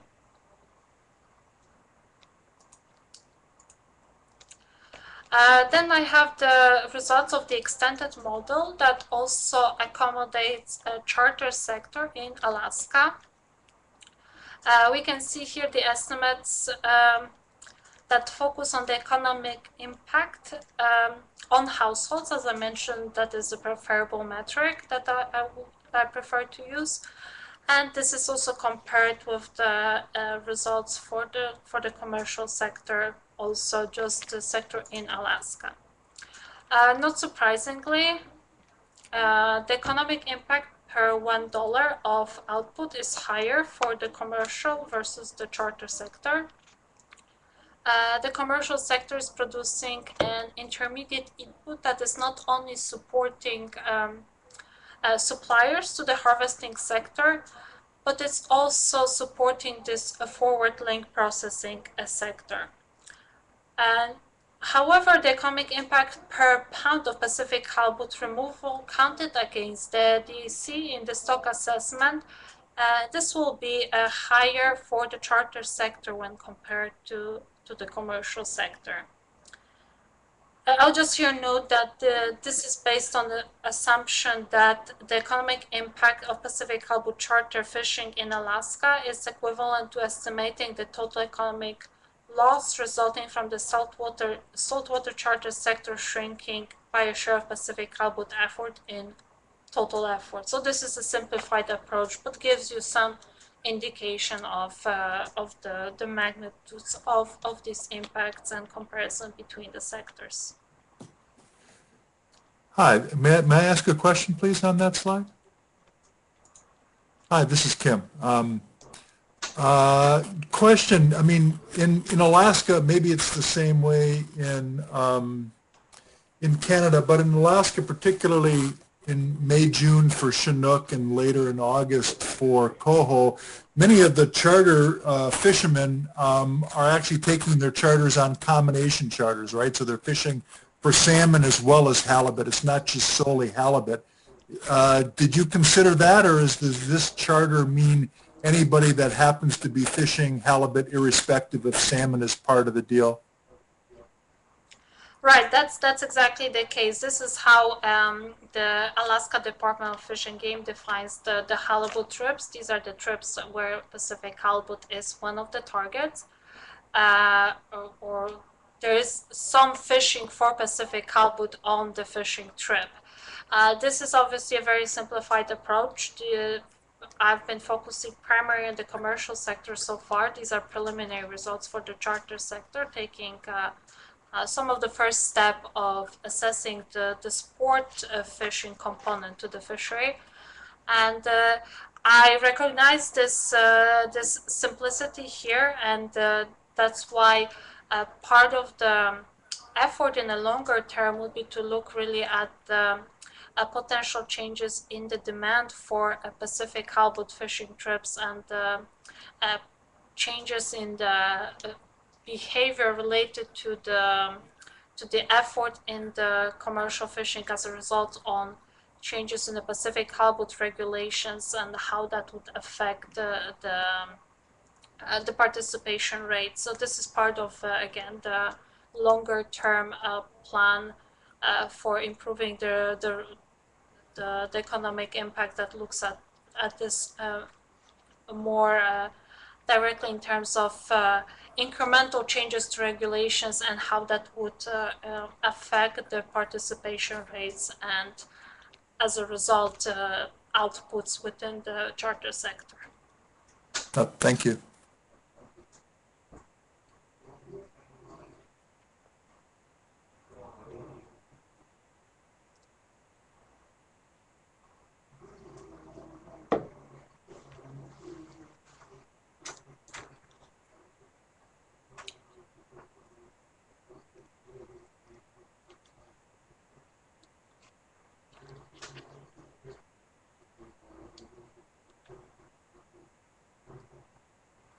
Right, so you could look at the GAF program, the Guided Angler Fishing program, as an indication. That is also the one way to look at it. But part of the why it is a more complicated story. It is that the combination of the targets of the fishing trip, and that's why this looking more at how the demand would be changing for fishing trips depending on the available Pacific halibut would be something that would give a more comprehensive picture of the economic impact of this sector specifically. But I could definitely look into.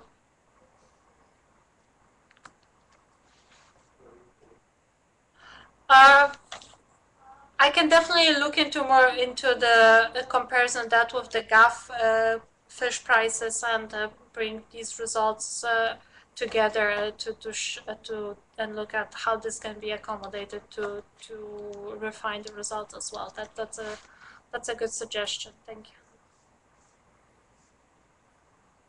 I guess this is kind of a combination of Kim's question and Sean's question earlier about, the actual processes that occur underneath there which relate to the predictiveness of the model. The way I understand the model that you've shown, if you have the production, you have essentially the economic impact. Is that right? Yes, and it is a constant returns to scale, yes. Yeah, and I guess this relates to the question, what does the Commission consider, what are its criteria for optimally? Because it may be that those people then, from a general social perspective, do something else. For example, I could quite easily see if you closed the recreational fishery, that these people would then go into, I say, whale watching, or, taking tours out for whale watching, which may be almost as profitable, presumably not quite as profitable, because otherwise they'd already be leaving the recreational sector. But actually the impact on those households may be minimal. It just may not come from halibut anymore. So is that, in the eyes of Commission, still optimal or not? So I should clarify here that the request so far was specifically to get a snapshot of the economic impact at the given time. So looking at the what I'm looking forward to is to bring these complexities into the model. But as it was defined so far, it was really bringing this better understanding of the magnitude of impacts from the snapshot perspective. So what is this resource worth at the given point in time? And not modeling the behaviors within the model. This is something that I am proposing again into this a longer term program of work for the integrating the economics to the IPHC program of work and understanding how the resource is contributing to the economies. Yeah, and I think that's really, I don't know whether this is the right point, but seeing as we are, this is really the difficult for me to understand.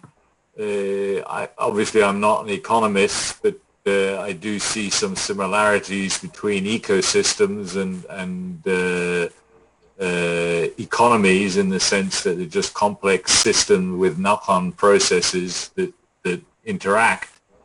But really I don't see how the IPHC intends to use this to support its ambition of optimal exploitation. I really struggle to see, it's no different from me asking Alan about, doing this, how does it impact how you manage? That's the link I'm struggling to in order to evaluate whether this is the right thing for the Commission to be doing. They've asked you, and that's, you know, that's possibly their problem, but we're supposed to say this is the right thing to do or this is not the right thing to do, as I understand our role as the SRB. Right. So the way I see it is that all these elements that I'm presenting, what I've done so far and what I'm proposing to do in the through the economics program at the IPHC is to improve the understanding of this coupled fisheries system with ecosystem, but also socioeconomic drivers.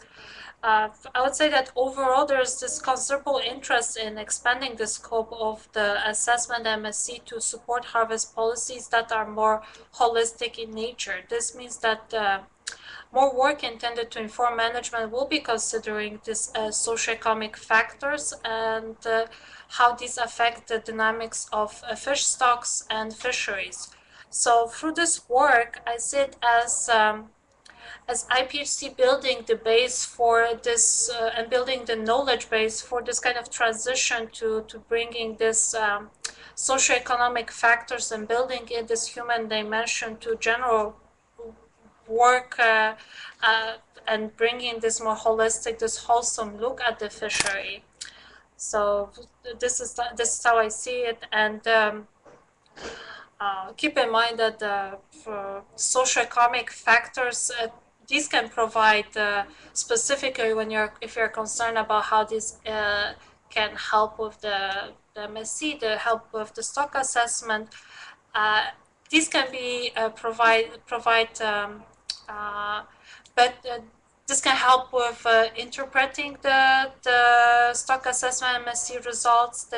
They can be also used to form hypotheses, how these models could be altered and provide a complementary resource for development of harvest control rules. And this way, the economics component of the IPHC work can directly contribute to this to the Pacific halibut management. And this is how I see it: just bringing in this human dimension and this coupled fisheries ecosystem as and having this more wholesome look at it. Presumably only if that resource is actually spatially or temporally separable through their management. In other words, I think the regions that they have, at least the management plan scenario suggests, are regions that they can manage by. Was it 2A to 4 DEF or something like that? Because only in those they can control quota separately, as I understand it. And so actually linking those to the regions or using those same regions in a regional approach would be much more useful to the IPHC because they can't manage on other regions. And even then they can only manage on those regions if the fish don't move. So if the mixing is complete, you don't have this control. You cannot divide the pie optimally according to the current status of its division. In other words, you can't move some part of the catch to somewhere else. So that's the difficulty I have. It's not the model itself, it's the purpose of the model and how it'll in the end be used. But maybe it's a question for the Commission rather than for you. Right, so definitely the management itself, that would be something on how to use this would be something that the Commission would be discussing. But if you don't mind, I'm gonna just jump to the next slide. Yeah, no, it's fine. And this will touch also on your question that we can already see if I move in from the bigger regions. I started with the model that has 3 regions and look into the community impacts. Here we have the assessment that is split into the split at the to the county levels. You can see the spatial heterogeneity, and depending how this is for Alaska, and depending on how the harvest is allocated, and this will have different heterogeneous impacts on different communities, and this is something that has to be considered by the management because historically we know that for example, many policies has been disproportionately hurting smaller communities just because the economic impacts of management was not considered. And I would like to highlight here, for example, that you are already considering some of the socioeconomic driver or motivations in the MSC by, for example, setting this 15% limit on the tax changes between years. This is purely socioeconomics motivated, but what do you trade in here? It's something that is not exactly understood, and this is something that you would start looking into by moving from this snapshot model that I have currently developed to moving more into more dynamic models as the project progresses, and more of this behavioral aspects are accommodated in the model.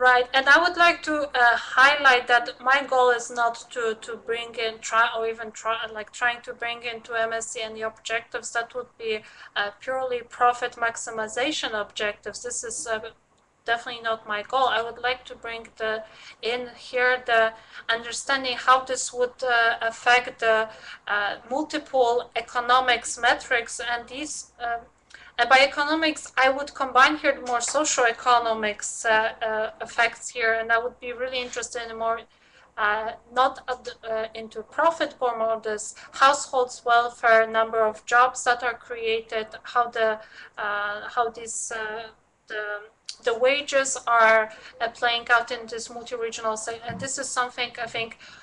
It is economics, but this is really touching more on this social side as well. And I think this is an important piece that has to be kept in mind, that this is not a project that will be looking at the profit maximization. It's more of an understanding the impacts and how these play out depending on the spatial sectoral allocations and temporal changes to the management, to the stock, and how this will affect particularly the communities, because that's something that is very often management part of the management. And I would like to mention here as well that there's the socioeconomics and economics and socioeconomics motives. This is very prevalent in the both United States and Canada's policy frameworks, but it is not often adopted as a part of management. So this is also kind of trying to build into this knowledge for this transition, to bringing in this understanding of socioeconomic impacts that is highlighted by the regulators as something that we need to look at, but it's not often brought into, because there's just simply often not sufficient information available on the topic.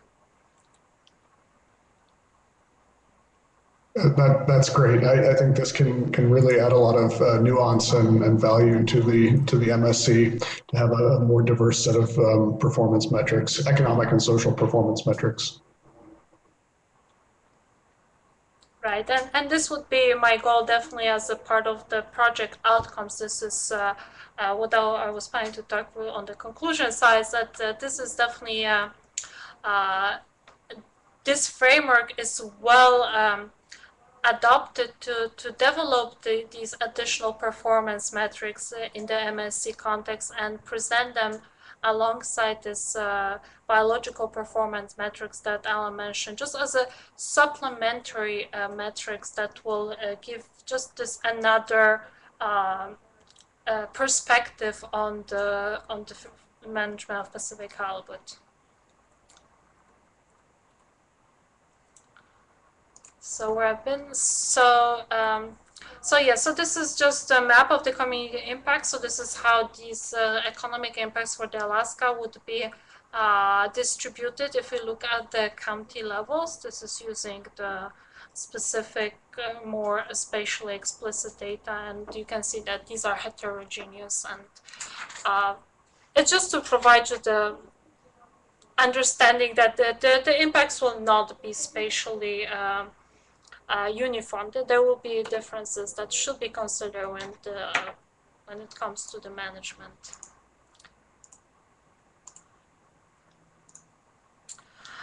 And moving to conclusions, I would just say here that a good grasp of a multi-regional impacts is fundamental to correctly assess the impacts of a resource such as Pacific halibut has. And this model is designed to give you this comprehensive understanding of this impacts, both on when we're talking about the economies of Canada and the United States. The adopted methodology provides this wholesome look at the interdependencies between sectors and regions, and highlights the fact that the resource provides the resource supports a number of industries, both these that supply fishing activities as well as these that rely on the inputs rely on the outputs from the Pacific halibut fishing sector for their continuous activity. The model also accounts for cross-regional effects to correctly assess these transboundary flows of benefits, and from what I showed, you should see that this is the important piece to accommodate. The results suggest that the revenue generated by the Pacific halibut at the harvest stage accounts for only a fraction of the economic activity that would be foregone if the resource was not available. And this can be measured in various terms, in a contribution to the welfare of households, employment, and this brings this not only the economic metrics to the picture, but also the socioeconomics components. As I mentioned, the impacts are highly heterogeneous and vary by regions, and this is something that should be kept in mind. And then when it comes to the results, the harvest allocations by IPHC areas that create calculated to provide economic impacts by region and commodity community have this very good potential as being introduced in the management strategy evaluation as this complementary performance metrics along the socioeconomic, along the biological metrics that has been already presented to you by Alan, and this would add to IPHC's policy-oriented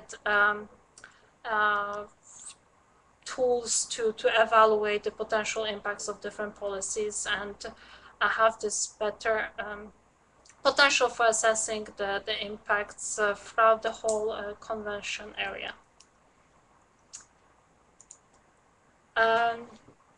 Yes, and integrating economic approaches has the potential to assist fisheries to bridge the gap between the current and the optimal economic performance without compromising the stock sustainability. So this is important to keep in mind, that this is intended to provide additional guidance, but it's not something that would be counteracting any biology reference points.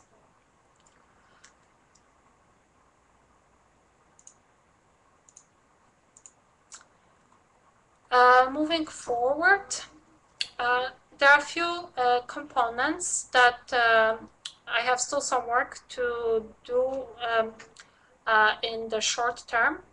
I am looking at adding sport fishing sector in other two regions and refining the model as much as possible using the IPHC collected data from the survey.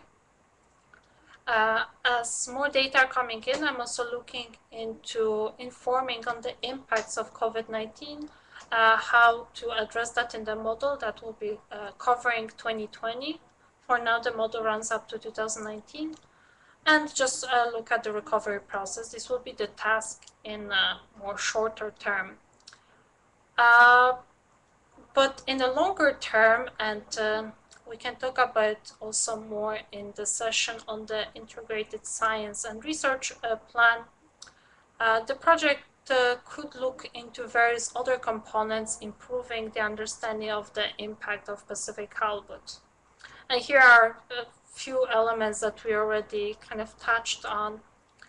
There's a certainly big benefit of improving the spatial resolution of the assessment, given the substantial cross-regional flows of benefits already demonstrated. There's also a potential for capturing more benefits, looking at a sector further along the Pacific halibut supply chain. Given the general lack of economic data on the subsistence sector, I am also working on an approach to this component of the fishery.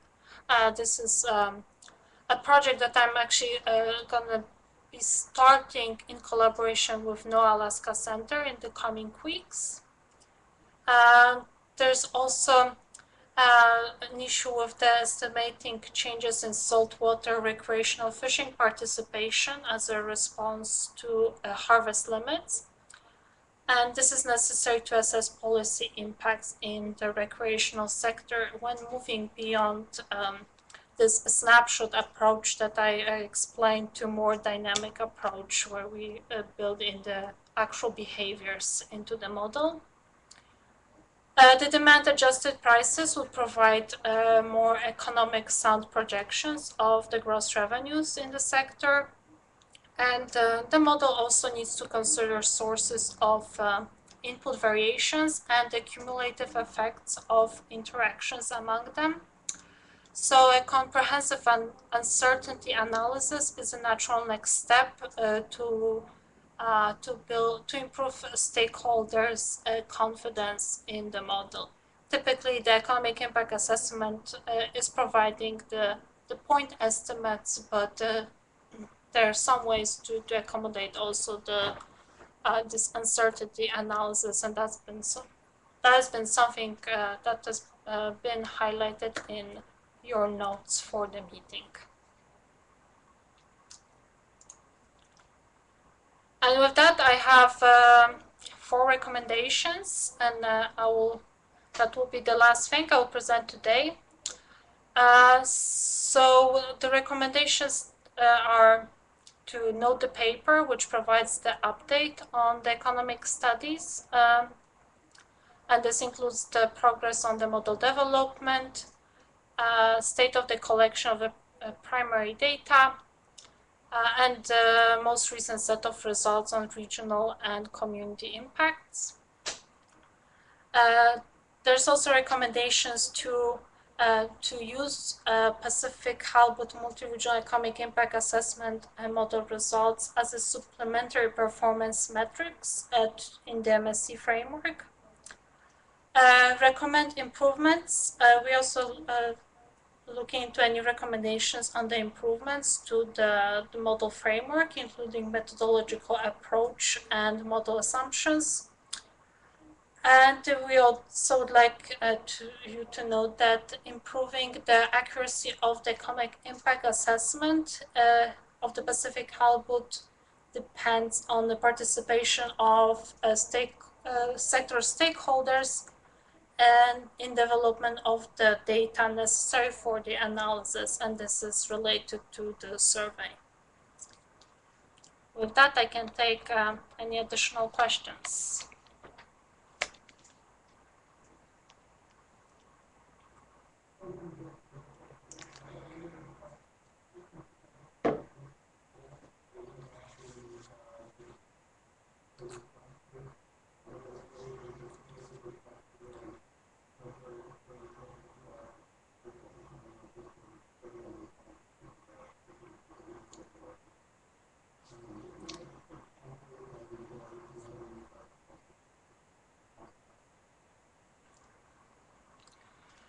Right, so as I mentioned, the current response rate is very low, and I do not have sufficient number of participants to bring any I cannot use it for full model calibration. I use it to inform on certain pieces in the model, but this is based on the very limited sample that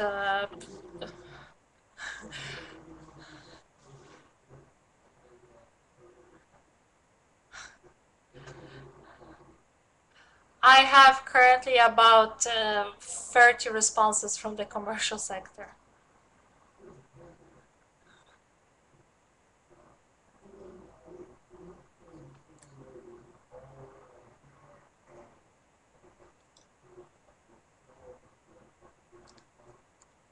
Right. So the survey started. There were various stages of the survey. We started with the paper version that was available for download from the IPHC website, as well as distributed to the vessels by the staff directly to the vessels available to send back to the IPHC. And then it's during the winter time we moved to the fully web-based survey form that it's available as an online application that anybody can fill. We have, actually I can, these are the efforts that I done to promote this study. So we've done considerable work to inform about the survey and reach out to as big as possible group of stakeholders. We focus on primarily on reaching out to potential participants through various fishermen organizations. So the Longline Association, Vessel Association, that would be focusing on Pacific halibut fishing. We had a media release. There were a couple press articles about it, but that even with that, unfortunately, the focus of the fleet was during the COVID was something else, right? So we are hoping that also building in better understanding what we meant to present through this project and what are the what is the economic impact assessment and what we intend to bring with the study and how this can actually benefit the sector, showing its importance, not only showing the economic value, not only in terms of the output, but also the secondary effects and how this is distributed and affecting various other sectors in the economy, how important Pacific halibut fishing is.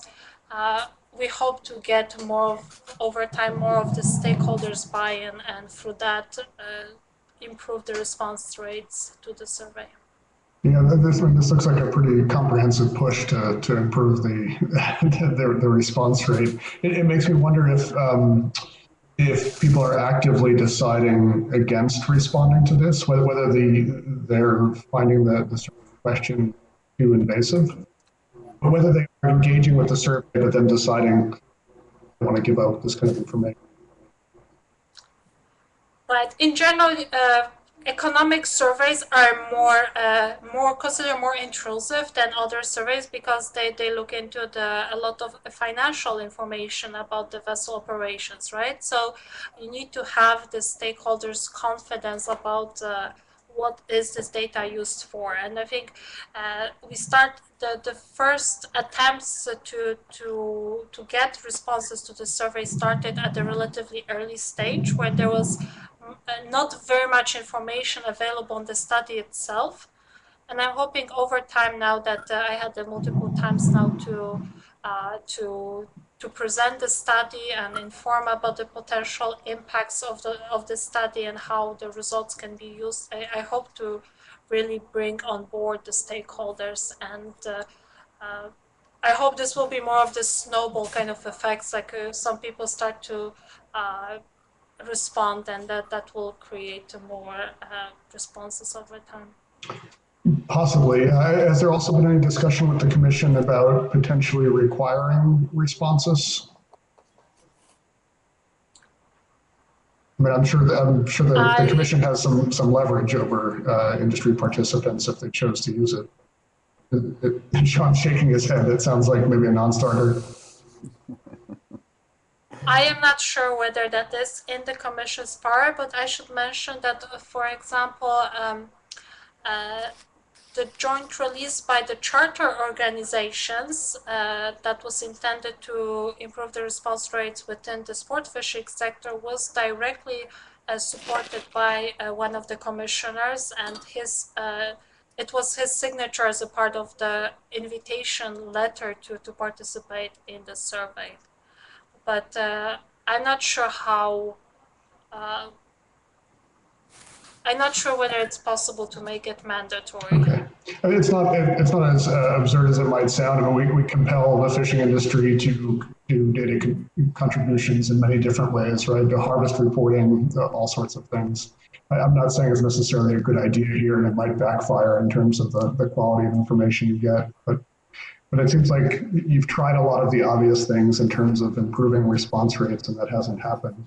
And I imagine that this is a pretty important component of improving the model, right? If you don't have accurate expenditures for different things, then you're going to parameterize the model accurately.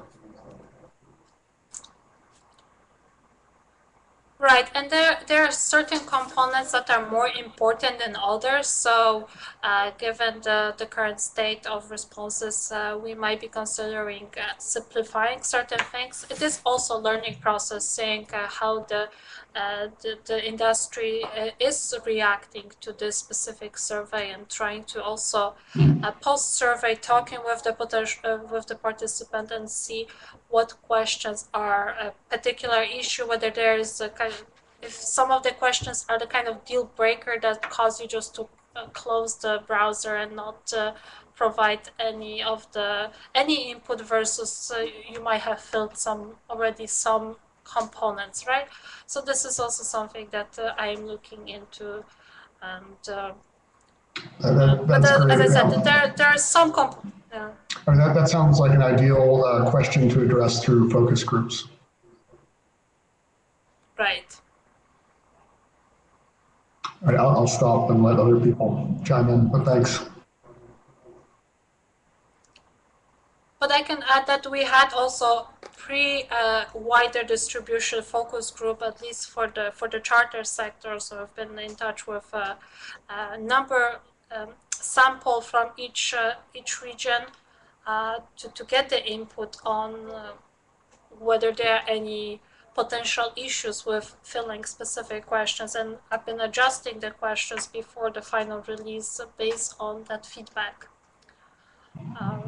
So that was discussed beforehand as well, at least for the charter sector, because the first version of the commercial sector went out pretty quickly after but that was just before the pandemic hit, and that affected a lot of other activities. Yeah, that's true. It might get better next year. Yeah. Can you go back to the Great. previous slide, please? Oh, no. Yeah. Yeah, that was supplementary No. information. The recommendation slide. Yeah. Yeah. So I have a couple of issues here. One is none of us are economists. So in terms of, recommending alternative approaches and models and ways to improve the framework, I could speak as a modeler in general. Some of the things that, I would suggest, that would be one thing. I'm trying to think of, this is a modeling framework that, it's not like the stock assessment in that it's not, directly influencing, the catch and the removals and the generation of the economics and stuff like that. At the same time, though, it's a model, and I think we should be holding it to the same rigorous standards as we do to all the other models that we've, been going over for I don't know how many years now. So this is, to me, it's almost like coming with a brand new stock assessment modeling approach and handing it to me and say, okay, well, should we use this? I would have a lot of concerns and issues to deal with before I would be comfortable using it. So, I'm not sure we can make strong recommendations that, yeah, this model should be used, like starting now. As we just heard, it's a really small sample size for some of the data. We haven't seen any uncertainty assessment yet. And again, like I'm not an economic modeler. I have pretty limited knowledge of it. So there's certainly some things we can recommend, I think. Obviously, it's important. It's an important model to work on it and begin developing and moving forward. I just think we have to be realistic about, how it's going to be used and where and to what degree. I think that's what I'll be putting in the report as far as comments. I don't think If I I can may, recommend can I it. just... Yeah. Go ahead. If I may, I would just like to clarify one thing. So what I mentioned is the sample. It is a sample from the survey, and precisely for that reason, because the sample sample size was so small, I did not use this data for model calibration. So model calibration is based on the secondary data sources. And so, for example, the production structure for the Pacific halibut fishing sector, that would be based on the data that was collected by NOAA for Alaska. It is just somewhat outdated now. I do not expect the production structure to be changing substantially from year to year, particularly throughout the relatively stable period in terms of no substantial changes to the regulations and technologies that are applied to the Pacific halibut fishing. Obviously, for 2020, that might not be the case, but the survey results are used only to assess the at this time how many was the non-resident employment rate, because that was not available anywhere else, but everything else is based on other sources that might have been just somewhat outdated at this time. So we're trying to bring the latest trends and see whether there are any potential changes in the recent years based on the survey. But I have not, just to clarify, I did not do the model calibration based on the survey data.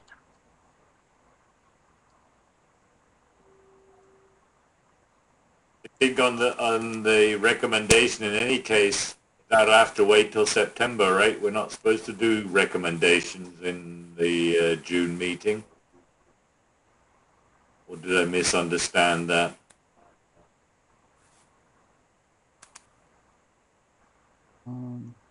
Dave's not here, but that's something we can clarify later. Yeah, normally June comes with a lot of requests.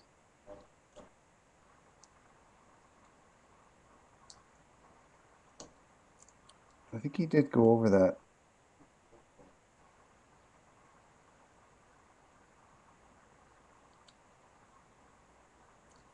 Right, if Any may other- I think it's actually in the top section of our draft report. Top section?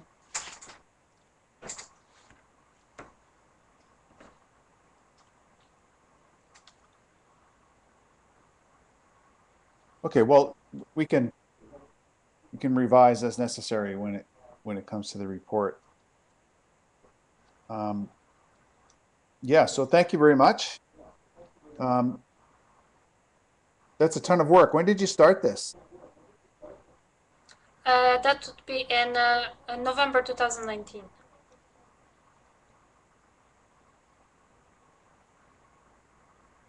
That's why we've never met.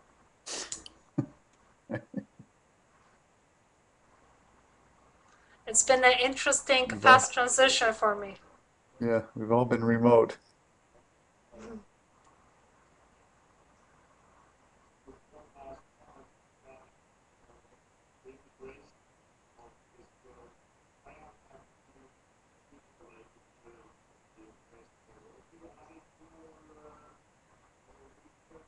Integration document. I mean, I can see two things that, one thing that you need from Alan, which is the output and those, and one thing that you can contribute to Alan's work, which is the performance metrics that is associated.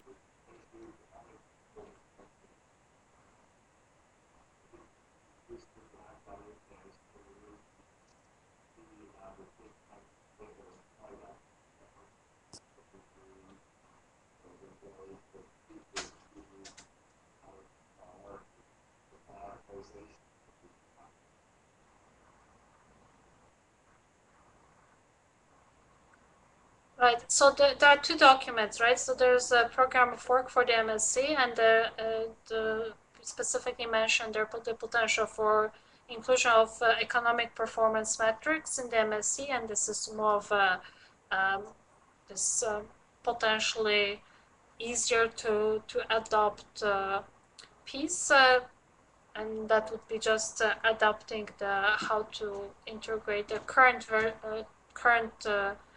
economic impact model with the MSc versus the potential work to bring more of this dynamism into the model, more in the longer term, and the potential elements to include in the model. These are listed in the 5-year integration plan that is listed as one of the documents for this meeting and scheduled to be discussed tomorrow.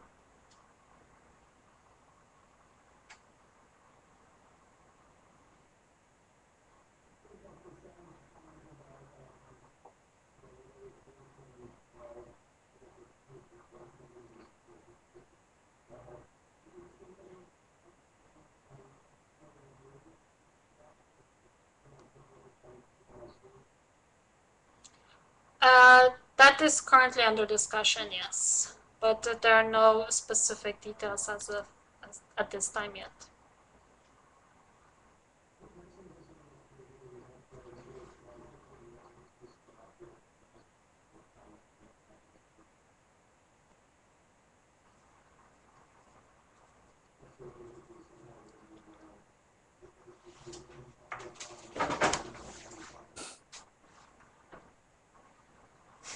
Okay, I think we better wrap this up now. I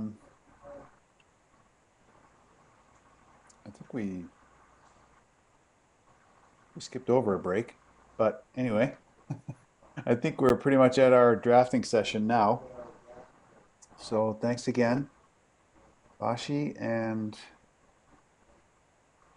we'll see. I guess we'll see everyone tomorrow. We'll have our we have about a half an hour for our drafting session here and get the report rolling for tomorrow.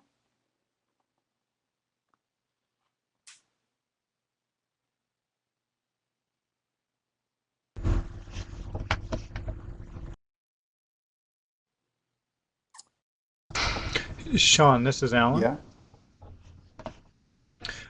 Just curious, would the SRB like to have a private session in the morning at all, or begin right with the IPHC Secretariat at 9 p.m.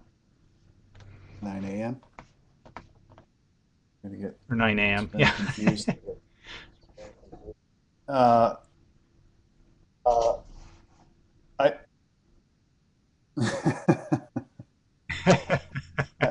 I like the SRB session in the morning because of the time difference.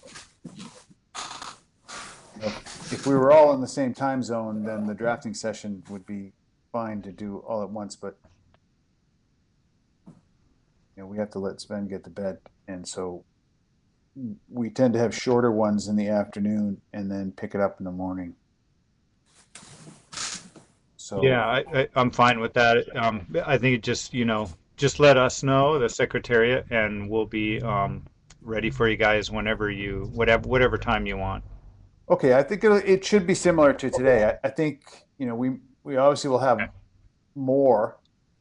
We're going to have more to deal with in this section of the report than we did this morning. So we'll probably need most of that hour, but we'll try to get through it. Okay, so having the connection ready for you at 9 a.m. for your working through the report, and the Secretariat will be on standby, and you just let us know when everybody should join in. Yes, and the same with the observers, that we'll make sure we don't forget them. Okay. Yes, that's right. Okay, well, thank you very much. Okay, thank you. See you tomorrow.